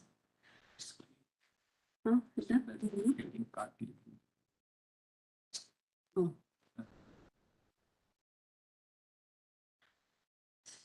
But still, this is important to understand what we do at our neighboring campus. And I will take you through a nice journey of using accelerators to study radiation damage on materials. I will take you through the facilities which we use for carrying out this radiation damage studies and the characterization tools that we use, specifically some very specialized extra-D LPA methods that we use. And I will tell you what is the importance of doing such studies. And finally, I'll give you 1 or 2 examples of what we recently have done and published. Okay, so to begin with,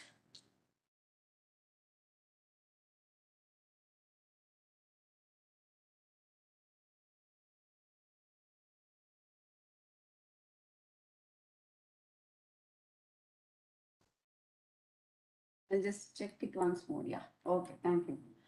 So this actually shows you what are the different irradiation facilities that we have at VCC. So let me start with the low energy ECR ion source. So here we can get energies of the order of hundreds of keVs of heavy ions and particle currents of the order of 1 to few particle microamperes. And this ion source is basically an ECR source, and where you can have both gaseous and metal ions. The next one is also an ECR ion source, but it's situated in the RIB facilities. Dr. Prashanto Karmakar, my colleague, who is the next speaker, will be briefing you more about this. And here you can get low MeV range heavy ions, and the energy is of the order of hundreds of keV per nucleon. The next is the room temperature cyclotron, which is the workhorse of our VCC. So there you get multiple different types of ions. So first is the proton, where you can vary the energy from 7 to 12.5 MeV, and currents of the order of 3 to 4 microamperes you can extract to use for your studies. Even lower currents are possible, of course. And helium ions from 28 to 50 MeV, and in currents of the order of up to 1 particle microampere, and preferably lesser, of course. And high energy AV ions of the order of hundreds of MeV AV ions can be extracted from here and used for your studies.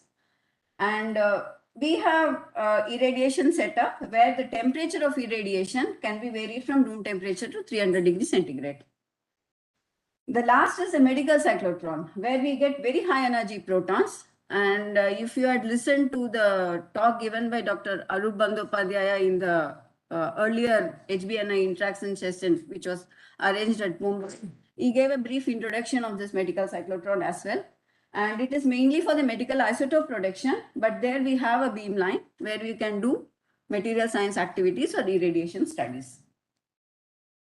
So to quickly go through the different facilities in slightly more detail, this is a low energy ECR ion source. Here the extraction energies of the order of 10 keV per charge state. But the advantage here is the target ladder, as you can see here, the target ladder is floated at minus 25 keV. So the total final energy of any ion is of 35 keV per charge state. So for a typical argon 9 plus, you can get about 315 keV energy.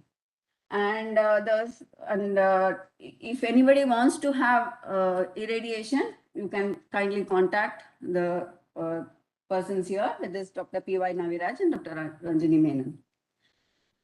Next is the MEV range AV ion. So this is, as I told, Dr. Prashanto will explain more in detail. So this is along this, from the schematic, the target station is situated at this position. It's after the RFQ.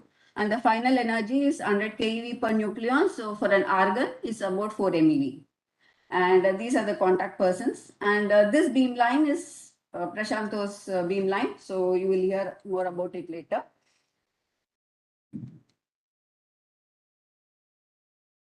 So this is a variable energy cyclotron. And mainly the radiation damage studies are carried out in the direct beamline from the cyclotron, which is coming after the deflector. And this is the beamline which goes into the what we call as the K1. And if there's a lab visit, which is there going to be after the session is over, you are all welcome to see the irradiation setup which you are having there. Okay, so this is the experimental setup at the RTC, what we use for our studies. So this is the target flange. So you can ask me why the target flange is designed specifically, because it has to take out the beam energy. So the maximum wattage which it can be used for is about 40 watts. So the water the circulation takes care of the beam heating at the target position. And we have an aluminum collimator so that the beam is collimated at the target position. So we have collimators of the size 20 mm and 18 mm diameter. So the samples we arrange on the center of the target flange. So you can arrange the samples according to your desires. So if you have very small samples, we irradiated all of them at one go. So you can place them on the center. And if you have bigger samples, you can accordingly arrange them. And we have a beam viewer just right in front of the target target flange here, so that we can actually look at the beam spot. So this is the picture of the beam spot on the beam viewer. And looking at this, we can know what is the homogeneity of the beam. And of course, before doing our experiments, we always check the homogeneity by putting a ceramic at this position and looking at the darkening of the ceramic before we mount the samples at the same position. So as I told you, we have a room temperature to high temperature irradiation setup. So this is the setup which has been developed with the help of mechanical engineering group at VECC. And this is the heating coil, and the sample is kept at the center of the heating coil. So it's the photograph showing the sample at the center on this platform. And this is the photograph of the target holder position in the beam line. And we can vary the temperature up to 300 degrees centigrade plus minus 5 degrees centigrade. And presently we are also designing a target flange which can go up to 500 degrees centigrade, because these are required for the specific purposes of what we do here in VCC. I will come to that subsequently. So this is the medical cyclotron. So to briefly tell you, this medical cyclotron is mainly for radioisotope production for detection of various cancer cells and abnormal heart functions and things like that. But in this medical cyclotron, we have a specialized beam line for the material science activities. And in the material science beam line, we have two sub beam lines, one which has a design value of 50 microampere, and one which has a design value of 200 microampere. And this beam line is mainly will be taken care of by IGCAR Kalpakam, and they are going to use this beam line for their irradiation purposes and studies. And we have developed a target flange at the end of this low current beam line, what we call as the low current beam line, that is a 50 microampere beam line. And the target facility is something like this. So here we can go up to a wattage of 500 watts beam power in an area of 30 mm by 30 mm. Okay, so here this is the place of the target, so 30 mm by 30 mm, and the way the heat is extracted is you have a jet coming of water coming here, and through the pinholes it is striking at the back of the surface of the target, and it is taken out through these pins. So this particular target holder has been designed and fabricated in collaboration with our MEG at VECC. And this is the target holder is positioned at the end of the beam line. And along with this target holder, we also have a collimator, which is also water cooled. I'm insisting on this is because you understand that this medical cyclotron is a very high current and a high energy cyclotron. So it is very important that we extract the energy which is coming on the sample. So it is very difficult to design this, and we are going at different stages and increasing the beam extraction power. So, and in some of the cases, if you don't want to use the 15 MeV proton directly, you can degrade the proton, and this is a degrader which is a coupled to the target flange itself, so that the total beam power is taken care of by the water cooling facility itself. And here I show you the beam optimized of the target location. So you can see the color of the ceramic which has changed, because beam optimization is also important to do, because we have to have a homogeneous beam in this big area. So that is important before we do the irradiation studies. Now, so much for the facilities that we have at VCC. So what do we do with these facilities?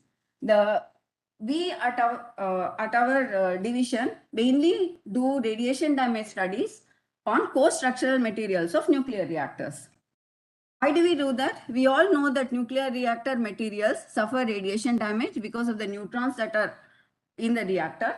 And because of that damage, which disrupts the lattice arrangement, periodicity is lost and it loses the structural integrity, and which leads to changes in the mechanical properties. So this limits the lifetime of the material which is going inside the reactor. So it is important to understand at what levels and at what damages this structural material has to be removed and replaced when we use it in the reactor. Okay, so the best way is to, of course, use the neutrons, but if we design a new material or to qualify a material, we can use it directly in the reactor. But as we know, the rate at which that damage rate, what we call as the DPA rate, is very less in a reactor. And also in a reactor, because of the neutrons, the activity of the samples is going to be very large. So it is not possible to it's not possible to qualify the materials so easily when we use the neutrons from the reactor. So the alternate is to use the ion irradiation. So apart from the short irradiation time and the less radioactivity, which I already told you, the to understand fundamental effects of what the radiation damage does in a material, like some mechanisms of creep and swelling and also segregation of alloying elements in a material, it is good to use ion irradiation facilities to understand this phenomena better, which will help us in designing new materials in a better way. Okay, so now you can ask me the question, why does ion irradiation actually do really simulate the neutron irradiation? I would say to some extent yes, but of course the nature of the damage cascade is much different between the neutron and the ion. So we have to take care of that. And also the damage accumulation rate in an ion irradiation is much larger than compared to that of the neutron. So these two things have to be taken care. So anyway, ultimately you can actually look at it by comparing the recoil spectra of the ions and the neutrons. So the fundamental parameter in general what people talk about is what is called as the DPA, that is the displacements per atom. That is, it defines the number of times an atom has been displaced in a material. So if you look at this graph, you can see that the calculated DPA per incident particle for the neutrons is much less compared to that of any of the ions.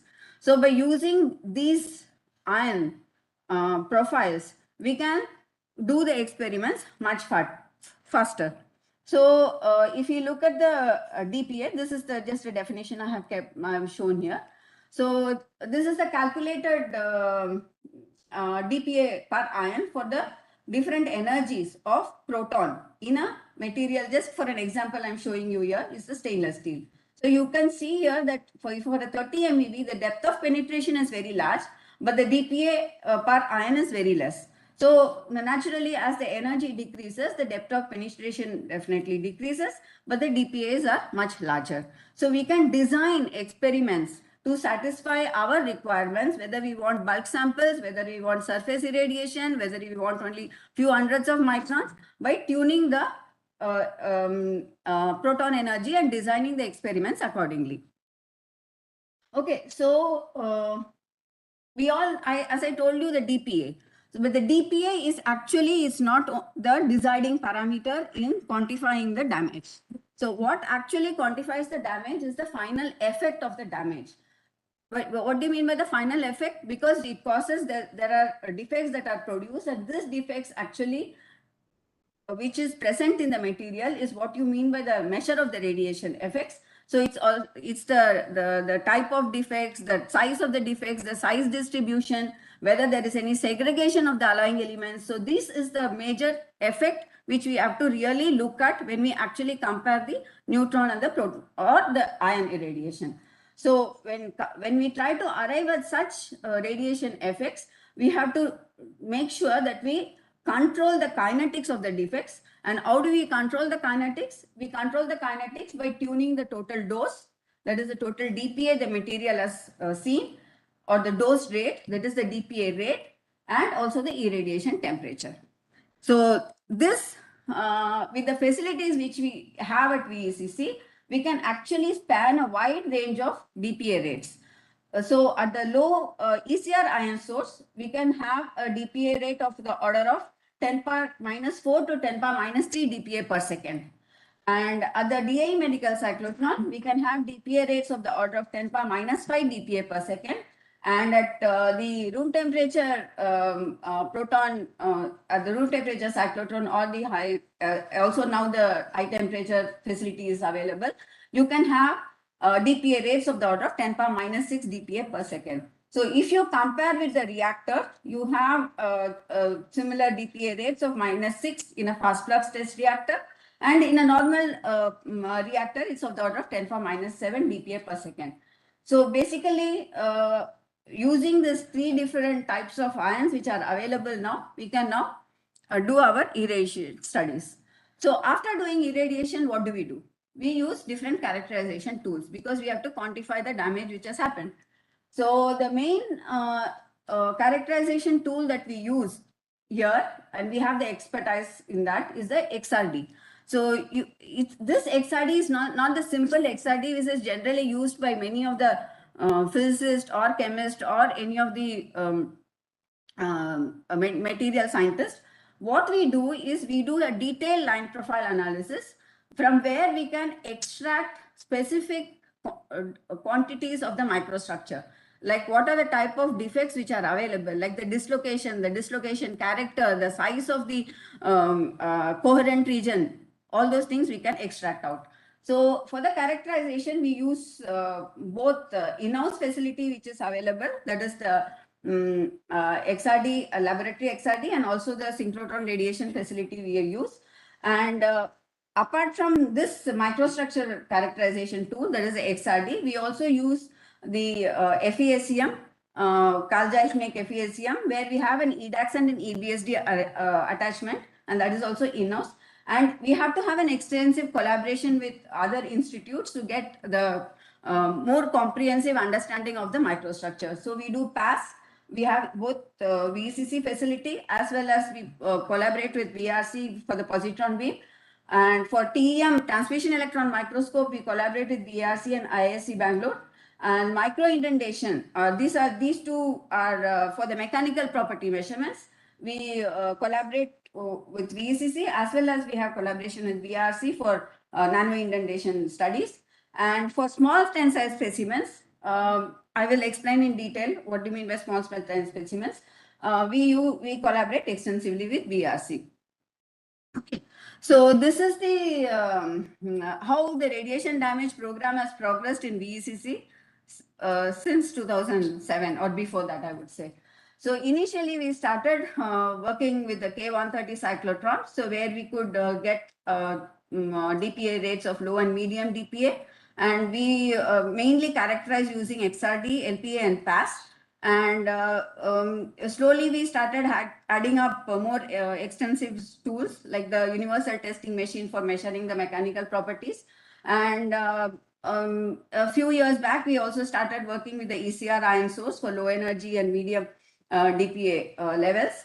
And we have extended our characterization facilities to more understanding microstructure in terms of TEM and also the EBSD measurements, and also look at EDAX mapping for looking for alloy segregations, etc.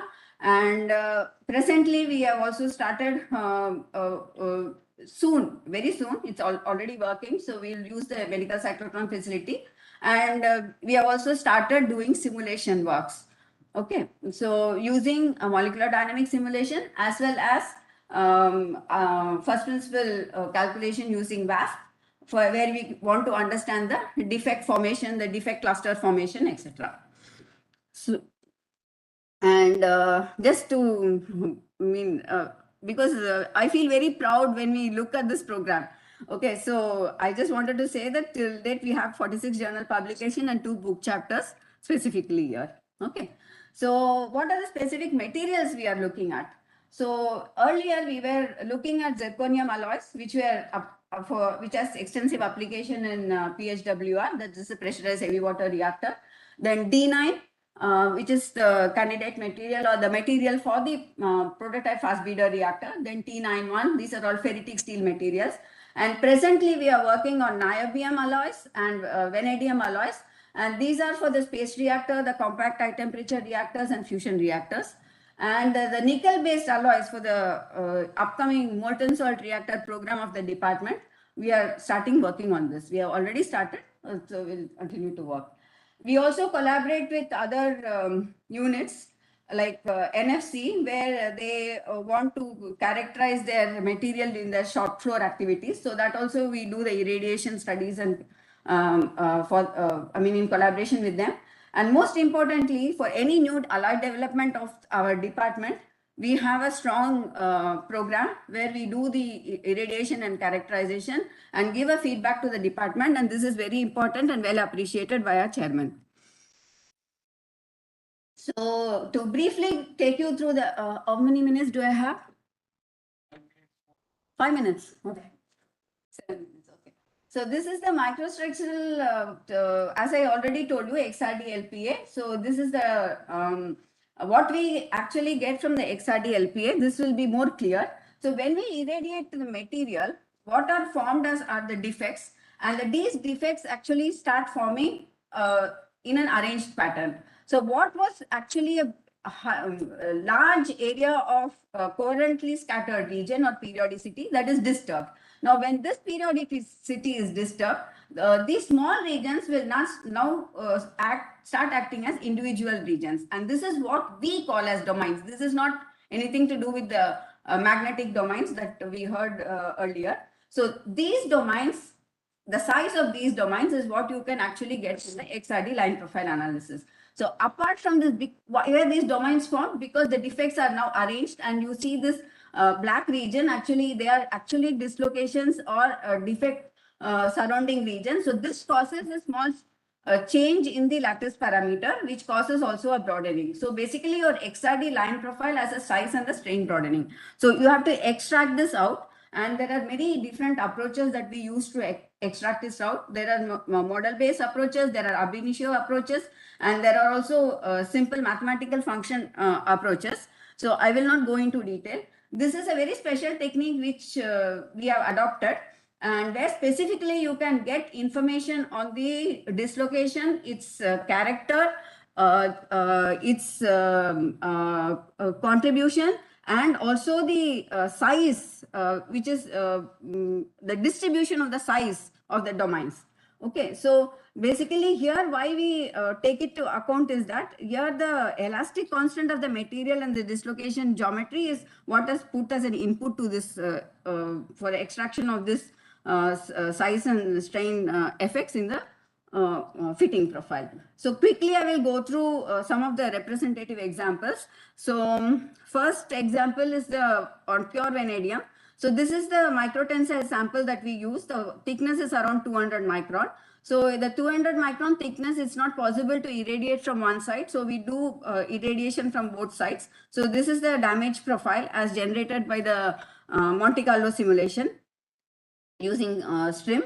And we have done the XRD measurements here. And the detailed XRD analysis showed that as a function of irradiation dose, there is not much change in the domain size on the microstrain. Whereas from the positron irradiation spectroscopy, we could get clear signal that there is a S parameter, which is a quantification of the defects, is open volume defects that is actually increasing. So, so the TEM measurements at BARC also showed that there are very, very small loop sizes. That is, you see the loop sizes of the 12 to 20 nanometer, and they are increasing with irradiation dose. So the presence of small defect clusters may not affect your XRD as much as it can be seen from the PAS and the TEM measurements. So this was very important because in BCC materials, this is a very important thing that they don't form big clusters and they have only small clusters. So this is the mechanical properties using the small tensile measurements. We saw that in the mechanical property actually degrades as a function of irradiation dose. So, and also this is the micro hardness. So you see here the yield strength decreases, the yield strength increases and the elongation decreases as expected in any irradiated material. And the combined, the take home message from this study is that the small defect clusters and loops affect the irradiation properties in vanadium. And as I told you, we have also started the atomic simulation. So what we did here was to take a 200 electron volt pK energy atom and did a cascade simulation using the LAMP software and extracted the vacancy and the interstitial clusters. And here we can see that actually it's only the small clusters which are actually contributing to your contributing to the effects of the irradiation. So this has been recently published. The next example is the niobium zirconium 0.1 carbon. This experiment also we have done on small tensile coupons. So here also you can see that what happens with irradiation dose is that the domain size decreases and saturates, and the microstrain increases and saturates, and the dislocation density is slightly increasing. But what more information can we get from here? We did detailed XRD-LPA analysis using the CMWP analysis method, which I showed you. And the main extracted information is that the arrangement of the dislocation actually keeps on changing with irradiation dose. that clearly tells us that this information cannot be extracted from simple XRD analysis. It has to be done through detailed analysis. So this information actually gave us the message that the dislocations are getting more correlated with increasing dose, and which is actually because of the defects which are forming are actually forming loops, and that's why this correlation is increasing. So the TEM measurements also showed the loop size distribution, and the loop sizes here is much smaller than what we saw in even the vanadium. These small size loops are actually or now going to be responsible for the changes in the mechanical properties. And comparing this results with what we did for pure niobium, this is a niobium alloy. So for the pure niobium, we could clearly show that the presence of carbon actually made the dislocation loops much smaller, and these small loops are only now dictating the mechanical properties. So this was a very important work that we did recently. This is something an interesting experiment. See, we know that this is the simulated curve of the DPA profile when we use an ion. But what if we actually look at this profile as a function of depth? So what we did is we polished the material systematically and under control polishing, and we assessed the microstructure as well as the mechanical properties along the depth. So, and this is the lattice, and important message here is that this is a pure titanium and a pure titanium alloy comparison. So in titanium alloy, we saw that at the surface of the material, there is a clear signature of segregation of the alloying elements because this is a rich alloy. So here we saw that there is a development of small shoulder in the XRD. So this gave us a clear indication that there is a segregation. So we could clearly fit two different phases for the XRD profile. And the important observation here, this is see as a function of depth, this is the domain size variation, and this is the micro hardness variation. And this is for the pure titanium, and this is for the titanium alloy. So you can see that the domain size actually changes as a function of dose for the pure titanium, whereas for the titanium alloy, there is not much changes, which is also reflected in the micro hardness. So as a function of depth, there is not much change in the micro hardness, whereas for the pure titanium, there is a change in the micro hardness. So this we could conclusively show that it is radiation, the titanium 6 aluminum 4 vanadium alloy is more radiation resistant than pure titanium. Over time. Okay, this last one, I just want to show a very interesting result. So this is the low energy KeV range argon. So what we saw here, see the depth of penetration is only about 2500 angstrom. So we had to do GIXRD measurements. So these doses are very large doses. So what happens when we expose the material to very large doses? What we saw here was that this there was a presence of a sigma phase at the surface, and this sigma phase gradually increased and then again decreased as a function of irradiation dose, which we could conclusively show from the EDAX mapping. So what we have done is at a low energy, we have done an EDAX mapping, and this EDAX mapping, we could see that the histogram of the chromium and the nickel actually broadens out and then again narrows down again. So this gives evidence of a radiation enhanced space formation and subsequent dissolution in this material, which is because of the very high damage which has happened. Okay, so since there is no time, I will just skip this part. And before I conclude, I want to thank our team members, Dr. Parmita Mukherjee and Dr. Ajay Imangshu, Shontu Argo. Shontu finished his PhD from HBNI in 2021. Argo is currently doing his PhD. And Shaumita and Uttiyo Arnam, who is our postdoc fellow. And of course, without acknowledging the rest of the people at VECC, I will be not being doing justice if I don't mention them. Thank you for your kind attention.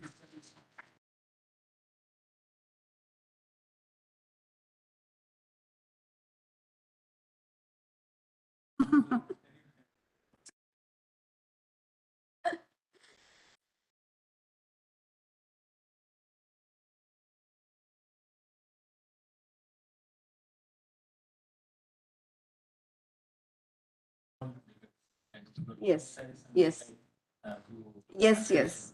So it's an actually we use it both together because we don't actually correlate the past results with the domain size. We cannot do that. What we can do is only the domain size to some extent correlate with the TEM measurements, but not with the pass. Pass is much smaller. That's why the example which I showed you, the pass really showed that the clusters are increasing, the size, the defects are increasing, whereas it was not shown in the XRD. The damage region in the niobium alloy, see for the tensile measurements, we have taken 200 micron thickness. So we have done on both sides. So that is a full thickness. Depending, I think this energy is around 90 micron. 5 MeV proton is around 90 micron is the depth. Thank you. So your 5 minutes is the guy.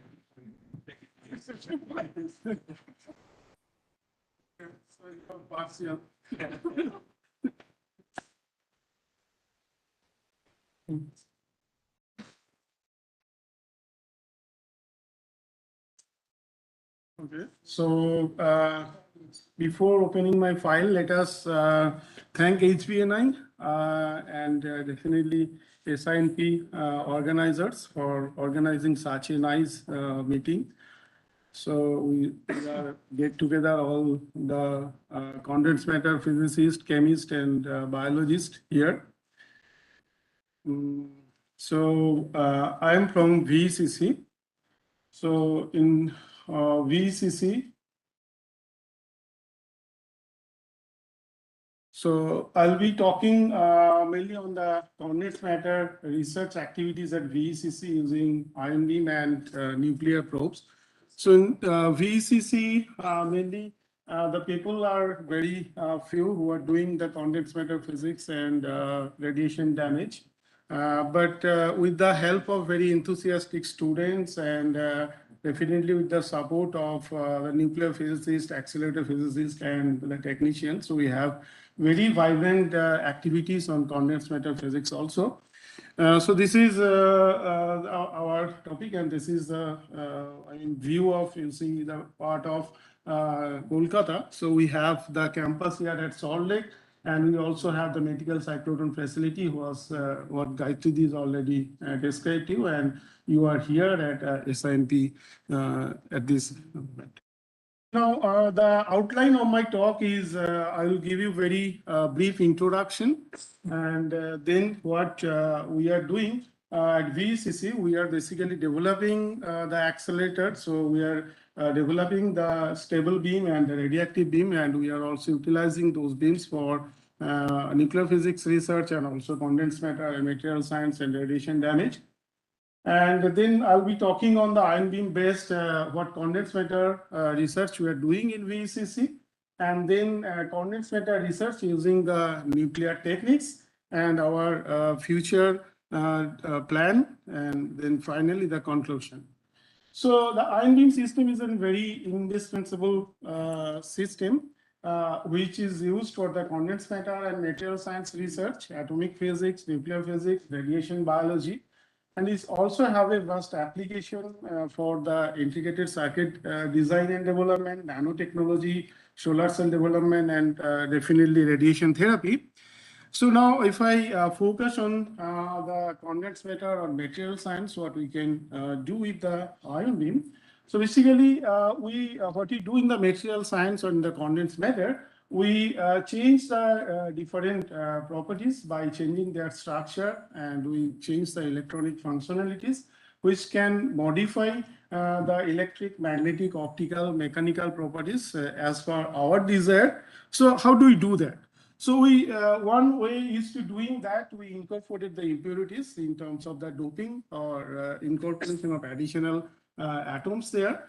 And another way is by the controlled defect formation within that.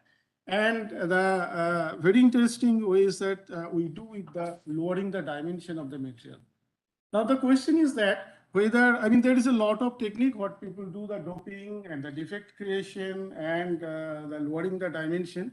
But now we can find out one technique which can do all these things. So is there any technique? Yes, the answer is yes. And we can do it the simple ion beam, because the beauty of the ion beam is that it's basically a projectile. It's a atom in the form of ion, and it has the energy. So it's energy and momentum. So when it interacts with the condensed matter, so it is implanted there. So in terms of the implantation or impurity, we can deposit.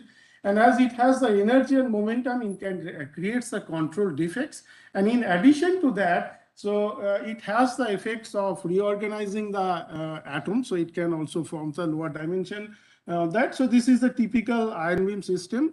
I'll come to that later. So essentially by the ion beam, what we can do the mass deposition, we can create the defects there, and we can form the nanostructures. And depending upon the energy and the species of the different ion beams, so we have to know if we want to modify condensed matter, then we have to know the interaction mechanism. And if we want to know the interaction mechanism, then we have the tool. We can change the species, we can change the energy. But if we go from one energy regime to another energy regime, what today's also a few speakers have described about that, the interaction will be different. There will be, if the energy is in the lower regime, that's in the keV energy, so there will be a displacement of atom and sputtering will be more, what we call elastic energy loss. And if you go for the higher energy, where the energy of the projectile is of the order of the velocity of projectile is of the order of velocity of the electrons, then there will be electronic excitation, so electronic energy loss. So we have to know that which energy we are doing research and what we want to do that. And now if I summarize it, then if we have a condensed matter and we have an ion beam, so there is the effects, so what I said, the elastic effects and the inelastic effects. And the elastic effects and inelastic effects are used to characterize in different way the condensed matter in terms of the ion scattering, or in terms of the emission of electron and the optical emission. So there are a lot of techniques which are used like secondary ion mass spectrometer, low energy ion scattering, medium energy ion scattering to characterize the condensed matter. And if I look within that condensed matter, we are, what I said, we are depositing the impurities, and we are also creating the control defects here. And so this is for the ion implantation. It's a vast application in the silicon industry. And one can do also the nanometer dimension structure on the surface.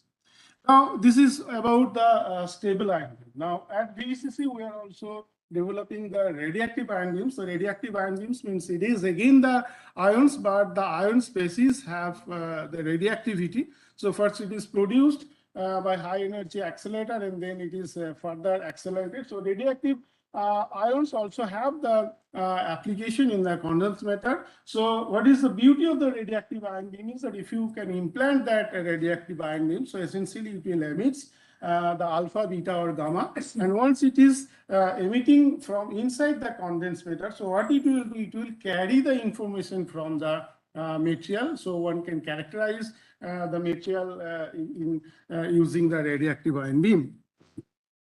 There are the different techniques which are used is a part of angular correlation spectroscopy, beta nuclear magnetic resonance, Mossberg spectroscopy, emission channeling. And the advantage of this type of probe is that it is very localized, and it is a nuclear probe. Then you have very trace amount of element, and it has, so this is non-destructive. And as the ion beams, instead of just mixing, so if you have the depth and the position control, so essentially it's a probe of atomic length scale, and it's very local.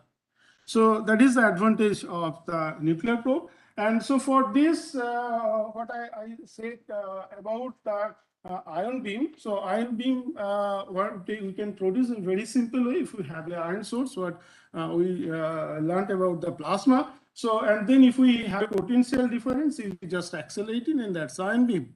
Now the point is that what type of ions and what is the energy of the ions we want to extract, and based on that there are different types of accelerator. So this is a DC type of accelerator, just applying the DC voltage. Now if you want to go for the further energy, then we have to have the AC accelerator, which is a linear accelerator. And we know that's the cyclotron, we are using the same path for the accelerating the charged particle, we can get very high energy.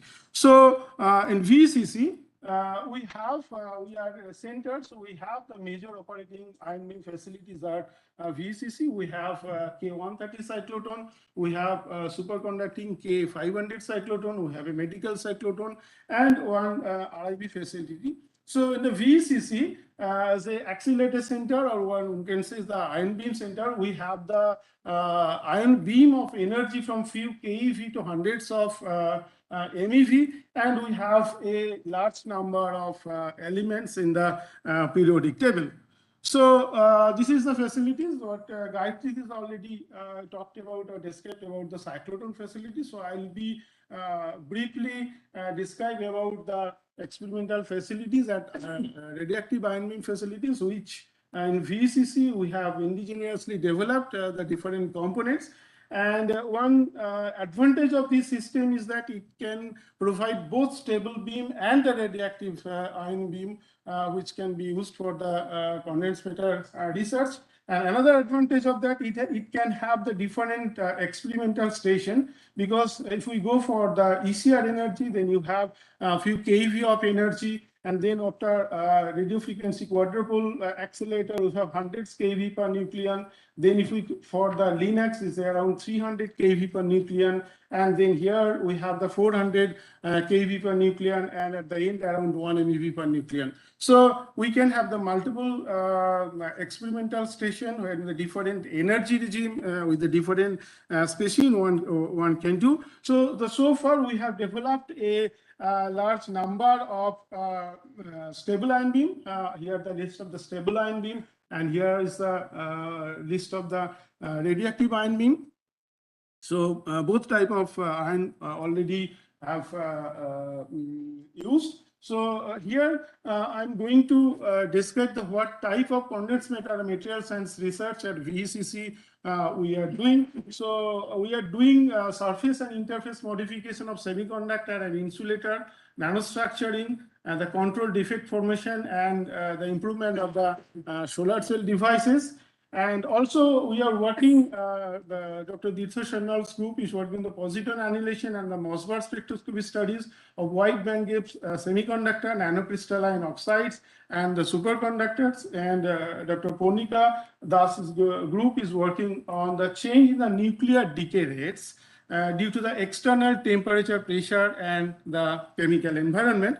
So now if I briefly describe one by one. So the first topic is what we are doing. We are doing the nano engineering with the broad ion beam. Broad ion beam is the sense of the ion beam lateral dimensions of the order of centimeter, but we are doing with that we are engineering at the nanometer length scale just by playing the mechanism of the ion solid interaction. So this is the idea. And the idea is that in the general idea is that if we just bombard, because the ion beams is random, and if it is bombarded on some condensed matter, so it will it can generate some type of random structures. And if we look within that matter, then there will be random type of structure.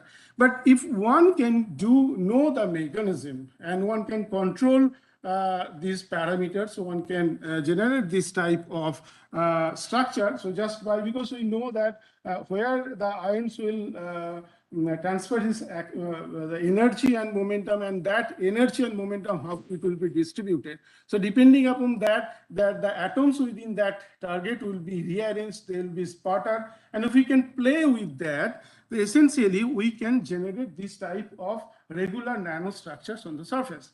Okay, so these are the few examples of the surface, and I will give you a little more examples. So I'm not going to the details of the nanostructure because already you have heard about that. So in brief, what recently we have developed the nanopyramidal structure on the silicon by the concurrent growth of parallel and perpendicular spatial wave. So initially there is a perturbation. That perturbation we can tune. So that particular Fourier mode we can tune just by tuning the ion beam parameters, and we can form the nanopyramidal structure. And this nanopyramidal structure has been used as a template.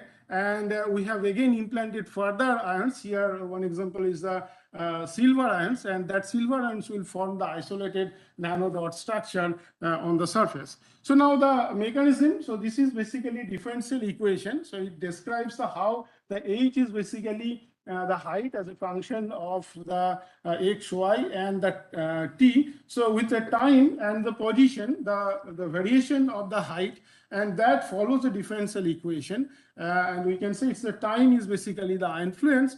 And you can say that we have studied that initially it follows a linear growth, and then it's a non-linear growth because these terms are becoming more active. And if you go further, then as these type of structures are forming, local ion incidence angle will change. And by playing that, what we can do this type of pyramidal structure. So here we have studied their growth. And now what we have further done that normally what we characterize this type of structure with the XC to AFM or the TEM measurements, but to get an idea whether we can do it in the in situ. So we have a new idea just without having any characterization tool. So just monitoring the secondary electrons. So we know that when the beam is interact with the solid surface, that the secondary electrons are also emitted there. So here very simple homemade setup. So what we have monitored that, and we have found that if we just only probe the secondary electrons with the ion fluence, so this will also give you the signature is what is going on the chemical and the physical change on the surface. So for example, here you can see that when we have a native oxide layer, then the electron emission is higher because the mean free path of oxide is much more than the pure silicon. And once this is oxide layer is removed, then again there is increase of the secondary electron in. So that means that as we are using the nitrogen beam, it is forming the silicon nitride. And then after, at around 1 × 10⁻17, this type of structures are forming there. And you know, if you have a structure, then the local ion incidence angle will change, and the secondary electron emission will change on the local incidence angle, which is following the scanning electron microscopy also. So by that, one can monitor in situ that whether this type of, what type of physicochemical change is going on within the surface. So another experiment, what we did that during the ion irradiation, the temperature increase at the target is very important, and particularly there is no technique that which can measure the temperature of the impact site.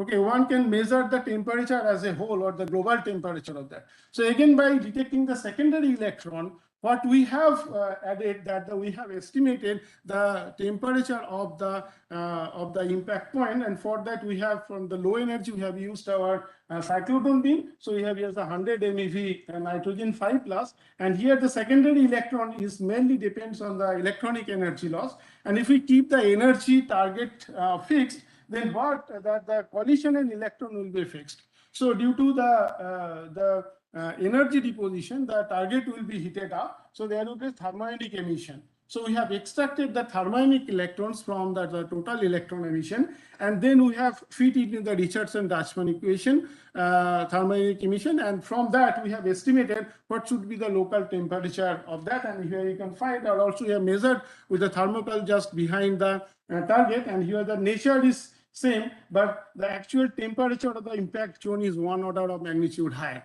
Okay, so that's another things. Now, if I come back to that the nanostructure, so what the template we have formed, this type of conical structure, so we have exploited its geometrical shape. And as the ion beam, further ion beam has the directionality, it has the momentum. So what we did, so first we have generated this type of structure by the nitrogen beam, and then in the same geometry we have implanted the nickel or silver or iron from the same ion source. And you can find just that further ions will only implanted in the front side, and this is the cross-sectional TM measurements. You can see that the nickel dots are sitting only here. So by this way, one can generate this type of structure. So here's an example. So one can develop the nanowire structure or the dot structure, or if I implant it in the normal direction, it will form a two-dimensional layer. So the application of this technique is that you need not to go for the lithography, but you can develop this type of structure on the entire surface. So it will be cost effective and also time effective. So this is one example which we have can be utilized for to increase the solar cell efficiency. What we did here, we have again implanted the nickel. So nickel on silicon, and nickel has formed a nickel silicide layer, which is a plasmon active material. And in addition to that, it is have some nanostructure. So it has twofold advantage. One is because of the nanostructure. So the light, particularly in the solar spectrum, so it will multiple scattering and it will be further absorbed. And also due to the presence of the plasmon active layer, it will be the light will be more absorbed. So by that way, the absorption is increased almost from 20% to 80%. So that's why if it is used in the solar cell, that it can be increase the efficiency of that. And here is the another application of this, that what I said, that we have first generated this type of nano template structure, and then we implanted the silver, and that silvers are there, and it is showing very high enhancement of the Raman signal. So it can be used as a Raman chip. And conventionally, it is used for like one can disperse the silicon or disperse the silver or gold as a Raman enhancement. But here, the idea is that this is not on the top of the surface. That is implanted, it is just below the surface. So what one can use as a chip, it is reusable. If you just remove the top layer, but you are not removing the implanted material. So it is, it can be multiple times used. And so another type of experiments what we are doing. So we have taken the mica-like insulator material, and it's a very interesting material. It has atomically flat surface. It's a huge quantity of mica is available in our country, but it is a very interesting structure, layered structure. So what we have done, we have modified the physicochemical properties of the mica by low energy ion bombardment. And here you can see that different chemistry and structures are developed. Also, this type of ripple structures are developed there. And as there is a change of their structure and the composition, its band gap is also changing. Only 5 minutes.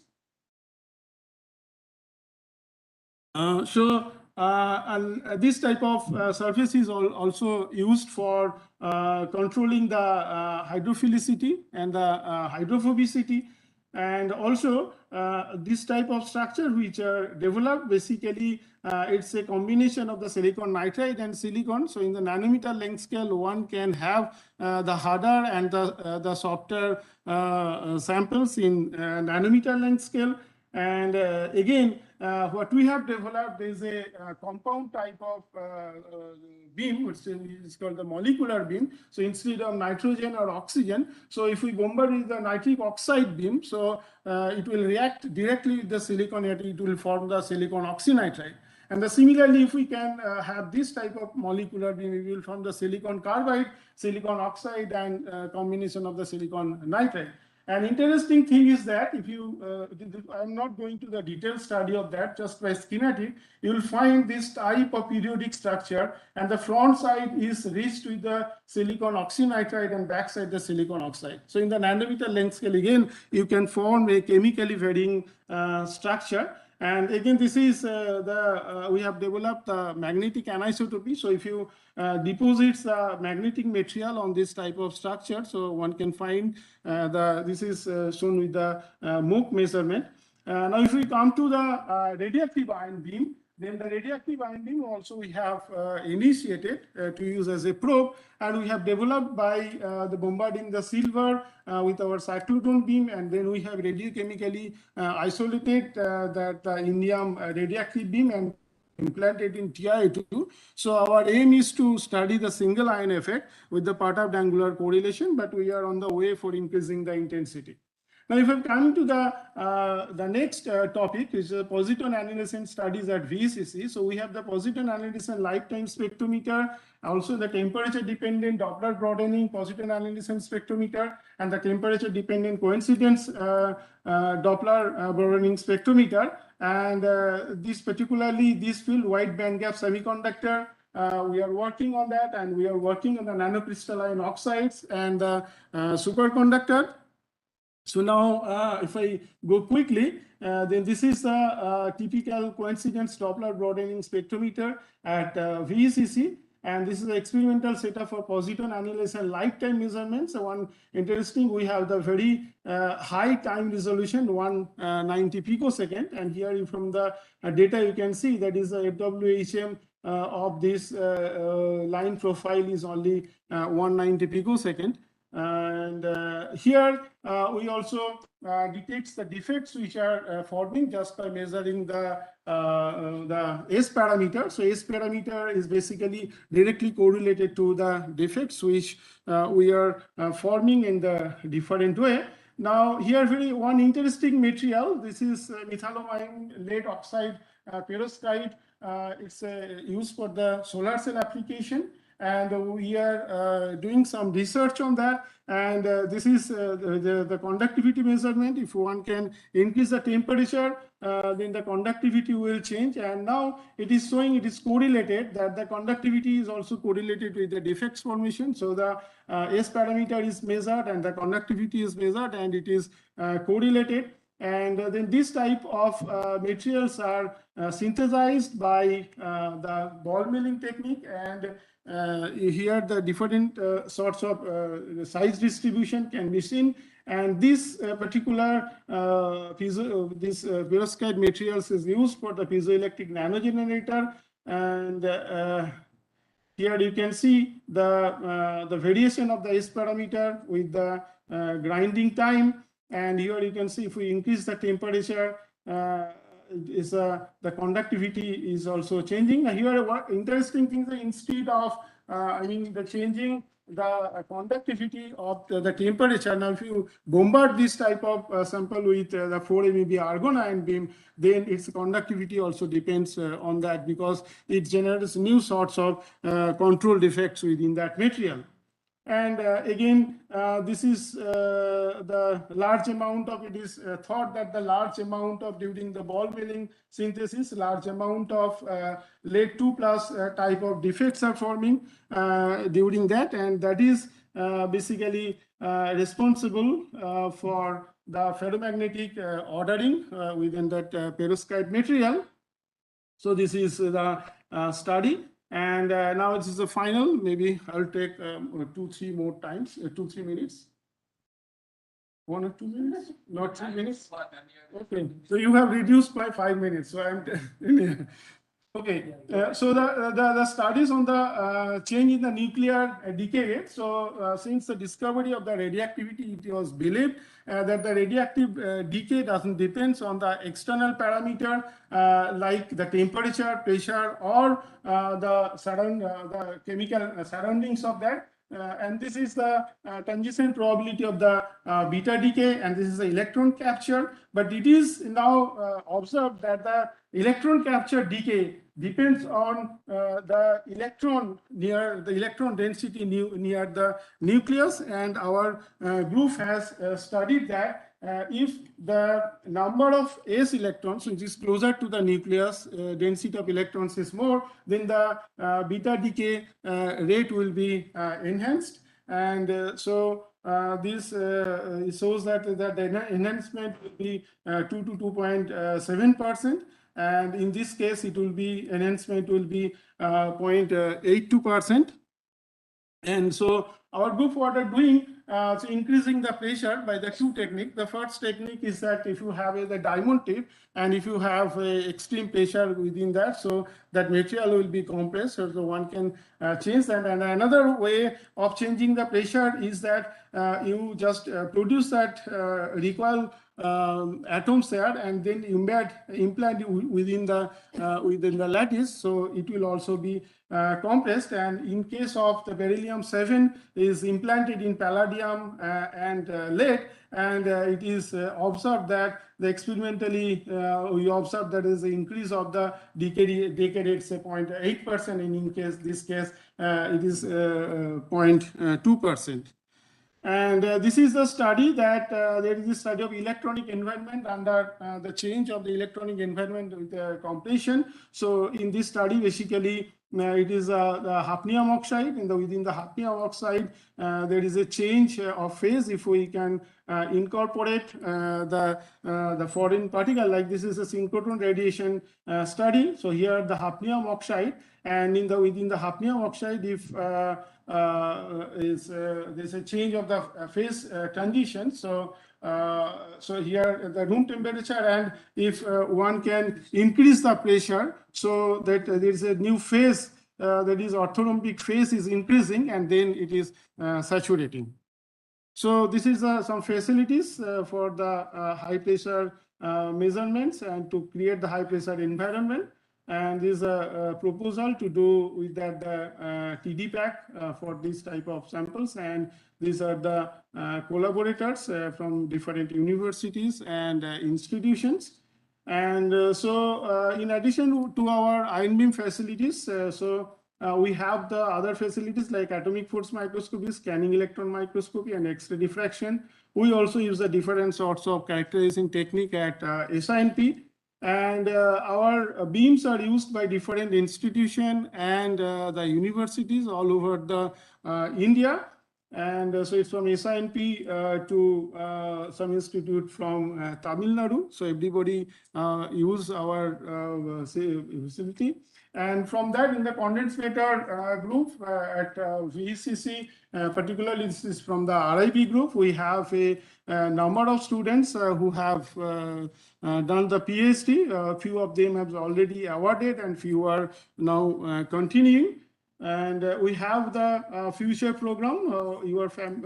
This Advanced National Facility for Unstable and Rare Isotope Beam. So I'm not going to the details of that because of the limitation of the time, but in brief, that this is another again facilities which will have a very good source of stable and radioactive ion beam. In addition to that, it will be a very good source of X-ray and neutron. So condensed matter physics along with the other stream of research can be done with this system.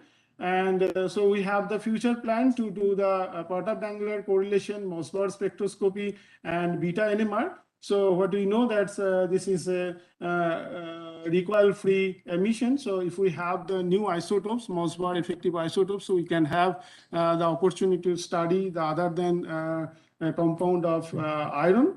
And so this is almost the end, the Perturbations correlation, and this is my summary. So we have the KeV to MeV energy ion beams are being used to study the ion beam induced growth of various nanostructures, ion implantation, and the control defects formation.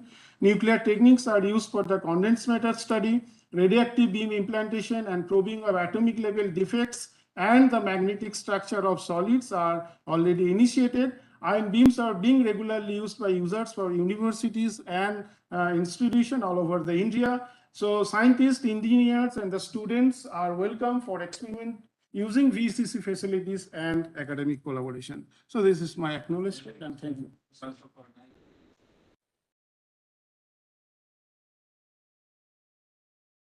Everybody is tired.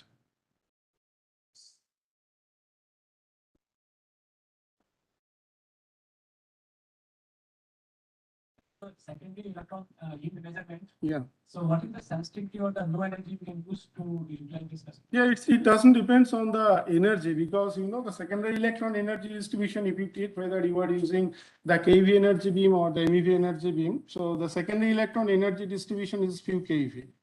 Okay, so the secondary electron further in the low energy, we can say, because the interaction zone is near the surface, so you will have the more secondary electrons rather than the high energy electrons. So, and the sensitivity is that if you can measure simple the electron current with the current meter. So it's a typical range is from microampere to picoampere. So, or you can say in the other way, picoampere to microampere. So you can easily measure these things. Yeah. There is no other question because time. Thank you. Next speaker is from RRCAT.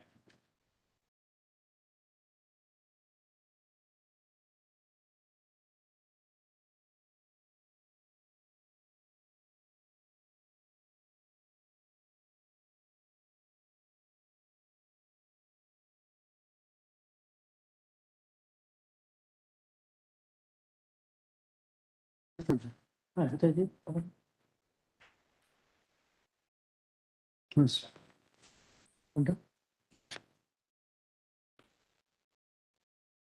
Day two.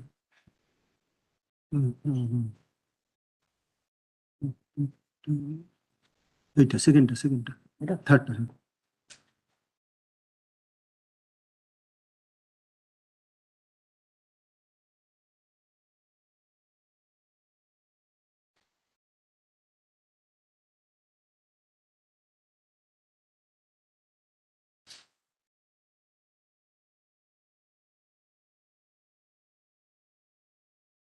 Okay.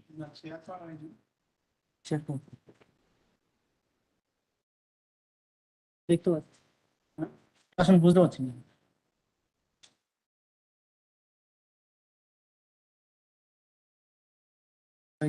ভুলে যেতে হবে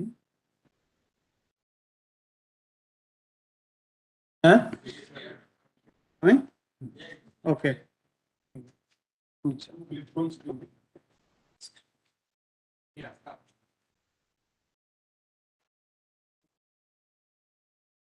এটুকু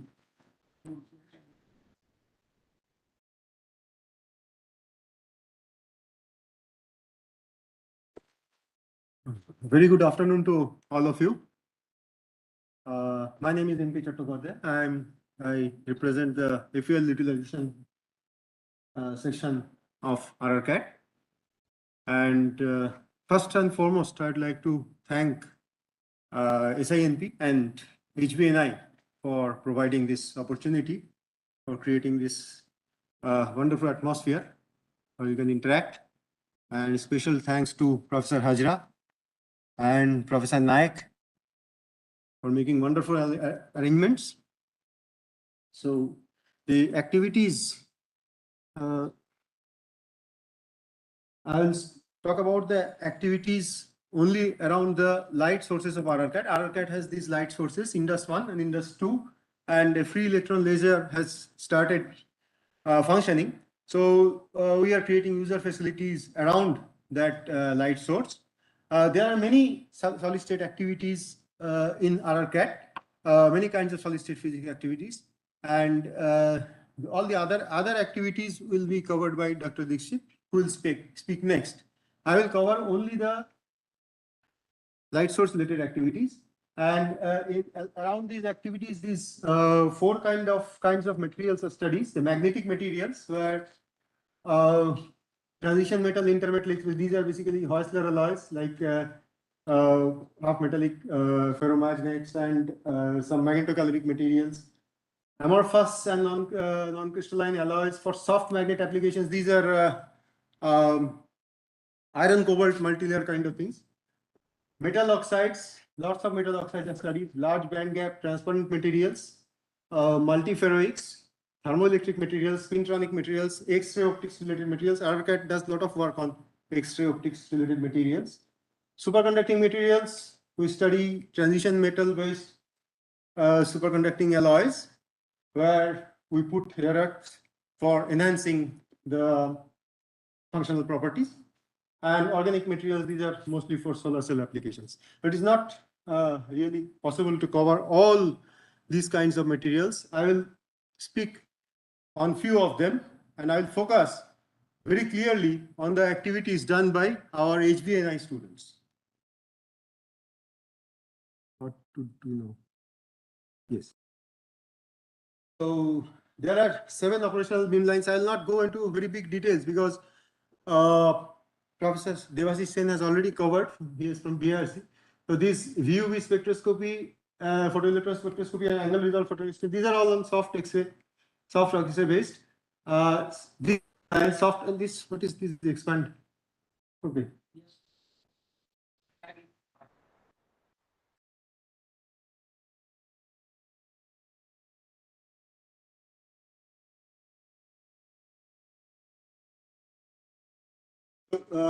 This beamline, just I want to mention that this has S and P geometry. S and P geometry means the electric field of the X-rays can be parallel to the plane of the sample or perpendicular to the plane of the sample.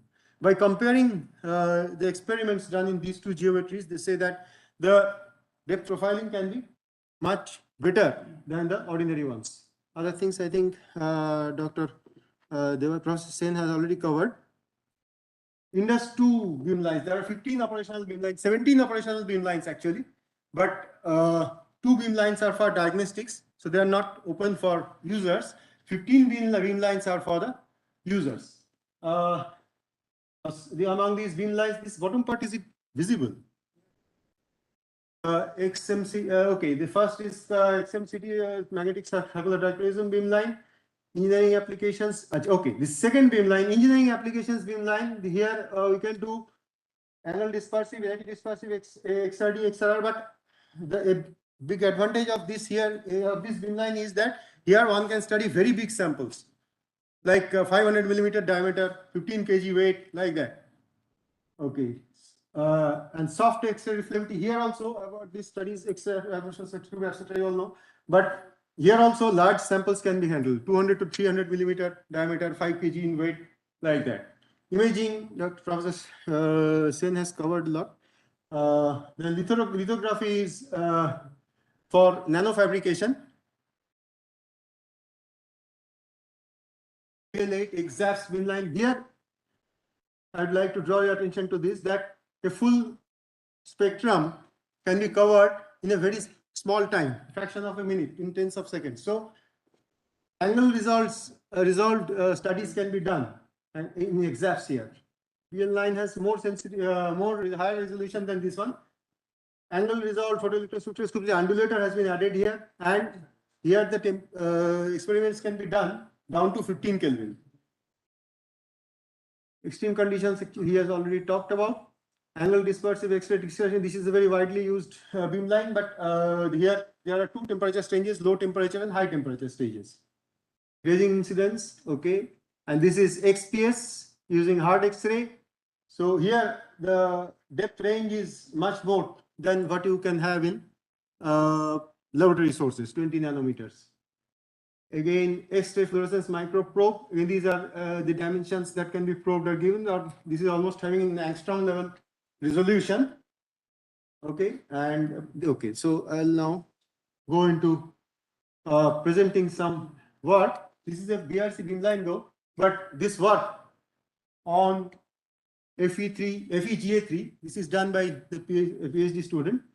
Here, this material was, XRD was done as a function of high pressure. Here, this is the pressure cell, it can go up to 40 GPa. Now, from these, the outputs of this experiment, ab initio calculations were done, and in the combined study, the role of on-site Coulomb correlation in this material was studied. This work, this is our sample, field utilization section. MnCoG is one magnetocaloric material. At room temperature, the phase transition is this orthorhombic to hexagonal phase transition is near room temperature. This is at room temperature is already at the phase coexistence state. If you increase the pressure, you can see that the hexagonal phase, these are the phase fractions. Hexagonal phase, once you increase it to high pressure and decrease it, the phase transition is kinetically arrested. It does not come back.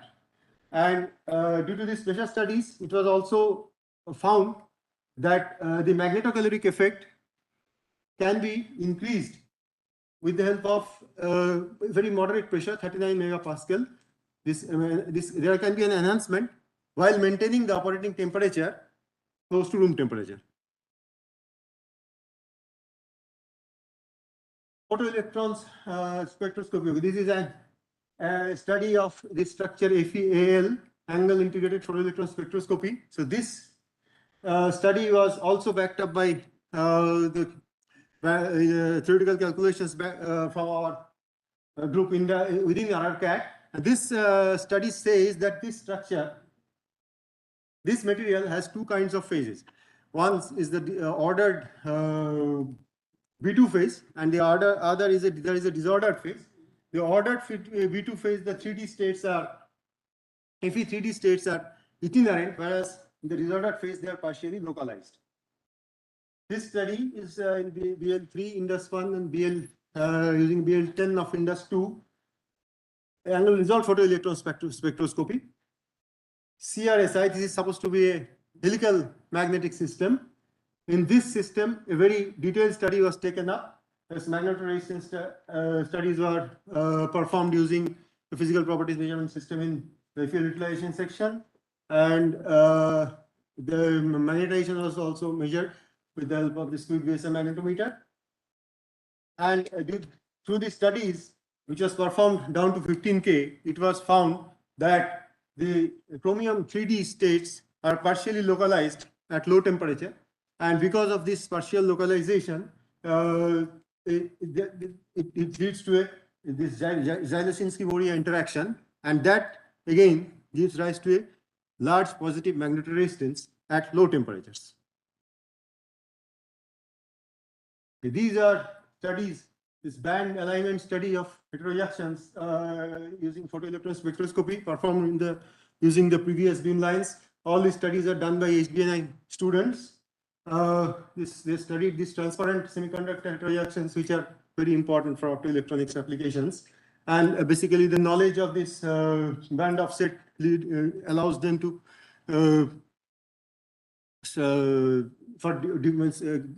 they give them important information for device fabrication. So this particular picture is for this alloy, PN heterojunction consisting of chromium and gallium oxide.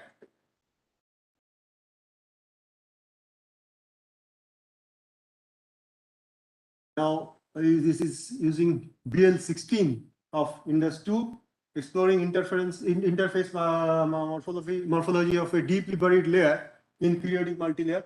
This material is studied using X-ray reflectivity and X-ray fluorescence. So using this data, this is the reflectivity and this is the X-ray fluorescence. And from that, the electrical field profile was calculated out. This is that. And you can see that this gives the profile up to 800 angstroms, so which is quite deep. And this work is also done by the PhD student of HBNI. Okay, this work is this material. COMNSB is theoretically predicted to be a half metallic ferromagnet, and CO2 MnSB was predicted to be a ferromagnet with L21 structure. Now, when these materials were formed, neither it was found by magnetization measurements that neither COMNSB was behaving like a half metallic ferromagnet, and when the electronic structure of CO2 MnSB was studied, it was found that it was not L21 structure. Now, so a detailed study was taken. This alloy synthesis was done in UCD CSR in Indore, XRD is in Indus. Optical metallography, this was done in the engineering materials section of RRCAT. PDS is done in Indus complex. Magnetization using this MPMS3 squid VSM. This is cryogen free, does not lead liquid helium. So this is in the field utilization section. Electron structure calculations using this DST base. This is done by our theory group. This is a big collaboration within RRCAT. And with this, it was found that, see, this COMNSB, this has a superstructure with this symmetry. And there are two kinds of 32F sites in this superstructure. One is empty and the other is filled. That's how it is supposed to be a half Wessler alloy. Now, when cobalt is put, the cobalt goes into the empty vacant 3,2F sites. But it was found that beyond 1.45, the cobalt does not go in. That is one. Number two, this vacant site is not only filled when we put cobalt, it is not, or in as such in, if we try to make COMNSB also, this, some of the vacant sites are always also filled by manganese and antimony.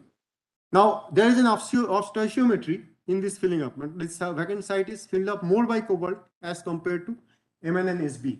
And this theoretical calculation showed that because of this of stoichiometry, this band structure first is altered so that the half metallic character is not obtained, number one. And number two, because of the same of stoichiometry, this L21 phase does not stabilize. So there are many facilities around the two light sources. We have very elaborate sample preparation facilities like argon arc melting furnaces, induction furnaces, annealing furnaces for heat treatment and quenching, etc. And elaborate cutting, polishing machines for preparing samples for these experimental facilities. Transmission electron microscope and AFM, these are in Indus complex. This is our physical properties measurement system in the free electron laser utilization section. This can measure heat capacity, thermal conductivity, thermoelectric power, Hall effect, electrical resistivity in temperatures from 2 to 400 Kelvin and at in magnetic fields up to 9 Tesla. This is the FEL that has come up in RCAT. So this there is an electron gun on this side. These are the pre-bunch stages. This is the linear accelerator, and then the beam is bent like this and fed through this. There is an optical trap here, and this is the undulator. And from that side, the beam pipe goes and goes to the next building where we have the user stations. Now this has started working. They are designed. It was designed for giving frequencies up to 50 micrometer. Presently, it is giving up to 30 micrometer, and it is giving high power. Now, to utilize this source, we have established this frequency domain spectroscopy setup. This is the spectrometer, and it is coupled to a cryogen-free magnet cryostat system. It can give temperatures from 2 to 300 Kelvin, and it can work in fields up to 7 Tesla. The fuel beam is to be connected to this spectrometer here, and this spectrometer already has its own sources. It has a glow bar and a mercury arc lamp, and together they cover the range from 2 to 2000 centimeter inverse. And it has its own detectors. This is the cryogen free. There is a this bolometer. This is also cryogen free. Works with a CCR, and it has this indium arsenide hot electron bolometer. It works from 2 to 40 centimeter inverse. Cryogen free NBT is bolometer, 10 to 600 centimeter inverse. Then the MCT detector, 600 to 2000 centimeter inverse. DTGS, which is difficult to pronounce, 10 to 2000 centimeter inverse. This seems to be very nice, but its sensitivity is less as compared to the other ones. So using this spectrometer, the user experiments in this station has already started. This is a YCRO3 sample that was studied here. So the frequency domain spectroscopy as a function of temperature, this result is shown here. It was also done as a function of magnetic field. And along with that, on this sample, heat capacity measurements and Raman spectroscopy measurements were also carried out. And they did some simulations also. So this based on the spectroscopy inputs and simulations and heat capacity measurements, the entropies related to the phonons, magnons, and thermal expansion, these entropies were separated out, and as a function of magnetic field, the studies of frequency domain spectroscopy as a function of magnetic field revealed that there is a magnetoelastic coupling at below 138 Kelvin, where the material undergoes a transformation from paramagnetic to antiferromagnetic. So complementary to this setup, this is a frequency domain spectroscopy setup. We have established a time domain spectroscopy setup.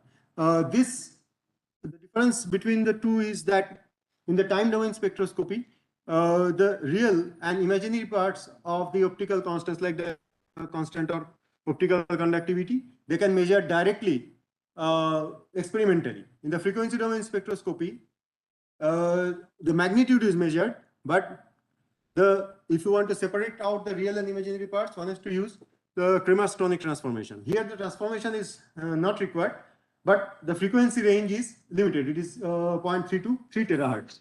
But this frequency range is very much suitable for wide range of technologically important materials like superconductors, and you can study this and penetration depth. So this is one of the very rare experimental techniques where one can measure the magnetic penetration depth of a superconductor. So this is a study done on disordered molybdenum thin films. Molybdenum as such has a TC of 0.9 Kelvin, but disordered thin films, the TC can go up to 4.5 or 5 Kelvin. These thin films were synthesized in IGCAR, Kalpakam. This is the temperature dependence of penetration depth in the two films. This is the superfluid density or density of Cooper pairs, and this is the superfluid stiffness constant. So this particular instrument is very suitable for studying superconducting and magnetic materials. So, okay, why we study? We are telling so much about the superconducting materials is because in our section there is a activity on superconducting materials. So here we study these refractory metal-based alloy superconductors, vanadium titanium alloys, molybdenum rhenium alloys, vanadium zirconium alloys. Why we study these materials? Because the niobium is not very suitable for neutron irradiation in the atmosphere. Under long-term neutron atmosphere irradiation, it gets transformed to radioactive materials which have very long decay period. That problem is not there in these materials. But the problem here is, if you see the commercial superconductors, like these are NB3S and NBTI, because niobium-based materials are the materials that nature has provided, which can carry very large current in the superconducting state. At the same time, they are mechanically very robust, so that one can build long length conductors for winding the magnets. These are for high field, high current applications. So in these material systems, like vanadium titanium in MORE, the mechanical strength is very good, but the critical current density is about 2 orders of magnitude less than what is required to go to this level. And VZR alloys, our VZR alloys, we have gone up to this level, which is very close to that niobium titanium plus NBCSN, but their mechanical properties are hopeless. So there is in one part we want to increase the critical current density of these materials, and another part we want to enhance the mechanical properties of this one. So that is the whole program. 3 PhD students have already completed PhD, and 3 more are presently working. They have all together published 23 papers in good journals, and many more in the pipeline. So basically, what they study here are, see, in these materials within the same crystal structure, the the superconducting transition temperature of the alloys is higher than the end elements. Why is that? 5 minutes I'll not take. Okay. So why is that? That in MORE also it is like that, but it is different in the 2 different systems. The reason is different from 2 different systems. They have found that reason. So that is one, and then there is a coexistence of magnetic and correlation superconducting in this system. Vanadium contributes spin fluctuations, and when enhancing the critical current density, we put GD, which does not go into the lattice, gets decorated along the grain boundaries in very small precipitates, but it introduces ferromagnetism in the system. The GD transition at 295 Kelvin is seen in the system, but it still becomes superconducting And even the TC is increased by 0.5 kilo. So, and the JC is also increased by 20 times. So they have studied that.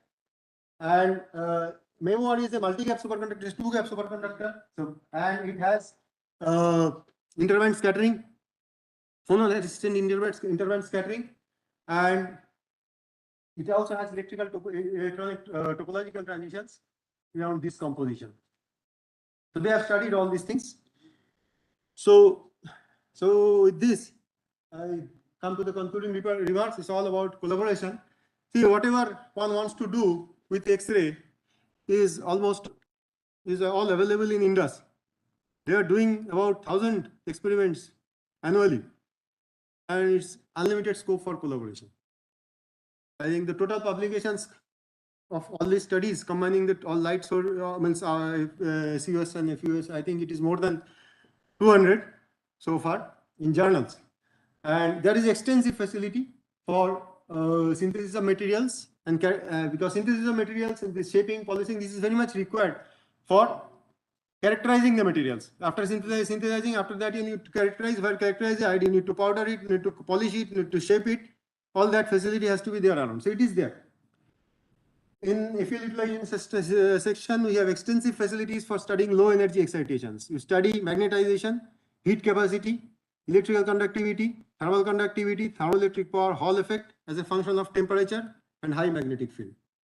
There's an additional scope of collaboration because the new systems are coming up, which we need collaborations there. One is, as I told, for from frequency domain spectroscopy, if we want to extract the real and imaginary parts, which we apply Kramers-Kronig transformation. For Kramers-Kronig transformation, we generally need very large frequency range because we have to fit it. So our system is now restricted to 2000 centimeter inverse. So that we want to take it to 10,000. Detectors, whatever are there, that will work, but the source has to be coupled. So we need young people for that, which you don't have that much. Okay. Then for the terahertz time domain spectroscopy, we have established the system. The problem comes is that all that comes from Europe and America, there is a problem, there is COVID, and then if something goes bad, heavens fall on us. So we have to develop our own expertise. So if there is expertise available on building this kind of system, many people work on the peer, there many people do PhD on terahertz generation and detection. Those kind of people can come to our lab and do their experiments, and in the process impart knowledge where we can build our indigenous stations. Because even for testing those components, we need similar kind of stations what we need for doing experiments. Okay, and then FEL based pump probe experiments. This FEL is for tunability apart from the penetration. Now this tunability is required when you do pump probe experiments. The FEL based pump probe experiments, that means there is a lot of synchronization available. So not only physicists, even electronic engineers will be needed here to do these things. This is a long-term goal. Thank you.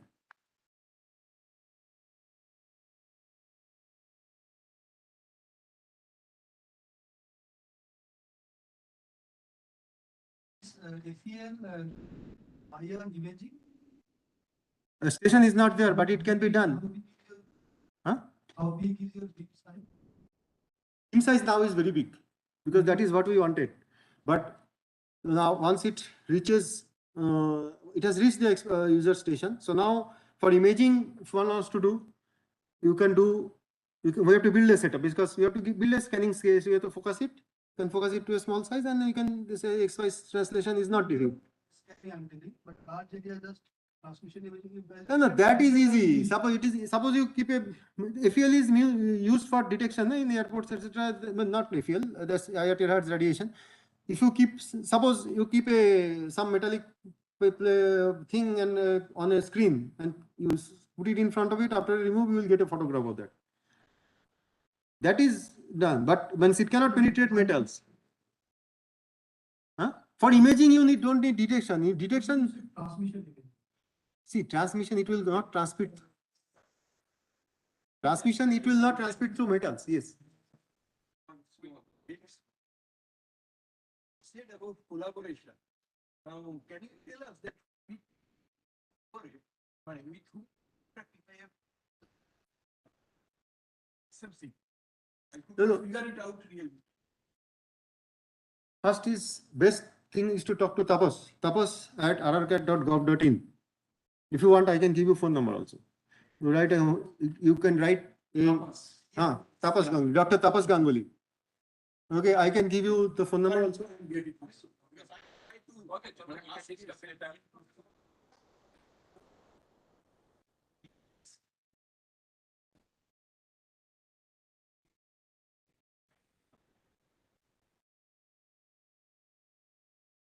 DFT is theoretical, TDS is experimental. You have to. Directing constant you can find, no? Real and imaginary.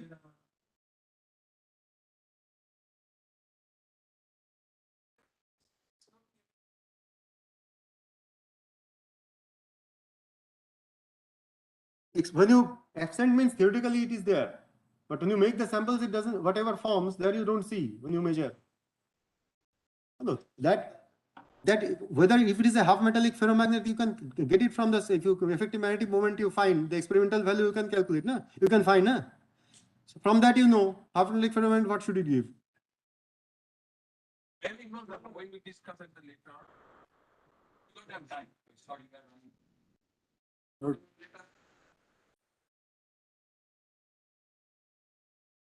Thank you. Now, Vijay Kumar.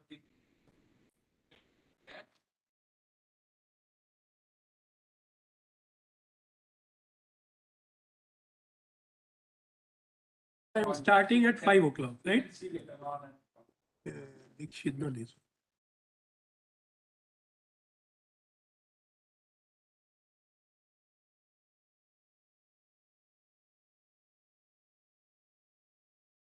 A2.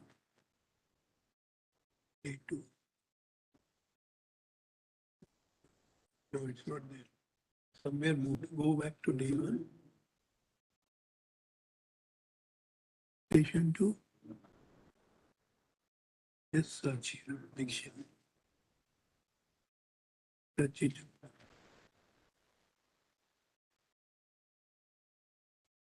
Yeah, you open there.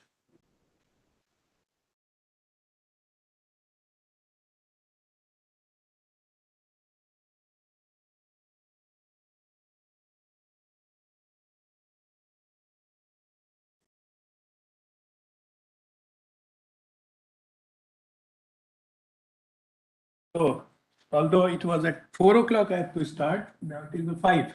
So it's almost a 1 hour late. So it's okay. I mean, good evening to all of you. And it's really great learning that here many of my friends are here and they are doing excellent work. In fact, I've seen the labs. So it's a good opportunity to interact in this meeting and also discuss the work which is being performed by our HBNI student as well as to us in the lab. Because many a time that some problem you take as a faculty and then do something. So those all will be discussed here. Let's see that what is the main condensed matter activities and the material science activities is pursued at RRCAT. Point here I want to say that our emphasis is not to cover entire condensed matter physics and material science activity. We are going to cover only some part because of a lack of time. In fact, all the state of matter is being investigated at RRCAT, including plasma as well as a gas laser. So if you all come and visit, you will find that entire state of matters are being discovered. So let me begin the first one. Here, as you'd see that the first, my outline of the work is, which I'm going to discuss here. The first I'll discuss single crystal, monocrystalline multilayers, quantum material growth. And then I'll try to discuss the properties of a designed, and designed when I say that means you are designing the quantum, you are designing the wave function and you are modifying the properties of the material and then you are making a device's structure. There also you have to modify certain things. Then it goes as applications of indigenously developed materials and devices, and the overall emphasis of ours is on new phenomena.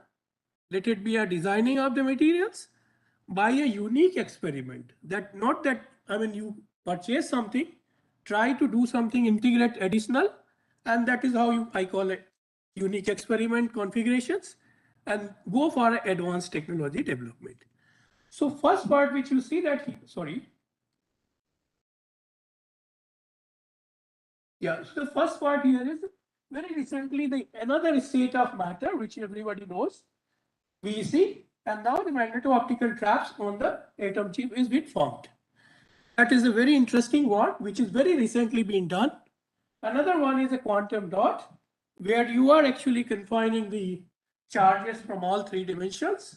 And this is the very large size KDB crystals, single crystals. This has been grown to serve the Pockels cells for the various things. Now, so then question comes, what are other things which I say some another configuration? As the Viscosity has here, so I know that the fantastic piece of work which he's doing up to the millikelvin, but the facilities which we have created, and what we do is we are able to do here 1.4 Kelvin around, and then what we do is take the kind of quantum structures which we develop, and as we know, Rx6 and Rxy would be leading to all these Landau levels related plateaus and oscillations. But what we were thinking, once we have a quantum dot and also a complex structure, there's a lot of parallel layer conduction issues. And during the parallel layer conduction issues, what we were trying to establish, can we get a certain parameters by optical means, because matter is same. So by changing the probe, it should not change the properties of the material. So we'll discuss it out that. Then goes, once we make that, we are actually making a quantum well lasers. So very recently what we are trying to integrate these lasers and operate it to very high power. And we have gone up to 51.5 watt CW power and 25 kilowatt power from a laser diode. Why do we go for? We were thinking that we start with the single crystal growth. For what purpose? Doing a learning for a new configuration, new physics, and then finally you have to understand the material and then integrate for the certain part. So this is in fact under the technology transfer process. Now comes to the single crystal growth. So as we all know, anything when you start the single crystal, the nucleation is a very important part. If the nucleation is defective, I'm bound to say that your crystals are going to be defect, and you will have plenty of new things will keep on coming. I don't know whether they will repeat or not.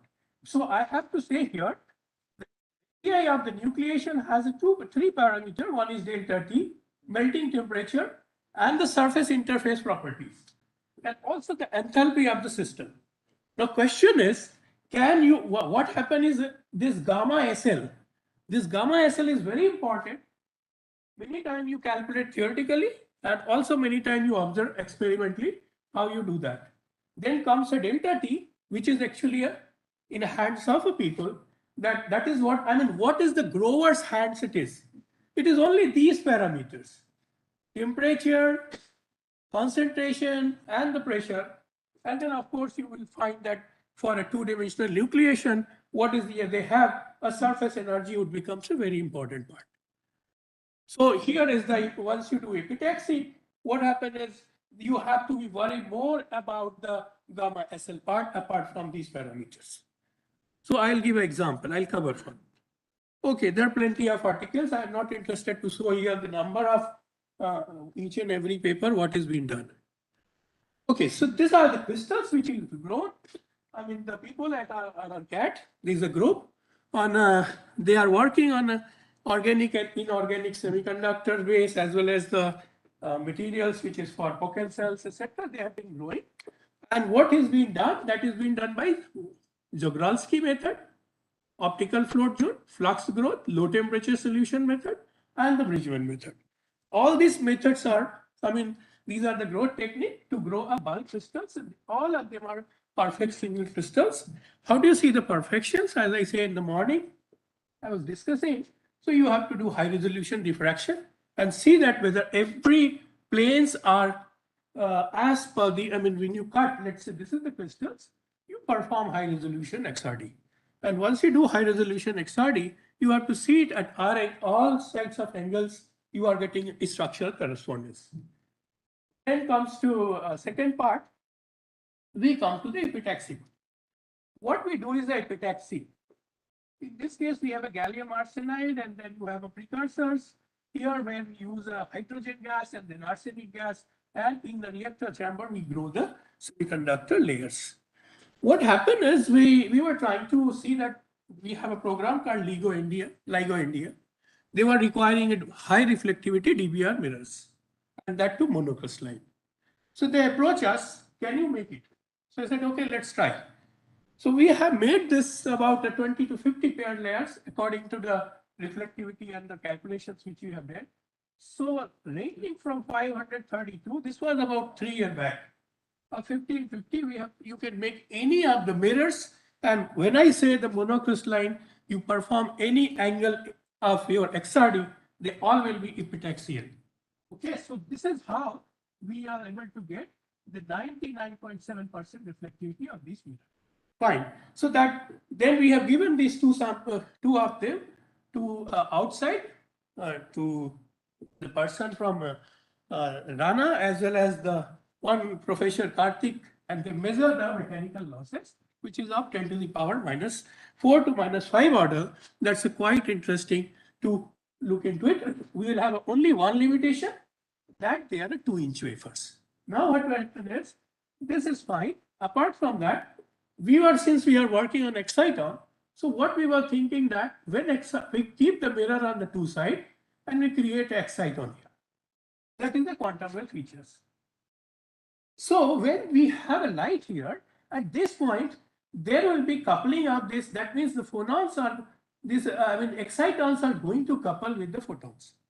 At the momentarily, the strength of the coupling is what we are interested in to look into. So that's a physics problem. And then we try to make this a structure as well. And of course, you can see there is the absorption here as per the quantum. And this is what is referred as polariton. And we are interested to see the polariton property under the magnetic field. Right. So I move forward further. Then, of course, we know the quantum structure. So there will be discrete energy state. And in XY plane, electron is free to move. So this is what I call as a design of the structure. Now you see, mostly you are confined that wave function is a periodic and you have e to the power IKR dependence.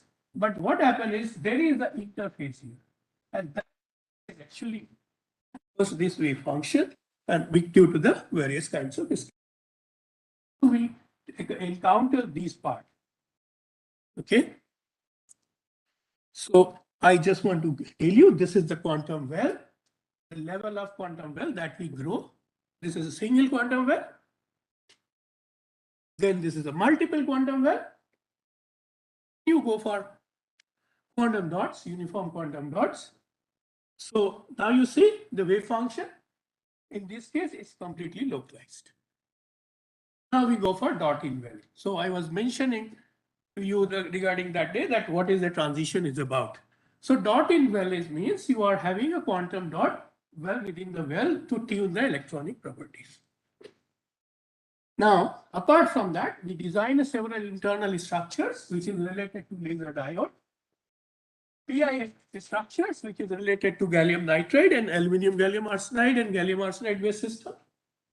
Here what we do is, as Molendu said, we measure all the energy offsets, whether it is a conduction band offset or a valence band offset, by performing a UPS, and the conduction band offset we take from a capacitance voltage measurement. By this process, we have grown several laser structures and the device structure as well. So go, and now question comes here. Now you see that if you are today, if you read that ITRS report, what it says is you have to go for 90%. If you, because there is a strong radiative recombination efficiency, you need to go for ultra low disorder system, high mobility, large mean free path. And if that happens, there's only two possibilities. Either you go for a cleanest system of L-gas, or you introduce the crystal phase quantum structures. How do you make the crystal phase quantum structure? That means you have an allotrope into the system, and then you design a quantum well. So these are the two possibilities, and why do is required? There is a possibility that you can have a quantum well, quantum dot, excite or polaritons, and that is only possible that you have, let's say, the communication between one core to another core has to be done via optics. It cannot be done by the interconnects because it's a very large integration is not possible. So all that is only limited that how you are able to integrate 3/5 on silicon and germanium. So what happened? How do we do that? So we were trying to do some time back. In fact, one of our students later on joined. You can see here in the first step, you just grow a 3/5 on silicon. I learned many times people try to grow many multi-layers, many things, but strength lies at, as I say, interface itself. So one has to first remove the native oxide. If anyone want to grow anything on silicon, first they have to remove the native oxide, otherwise it will be dominated by native oxide. And then what happens if you do two-step process, you are going to get rid of all this interfaces effect. And what we did is we tried to grow in a kinetically limited, mass transport, as well as thermodynamically limited region. And finally, we were able to, and here the problem is this system is a polar and non-polar. So making a silicon on any of the material on the silicon, that is extremely tough. So we solve the several kinds of problem related to surface energy, and you see that.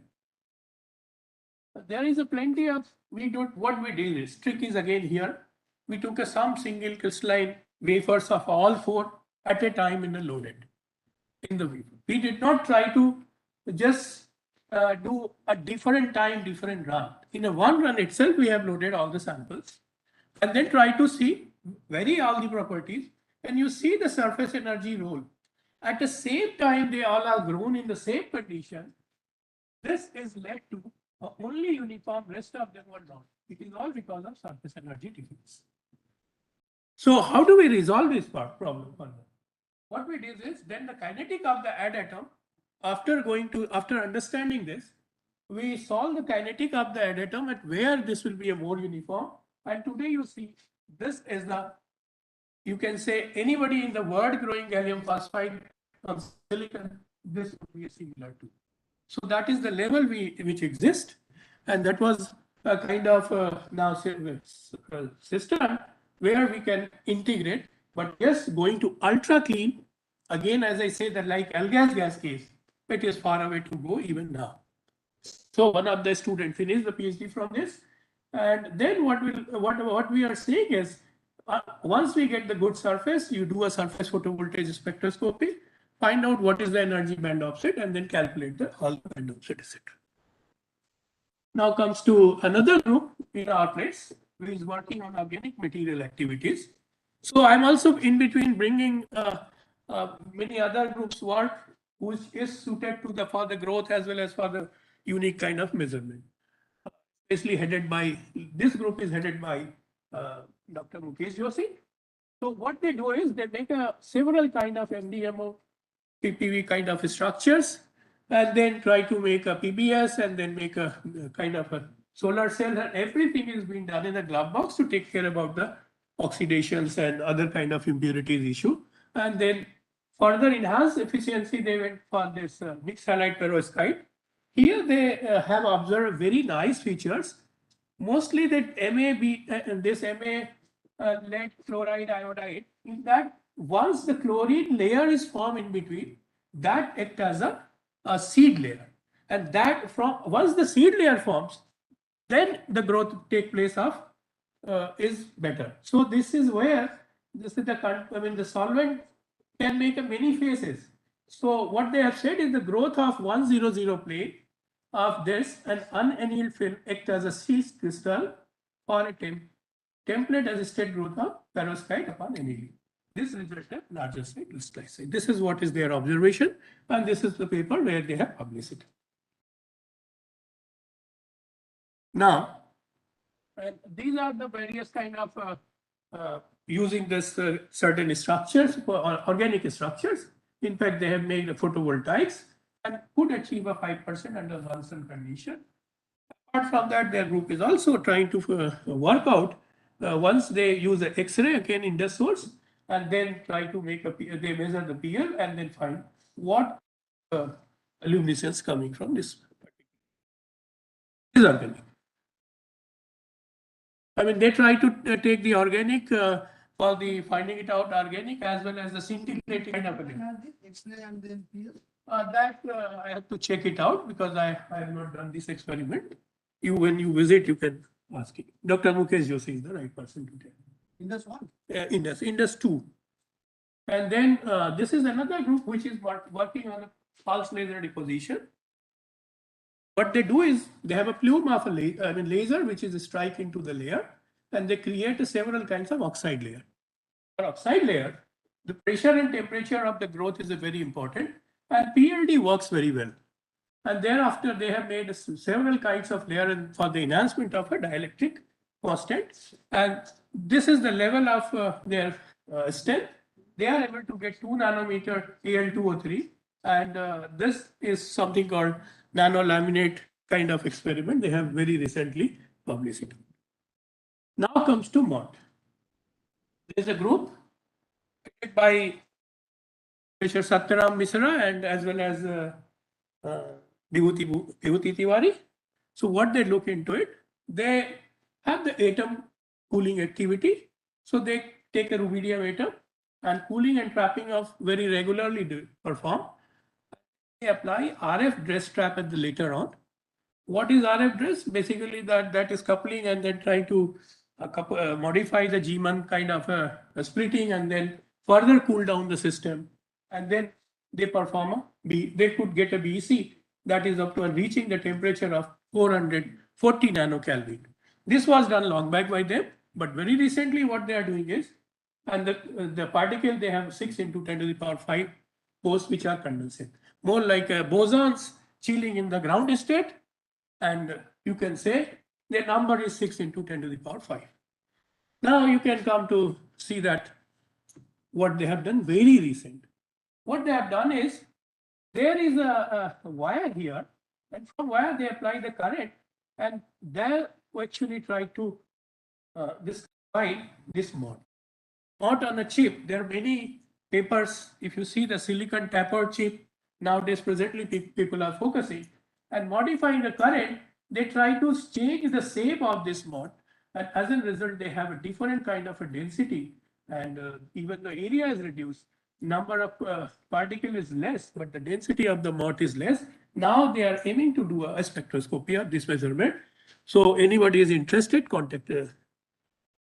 Apart from that, there is a theoretical group, Aparna Chakravarti and Arup Banerjee. What they look into it, they try to see whether certain kind of molecules like adsorption, activation of a carbon dioxide molecule on a small size biometallic merging clusters, and they try to see a minimum energy configuration and see what is stable. So if you see a copper 4, that is not when CO2 is adsorbed, it does not have a very low energy. While you see a copper 3 ZR, once that is adsorbed, it has a lower energy. And this molecule, that means what they say is a copper ZR is acting as a catalyst and then it absorbs for a CO2 molecule. Apart from that, what another thing that they do, H2CO NO gas molecules on WS and MOS monolayers. So Biswajit was discussing about some of the sensors. So probably here similar kind of work they are trying to predict under what condition they can have which this WS and MOS, this would be a better substrate for absorption. This is purely a theoretical calculation. They publish a lot of articles in this domain. One can go see the details. Similarly, they have a half metallic nickel-based alloy, half metallic Husler alloy, and there they take the formation energy, and from formation energy of various kinds of crystal structures they take, which is a more stable condition. So you see here, they have taken nickel Mn antimony, nickel chromium germanium, nickel Mn germanium, nickel Fe germanium, and then once they calculate what is their minimum energy configuration, formation energy, and which structure will be more stable, all that part they regularly treat. And that's a kind of strength. I mean, many times some theoretical problems we stuck, they help us in very recently, in fact, in our group, along with them, some problem has been solved. So this theory group is a very hand-to-hand interaction. And as a result, what happened is many times we are doing and some prediction has to be done. So probably this is the best way to be in a same campus. So there are plenty of paper once again. Now I come to a design material. What is the properties? Gallium phosphide when you grow. So here is this is the system when we grow in 2009. Here is 2017. And you see the quality of these structures. Which we showed the DBR structure, quality is remains same. And once you have, when you grow 3/5 on silicon or germanium, you can see there is an anti-phase domain formation. This is what we tried to reduce this anti-phase domain. And as a result, we were able to prove all these kind of a situation. Meaning what I want to say, if there is a no anti-phase domain formation, you will be getting these 3 peaks. But because there is anti-phase domain, you will be getting 6 peaks. And that suggests there is substantial amount of anti-phases. That is what we could do it. Now, similarly, when we were doing a Raman experiment, mostly we did surface as well as cross-sectional, and this is the polarized one. So what it indicates, there is a along with that there is a TOS sitting, and that is shifted. So the two problems as we have seen, why it is shifted and why it is the TO is coming, that need to be resolved. And that is where we have done, you see very interesting observations. The polarization Raman data for taking a various nuclei sites, what are the facets? So if you take just one, meaning although you have a 001, and why the TO peak is coming? So this says if you have a 111 possibility, 112 possibility, this says if you have a 111 possibility, and the combination says this another one. So as a result, we could solve what are the facets, and by modifying the kinetics, that is the paper yet to be published, we are able to get that quality of the gallium phosphide. Then of course, when you say ultra clean system, you take any 3/5 system. You start from any kind of material. This is the line width, and line width will tell you what is the quality of the structure. So if the line width is at line width and the temperature dependence, you do it. So you will be able to get a very clear idea. Even the way, what I will suggest, one has to do a PL at a very low power. Mostly people will do at very high power, and then this will be saturated. Okay, our system is done. So anyway, that is, I'm not going to have less time now. I have only 5 minutes. I have to cover a lot of things. So there is, of course, we have predicted why it is happening. Then I have to discuss about the magnetic part, what we are doing. This part already known to everyone, discussed here many times. Important feature I would like to say, here the quality of the sample has to be so that you can observe such changes. So you have to have extreme high quality. So now this is the system. We have a 4 quantum structure in a 1. So there should not be an ambiguity between again a sample to sample. And you see the line width which is we are getting is just 1.6 MeV. The best is around 300, 400 micro eV, but that only goes at millikelvin. So that's where this interaction I was discussing with the Viswajit, we can look into it. See the TM quality of this kind of a system. Now you see here what we did. We tried to measure the effective mass of the system. As you have a thinner quantum well, you are going to a higher energy states. What happened? You are actually probing higher state, and then from there you will see as you go at higher K, you are encountering an unparabolicity effect. And that one is actually probed, and we estimated the effective mass of the system. This is a very unique system. Then what another part you will see, sorry.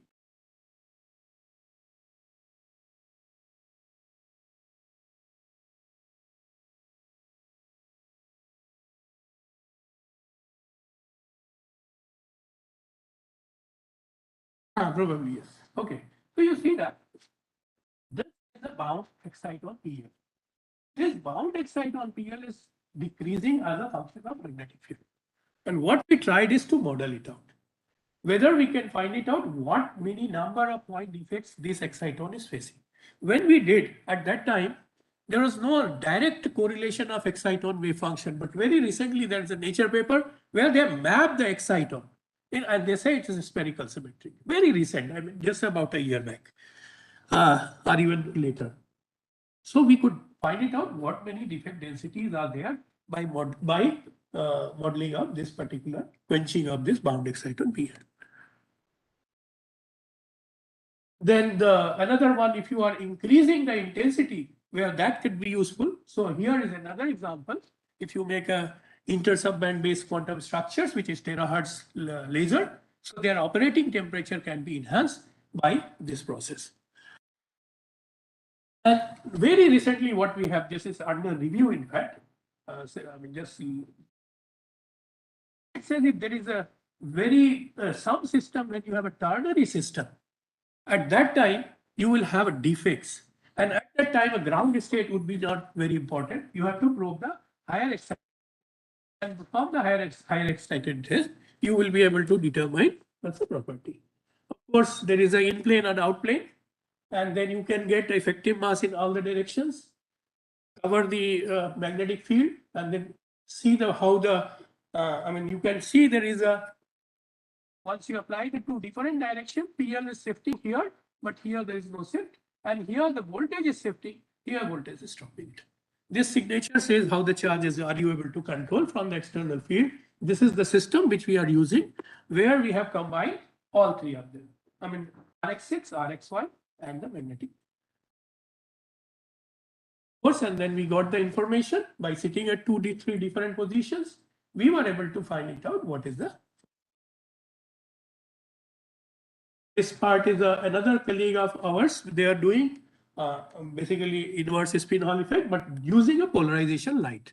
So by polarization light, they have in fact measured this ISHE signal on a various kind of a heterostructure, which is the gallium arsenide, and coated with platinum, indium phosphide, coated with the gold, and then degree of polarizations, and that has been measured and then published into several. In fact, 2:2 people, and both of them are presently in Germany in a good group. Now, in-house development of our devices, as I said, so these are the kind of lasers which we have made ourselves right from the very beginning, and this is the status which we are right now. But what happened while doing this, we designed several kind of a bonding and packaging, and many companies from Surat were facing such a problem, is be bonded and packaged. So since this is our expertise, why don't that kind of part be utilized? So we use this, and you see this is the laser which we have actually bonded and packaged, and then we are able to get, and I think within a month or so it will be transferred, because 17 there was a party from I mean, many people, as well as on 17th, there was a committee from BRC. They visited these facilities, and they are completely happy with this, and I think it will be going very soon. This is another part where our colleagues does the laser material interaction, and where they use jerk alloy. These grids that is using a very high power, they try to cut this. This is a Brahmanand Upadhyay, who was working of HBNI faculty. He is actually using this jerk alloy by the fiber-based lasers and cutting this. Of course, then finally, this is a massless system which we have made just well within a 2 lakh. We were fed up with the situation that 3 crore instrument you have to purchase for mass making, 3 crore for the lithography. So we have done a very simple concept, and it works up to 25 micron. You name any design, any kind of design you can develop. And this is done by a student, HBNI student. So especially I wanted to say the idea of the students would not stuck because of the instrumentation is not available. And then we have a set internal gain pin detector structures, which is actually now you see, we are deploying it to arc detection. We are also deployed to the 2 laser beam power difference measurement. And you see here what we have done. Now we are able to measure the X-ray. This is in Indus once again. Here is the sample, which is a zirconia. And you see all the edges are being detected. This is a totally homemade detector. So what I want to say, you can do the basic science. Parallelly, if possible, a smaller component can be developed into for the real application. And same way we are able to detect the gamma ray. In fact, we have now are able to detect gamma ray as a function of position. So using a gallium arsenide detector. Yeah, this is our overview of the facilities. Just 1 minute, it will be over. This is the facilities where the crystals are being grown. Then this is where we do epitaxial. Here is mentioned to the indigenous developed the gallium nitride system. Again, this was developed by Tapas Ganguly and Tarun Sharma. But there are many users after there, and they are using a gallium nitride. This is a totally homemade system. This is a pulse laser deposition. Then this is a spectroscopy. This is magnetotransport PL setup. Viswajit, especially if you visit, we will be happy to collaborate, continue further. This is FTIR with the down to 10K. And then this is the laser atom cooling setup where the MOT is being formed. This is the transient photoconductivity setup. This is a 1 kilowatt average laser power, 20 kilowatt power. And this is been totally homemade once again.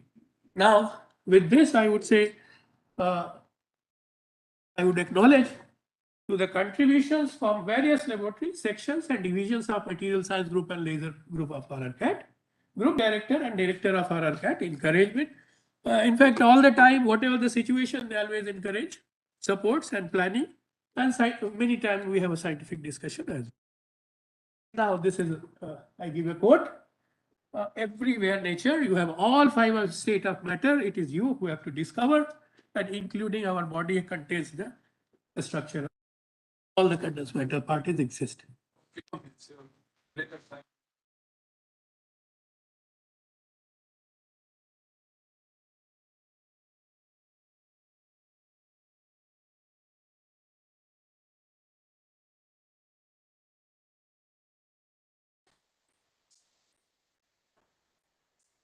Yeah.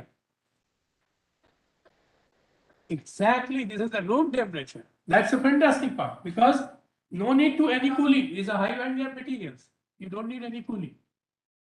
For detection, and this is the worldwide, and people are now taking image of all the image of the body has been done by a gallium arsenide detectors. So soon you are going to see when somebody goes for some accident and they will be imaged out, there will be gallium arsenide high density images. And already there are papers. Huh? Gallium arsenide detector we can provide you at any time. Sample you want, you can provide. No problem. Yeah, you can continue. At any time you can come and discuss it. Any other question, please? For the question, let us actually check again. On the speakers,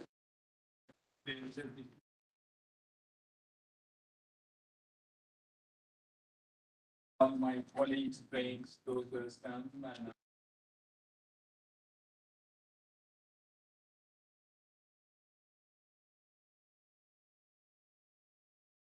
The top job.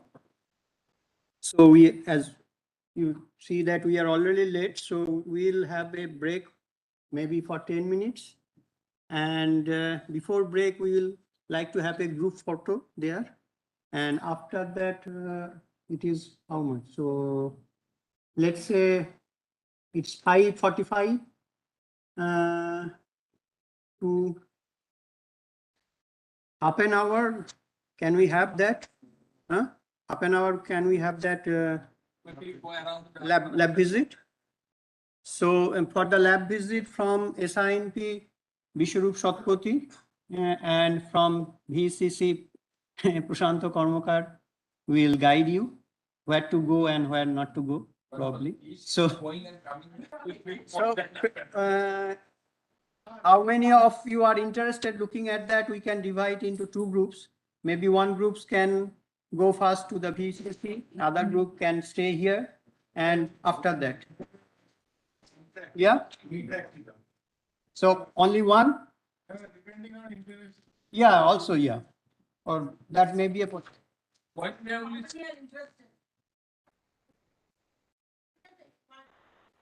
or maybe during the dinner time, I don't know.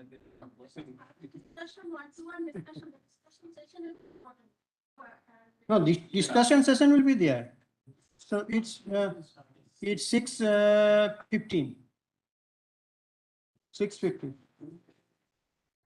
6:15.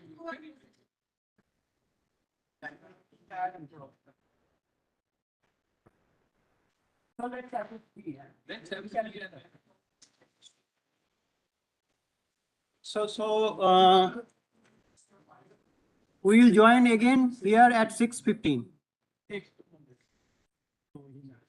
Viswajit?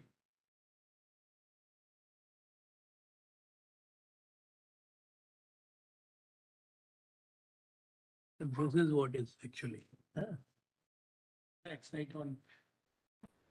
You would have seen in this part, very recent part, where they have actually modeled and said this very clear.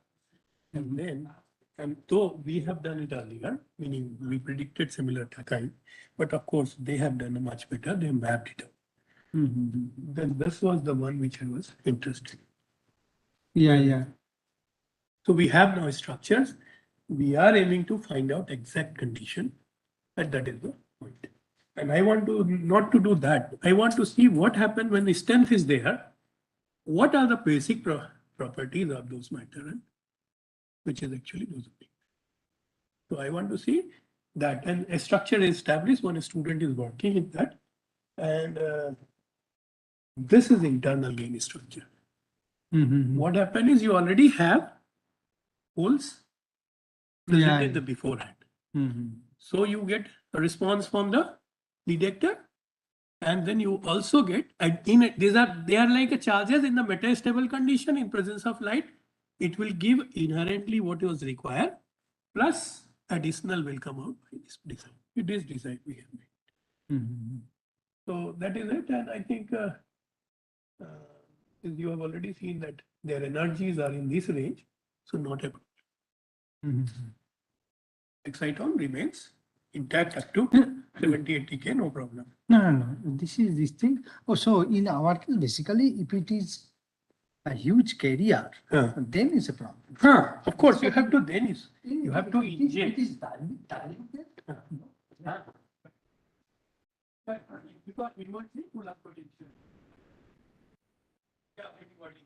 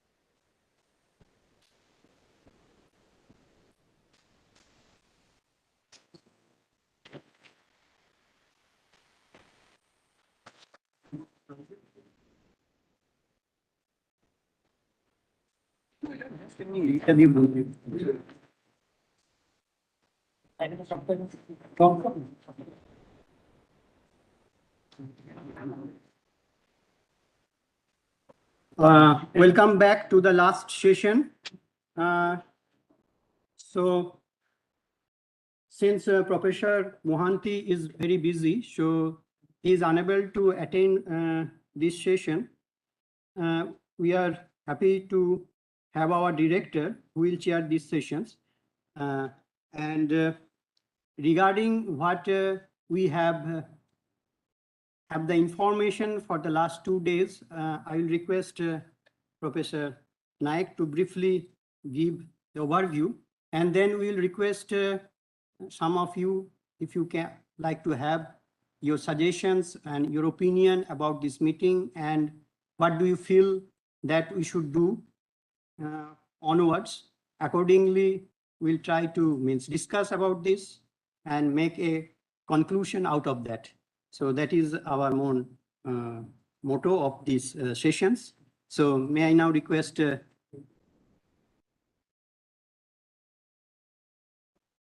and probably after that our director at the end will probably you will sum up. Yeah.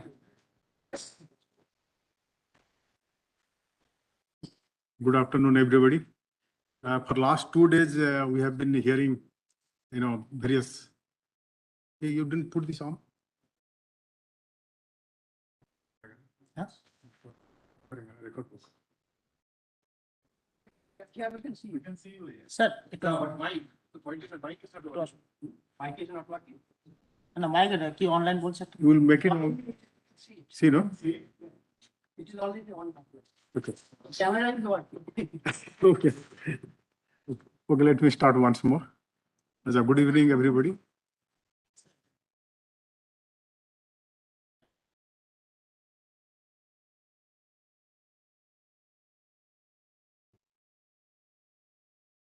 Good evening, everybody. For the last 2 days, we have been hearing faculty of various CIs.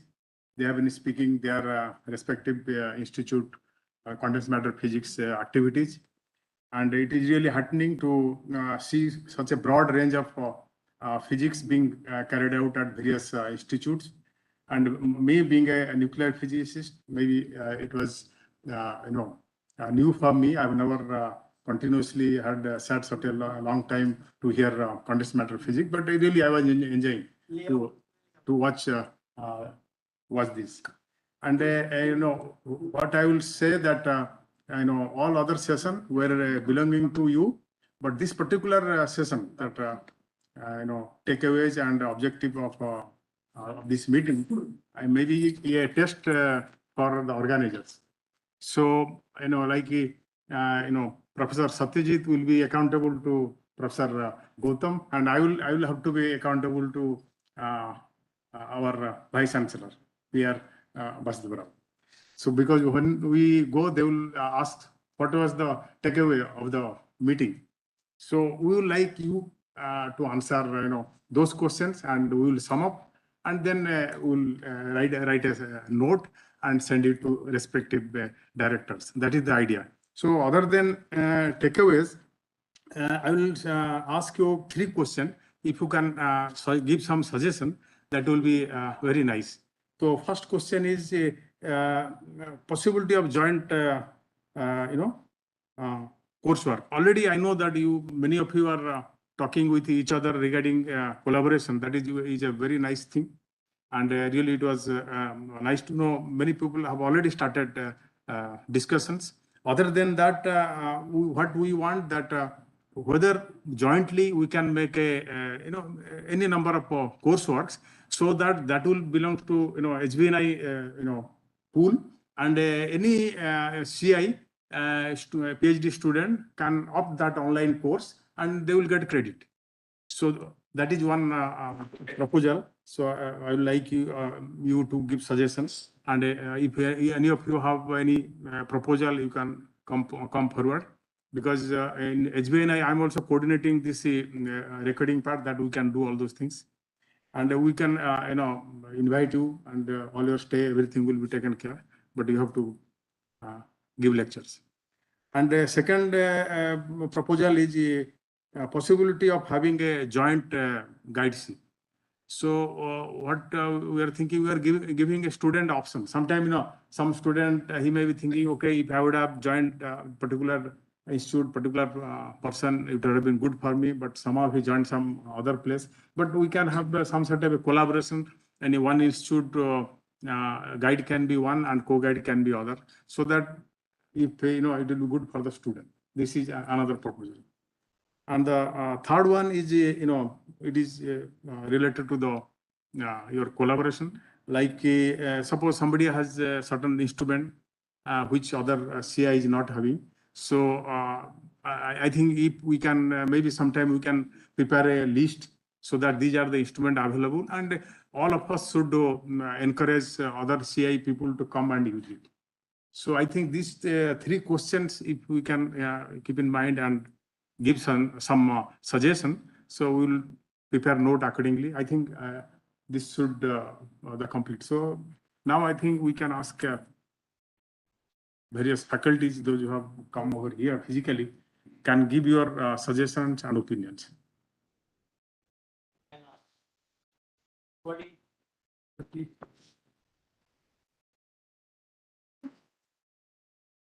they will go.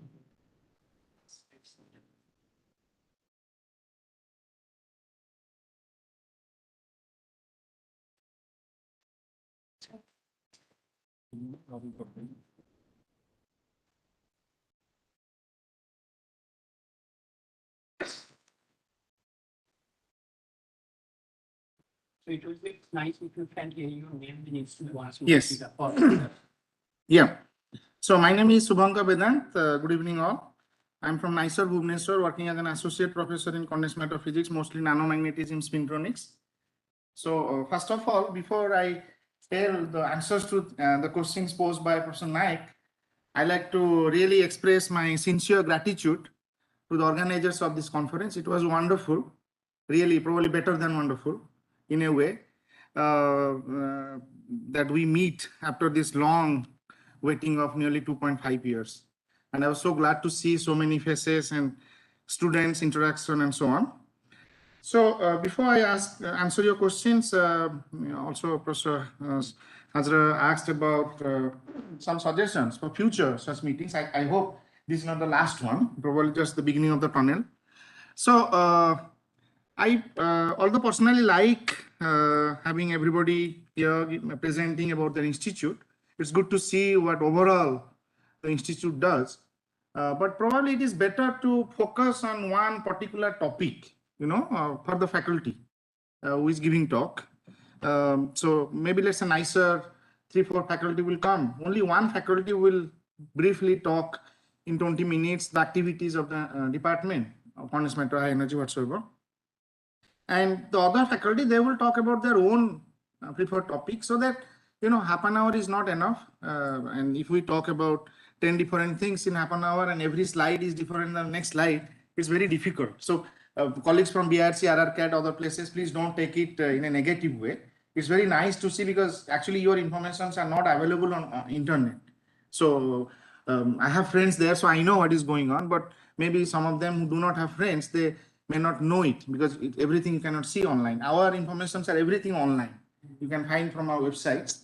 So in that way, it is good to see what is going on. But I would love to see Anil talking about his topic because whatever he's doing is very interesting to me, and so on. Many others also. I would love to see that. So next time when we organize such a conference, this may be considered.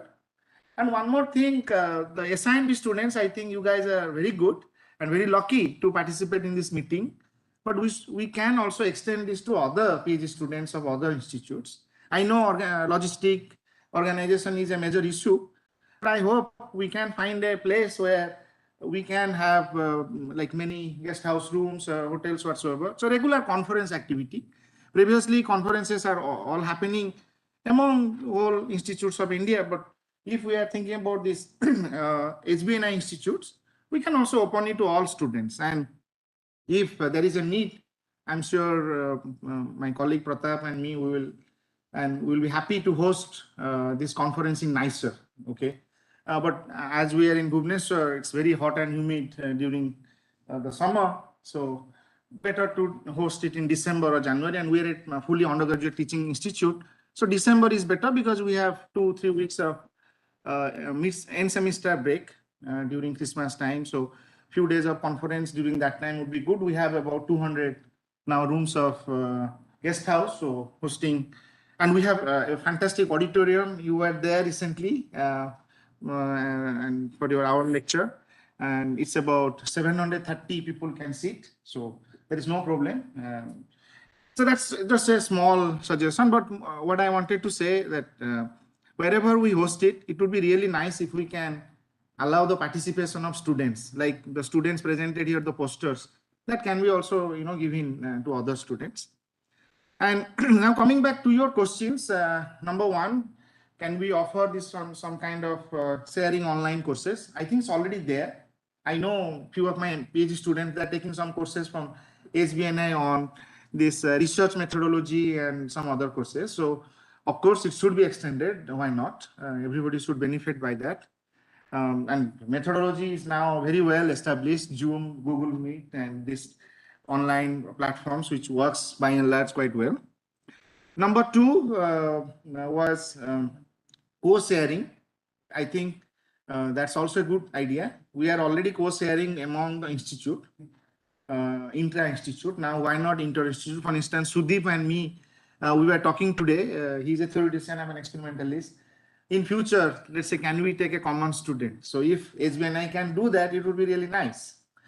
But having said that, before I go to answer number three, please, at least you are dean, maybe you can take this message from young faculty like us who really need to have more students. So now the upper cap of 4, 6, 8 actually makes some trouble.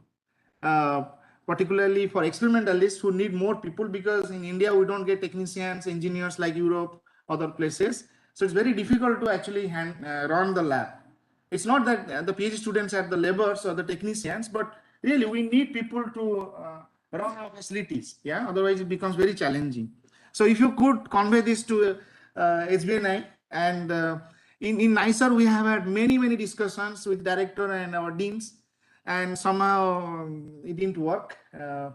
I heard from Sudeep the same concern from others also. So this is a humble request if all the directors and deans and the yeah, this but yes. Yeah. There are way we can also bypass. Yeah. So for example, officially registered, like in many state universities I know.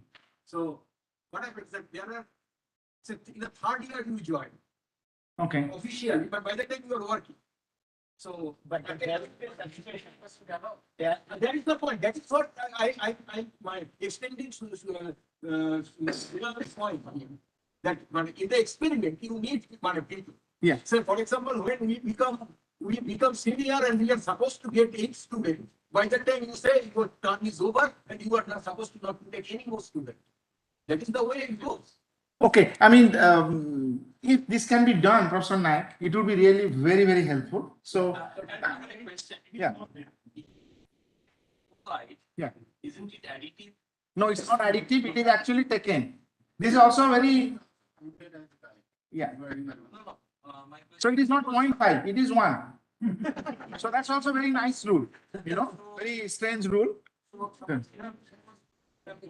Yeah. And I have 4 students. Yeah. So your 4 students are not my, suppose I am a co-guide. Yeah. So I cannot be the guide of my 4 students. You are saying that guide has got the. Yeah. It's not possible. It's not additive. No. So, if, According to UGC, no.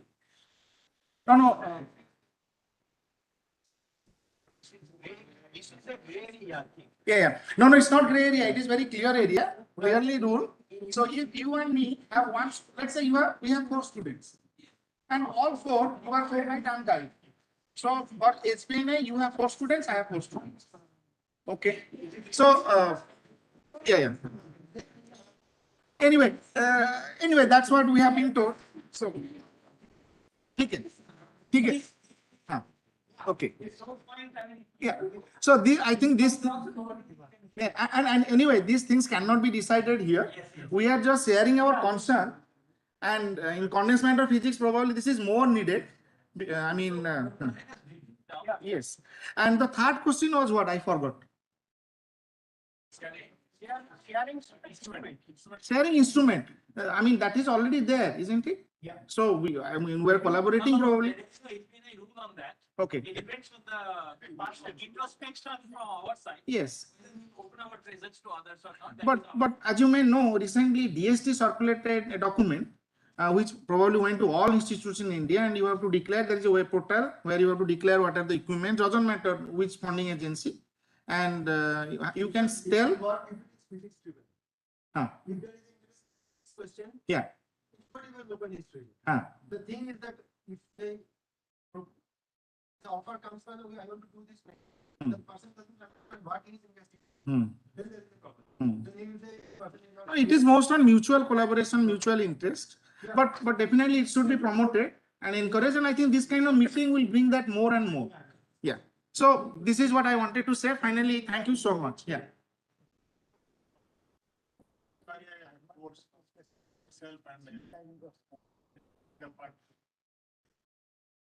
So yeah, we are always designing new courses from time to time and floating among our sources. Only online.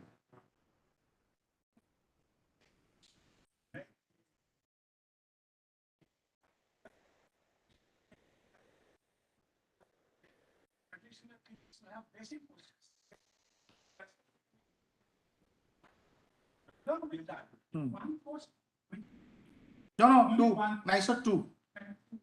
2 electives. Yeah, 2. Yes. Yeah. Yes. Okay. Basic question. No, I think they are asking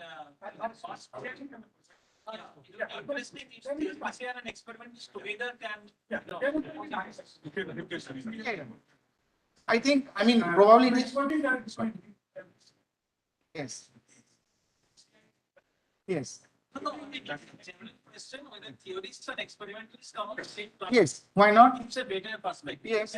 Yes. Sure. Of course, that has to be open for everyone actually. And if now. Case specific. Yes. So, for instance, in NICER, there are already, I think, 10 to 15 advanced elective courses in physics, which is, I mean, which all are undergraduate. No, then, okay, during last 2 years, it was all online. Yes. So that we can talk to our chairperson. Yes. Yes. Sure. Yes. Or vice versa, I mean. Yeah. Sure. Thank you. Thank you very much. I just want to end with the note that the mutton was awesome today. Thank you.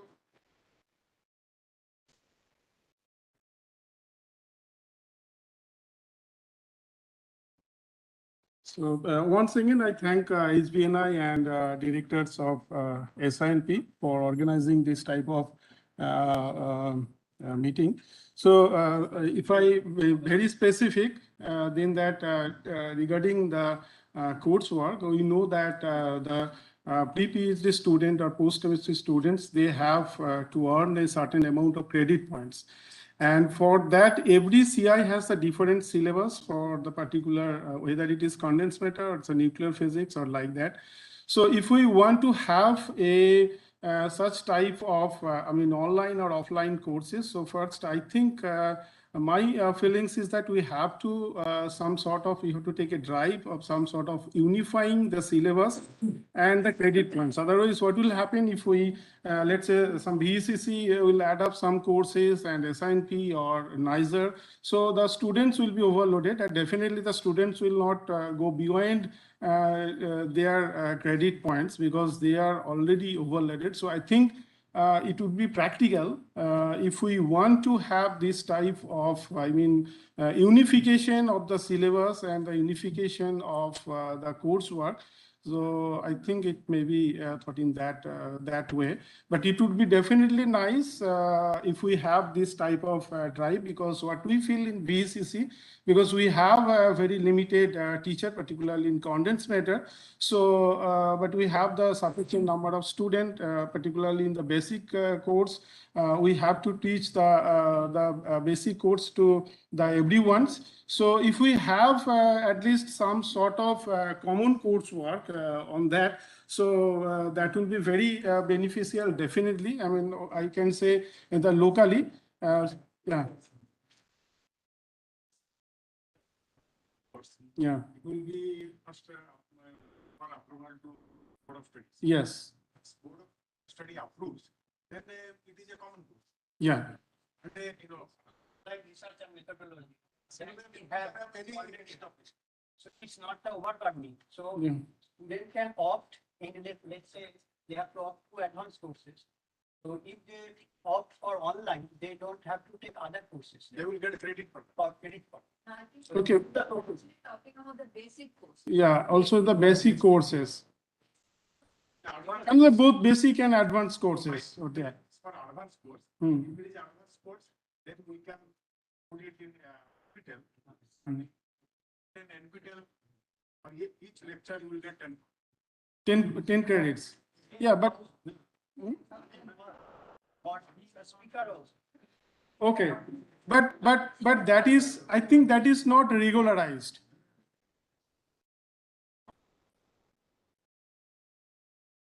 That is not regularized.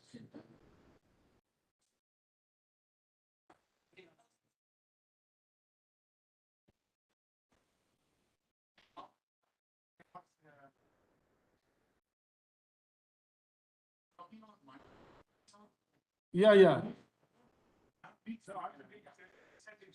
No, incentive. It's I'm also not talking about the incentive. I am talking about the in favor of the students, because they have to train like the post-chemistry or pre-doctoral coursework, and they have to earn certain amount of credit points. And if I scattered it, then that will be not manageable from the faculty sides and the students.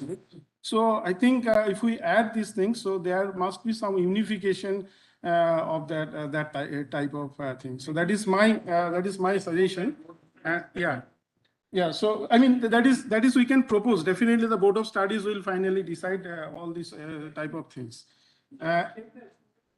Yeah, and also regarding the co-guide, then again that is a very good proposal that like SINP and VCC and the other CIs who are sharing the same campus, if we have that sorts of the students, so even we can use the common, the facilities which have one CIs and don't have. So that is, I think it's very good proposal, and we can structure that in the proper way. So that is another good proposal, I think. Yeah. So that's the two questions you raised. No, do you have what is the third one? Instrument. Oh, instrument that covers yeah. So we are sharing the VCC and SINP. So thank you. Let me ask you. In VCC, in the directly condensed matter physics from the RIB group, myself and Okay, that is including the radiation damage. They are also doing the material science. So I think roughly 6/7 material science and condensed matter people in VCC. Yeah, number. Faculty.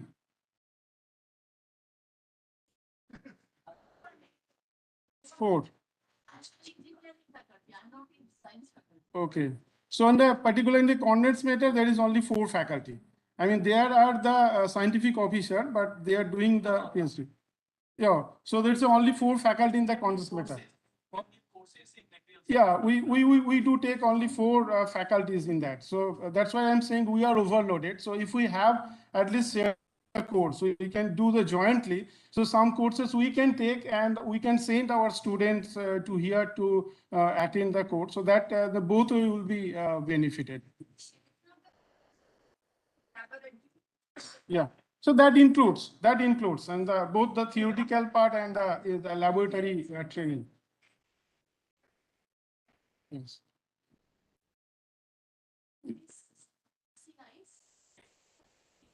Like I think at the start of the stage, these are the courses they will be taking. But time is selected. Like we know from which time to which time. So all the CIs, if it is like they declare in the website of HBNI, then we come to know which time which courses are there, and if they're online, then all the they can students can get. So we don't know what are the courses are being taken. That is the idea. So that we have to structure it in proper way.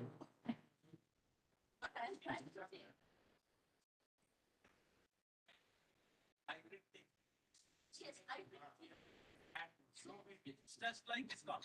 Yeah. Lot of programs need faculty because now we are only 4. Sorry, now I'll be retiring another 3 years, then Shobhalita will be retiring. So now only 3 will be there, and no other somehow engineering PhDs also to be figures and ICR. I am from engineering, but the things are same. Suppose whoever is giving, if he gives online hybrid mode also, then other CIs can take. That is one. Yeah. Yeah, so if it is there, which classes are taking, then our dean also can select some classes for some students, particularly. Yes. Some was telling that we really face problems in condensed matter. Because I'm basically an engineer, but still I take some classes for them in Excel and other things. So it is better some physicists taking in. Some of the courses have to be in hybrid mode. I mean, yes, that should be there. I mean, that should be okay. In most of the places, the hybrid mode is going on because currently now it was online or in person. I mean, What I understand is this proposal, when it is saying it is online, so it is a course. It will be very different.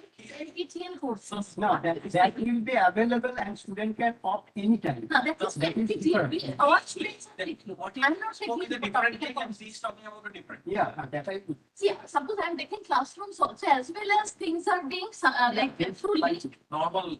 See, like on our like when COVID was there, the way we have taken classes. So that also should be there along with that. Yes, my. Bigger problem for students is basic courses, not the Basic advanced. Yes. So it is some of my sir is telling that they have a basic courses and elective one is. So I don't think we have problem in elective courses. I think we have problem in basic courses, not very teachers to teach them. So if we have something, and what you are talking is not basic courses, not elective. So if we CIs can share those basic courses, teaching load will be less for the faculties, and that will be very good. And somehow I feel should not be made up because specialization is And the that can be in hybrid mode like specialization. No,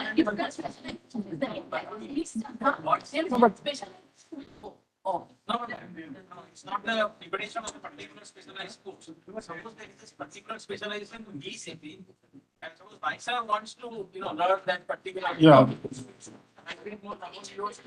But suppose some advanced courses, some qualifications, some that would not be nice. No, they said PCC having specialization in nuclear courses. So those two should not be mixed up. We need to keep one thing in mind, that each student, whenever he takes this coursework, I can make everything online, which is fine. But let's say that every semester the student has to take 3 or 4 courses. He is not opting all online courses. So some portion has to be only online. Yes. The institute has to offer some offline courses. Otherwise, the whole purpose of teaching will. No. I agree. I think those are classroom courses, but you are far, so you are attending them. I'm understanding. Let's say 9th student. I'm not telling NPTEL and all these courses. I got your point. What I'm telling, probably you have not yet. Like a student in SNV can take courses from, let's say, Master, maybe HRI, maybe all. But let's say if the student has to take 4 courses in a semester, the student should not take all those 4 courses online. So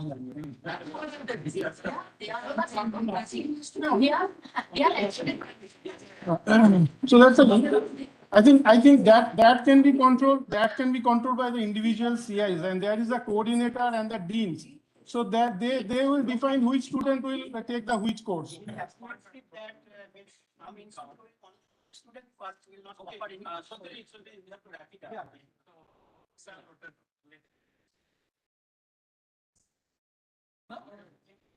We have to go there. But he's already there.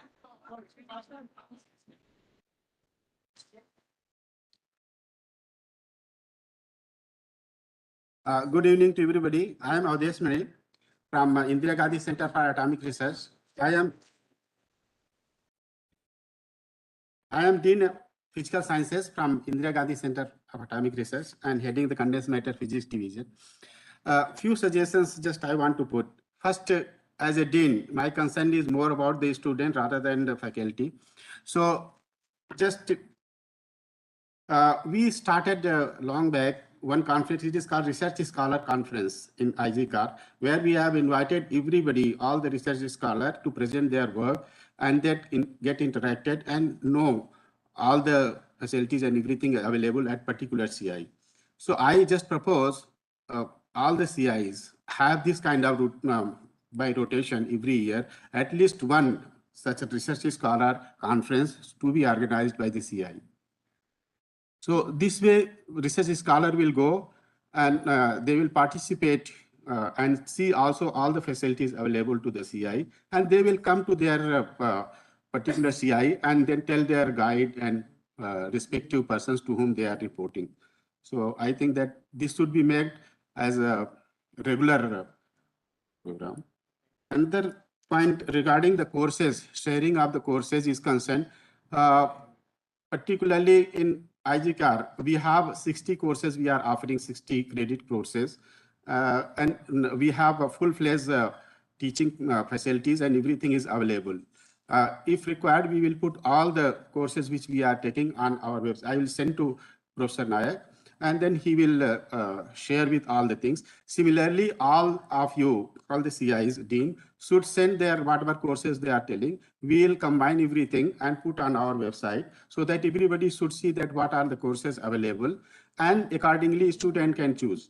So here, one more thing is there. One course is their self-study courses and lab work. That is very special when student, particularly they have to be directed towards what program they are going to do. So such, I think I also request the CI and their faculty member also to choose such a problem, whatever problem are initially stage we have chosen, just direct the candidate to choose such a self-courses or self-study courses which are going to be relevant for their further research work.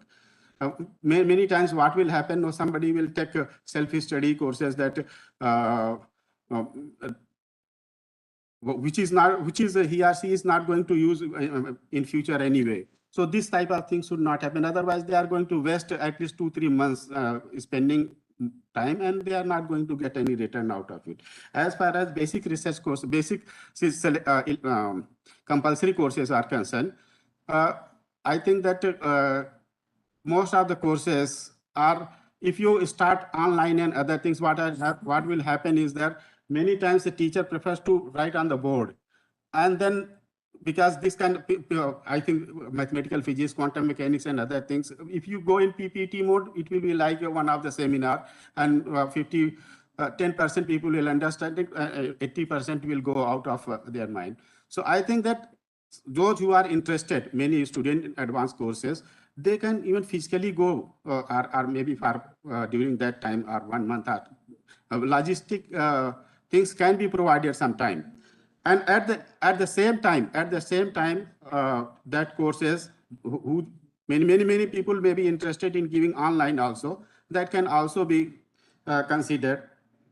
Another thing regarding that common guide, I think it will be more feasible if these faculties from different CIE. If the moment two faculties of different CIE start collaborating among themselves, it will be very easy for them to choose the common guide. Rather than first you have to develop rapport with one faculty to other faculty. Then you share your programs with other faculties. The moment rapport has been developed, the program will automatically will evolve, and that will be more feasible rather than start yes, wise you have to do. Another thing is, I think one point has been made by Vedanta regarding that students, number of students, increasing that number of students. If you go on HBNI website, we have 1,000 faculties, and teachers to maybe student will be also of the same ratio.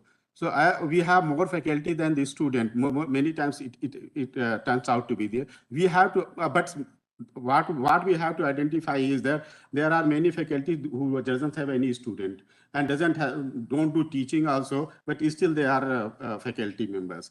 You can find a lot of faculties that you have to figure out the effective faculty. That's what effective. So those who are interested in effective faculties, those who are at least producing the PhD student, they should be given more preference rather than those who are sitting idle one per place. I think these are the points which I wanted to tell. Anything is there?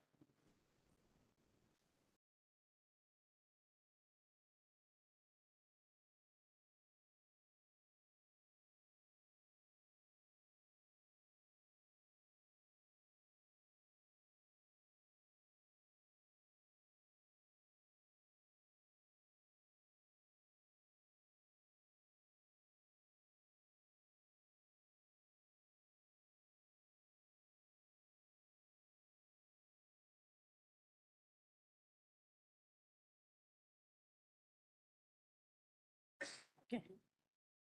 I think I'm audible. It was a very nice meeting. Okay.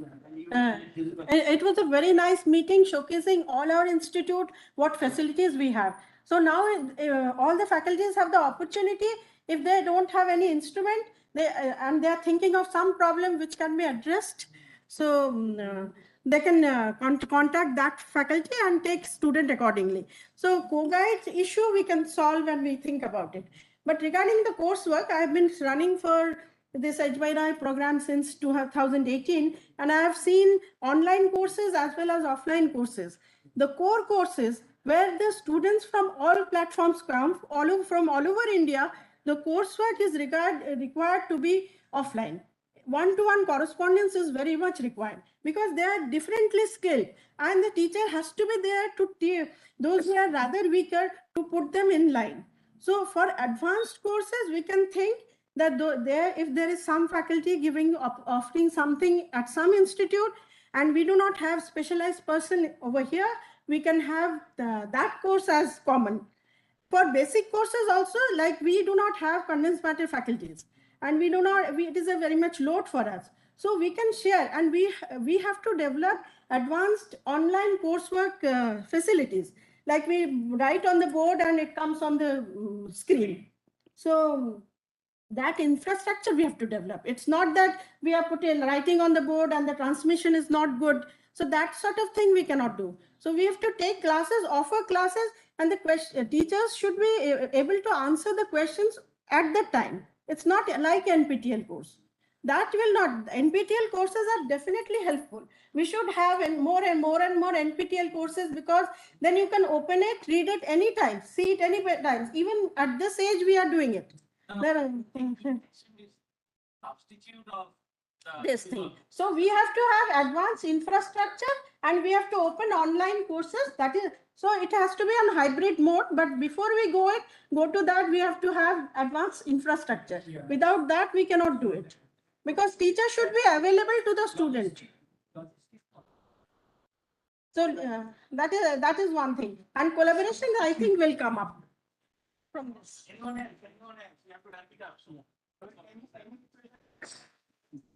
Yeah.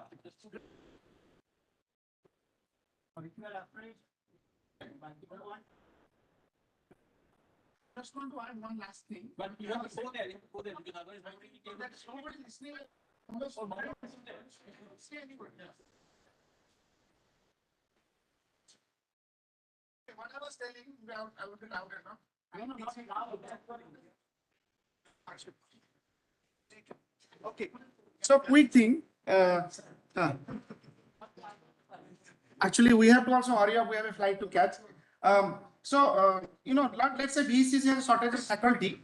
So what do you do? I mean, probably could think of. So, for example, HRI, Sudeep, you may not know that you did not have laboratory. So your students came almost for 2 months, the integrated PhD students, although they're all theoreticians, but they have to do a laboratory course.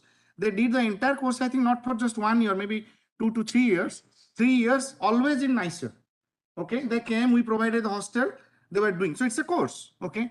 Then ISER Berhampur, they did not have enough mass to complete their coursework. So their students also came and stayed, I think, 1 or 2 semesters.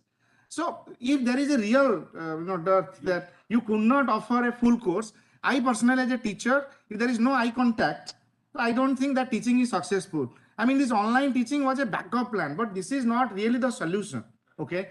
So some advanced courses which cannot be offered at the institute, you can think of giving. So that's the reason I'm requesting that you please note down that not all courses, otherwise PhD will be a correspondence, like people who are doing BA, economics, history and all that, that's also important, but physics cannot be done in correspondence mode.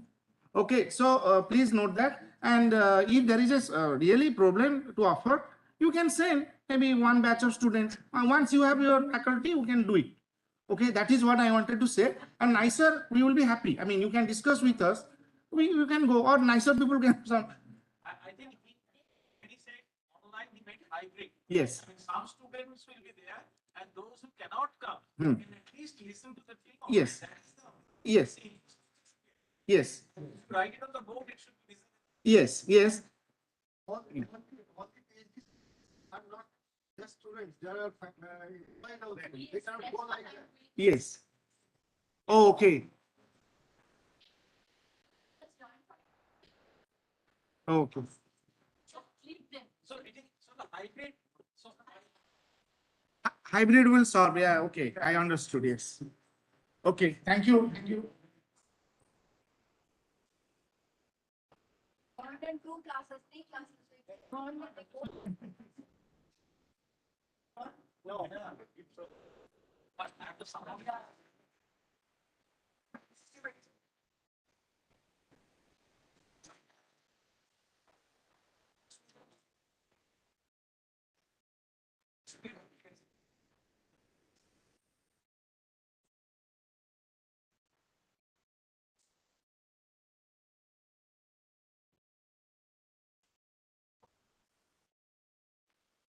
During the inauguration, I was too long. I'll be equally short today. What is the time now? Not more than 2 minutes. I'll take. So, well, of course, I am not a condensed matter physicist. I could not attend. I did not attend the talks, but I believe this is not just another conference, because during conventional conference, you interact, you learn whatever you learn during that period, you continue the collaboration and so on. Here, the actual value will be felt when you meet the next time for a similar conference. You see the output of that, of this meeting. whether, I mean, we gained in terms of collaboration, in terms of sharing student, in terms of opening up our treasures. It's a very important thing. I mean, when I say that, I mean, it's very important. We have to survive through that mode. I mean, clearly, I mean, you cannot, keep on doing what we used to do during 2008 to 2015. I mean, during that period, we were rich. Okay, so we have to coexist. And that is very important, not only in terms of instruments, also sharing students in many other ways. So the worth of this conference will be felt better during the next conference of this type, and that will continue. I believe if we have another meeting on condensed matter physics in, say, not in 2 months, I mean, 2 months is too short, maybe in 6 months to 1 year time. Well, I mean, 1 year is probably too long. 6 months is not if you plan for 6 months, it may go to 9 months, okay? And it depends on, who are going to host this conference, the logistics and many other things. Regarding the participation of the students, of course, it's a very good idea, but the point is logistics, of course. I mean, that will constrain everything. But at least the hybrid mode conference will help in the sense that whoever can participate, fine. I mean, those who cannot at least can share their thoughts through in online mode. My final wish is to, request Shotojit and Dr. Naik to at least initiate some kind of a draft. Okay, the thoughts should be written up. I mean, I think he's taking notes of that, but that is the thoughts of this meeting. But during the 2 days, I mean, you have shared many other ideas. So what are the, and I mean, it may be a few pages draft, but there should be at least half a page of bulleted points, the takeaways. If need be, in some meeting on, in some HBNI meeting in appropriate forum, we can debate that, we can discuss that. Okay, whatever, is that is the purpose of this meeting, I guess. I mean, sometimes inadvertently, some, I would not say rules, but some conventions are set. But when you actually implement it, you can figure out if there are some shortcomings. So the takeaways from these meetings will help shape our so-called rules a little better, more efficiently, right? So with that note, somebody said the mutton was good. I wish I were there, but okay. Good luck for your dinner tonight. And those somebody said, when you said that you have to catch a flight, take care that you go there early. I mean, don't wait for the mutton prime. Okay. Okay. Yeah. Thank you very much for coming and sharing your thoughts. And we are very happy. And I hope that we could give you the warmth and whatever other basic needs that you expect in a conference to the best we could. Thank you very much.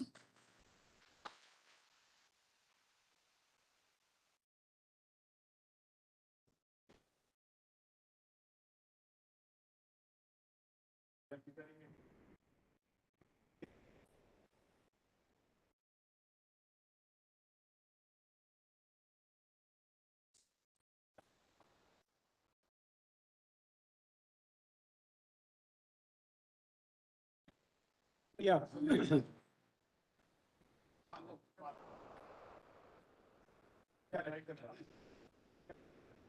Yeah, so we are requesting every speaker to send few lines about their work. Yeah, so that will help us in writing that note, which we will send ultimately. So thank you, our director, for chairing these sessions. And with this, we come to the conclusions of this 2 days meeting. And hopefully it will be useful for our future HBNI activities. Thank you all. And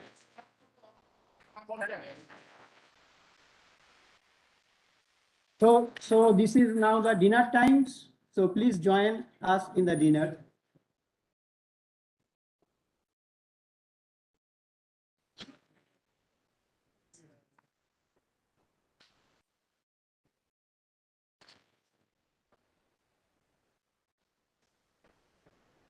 much.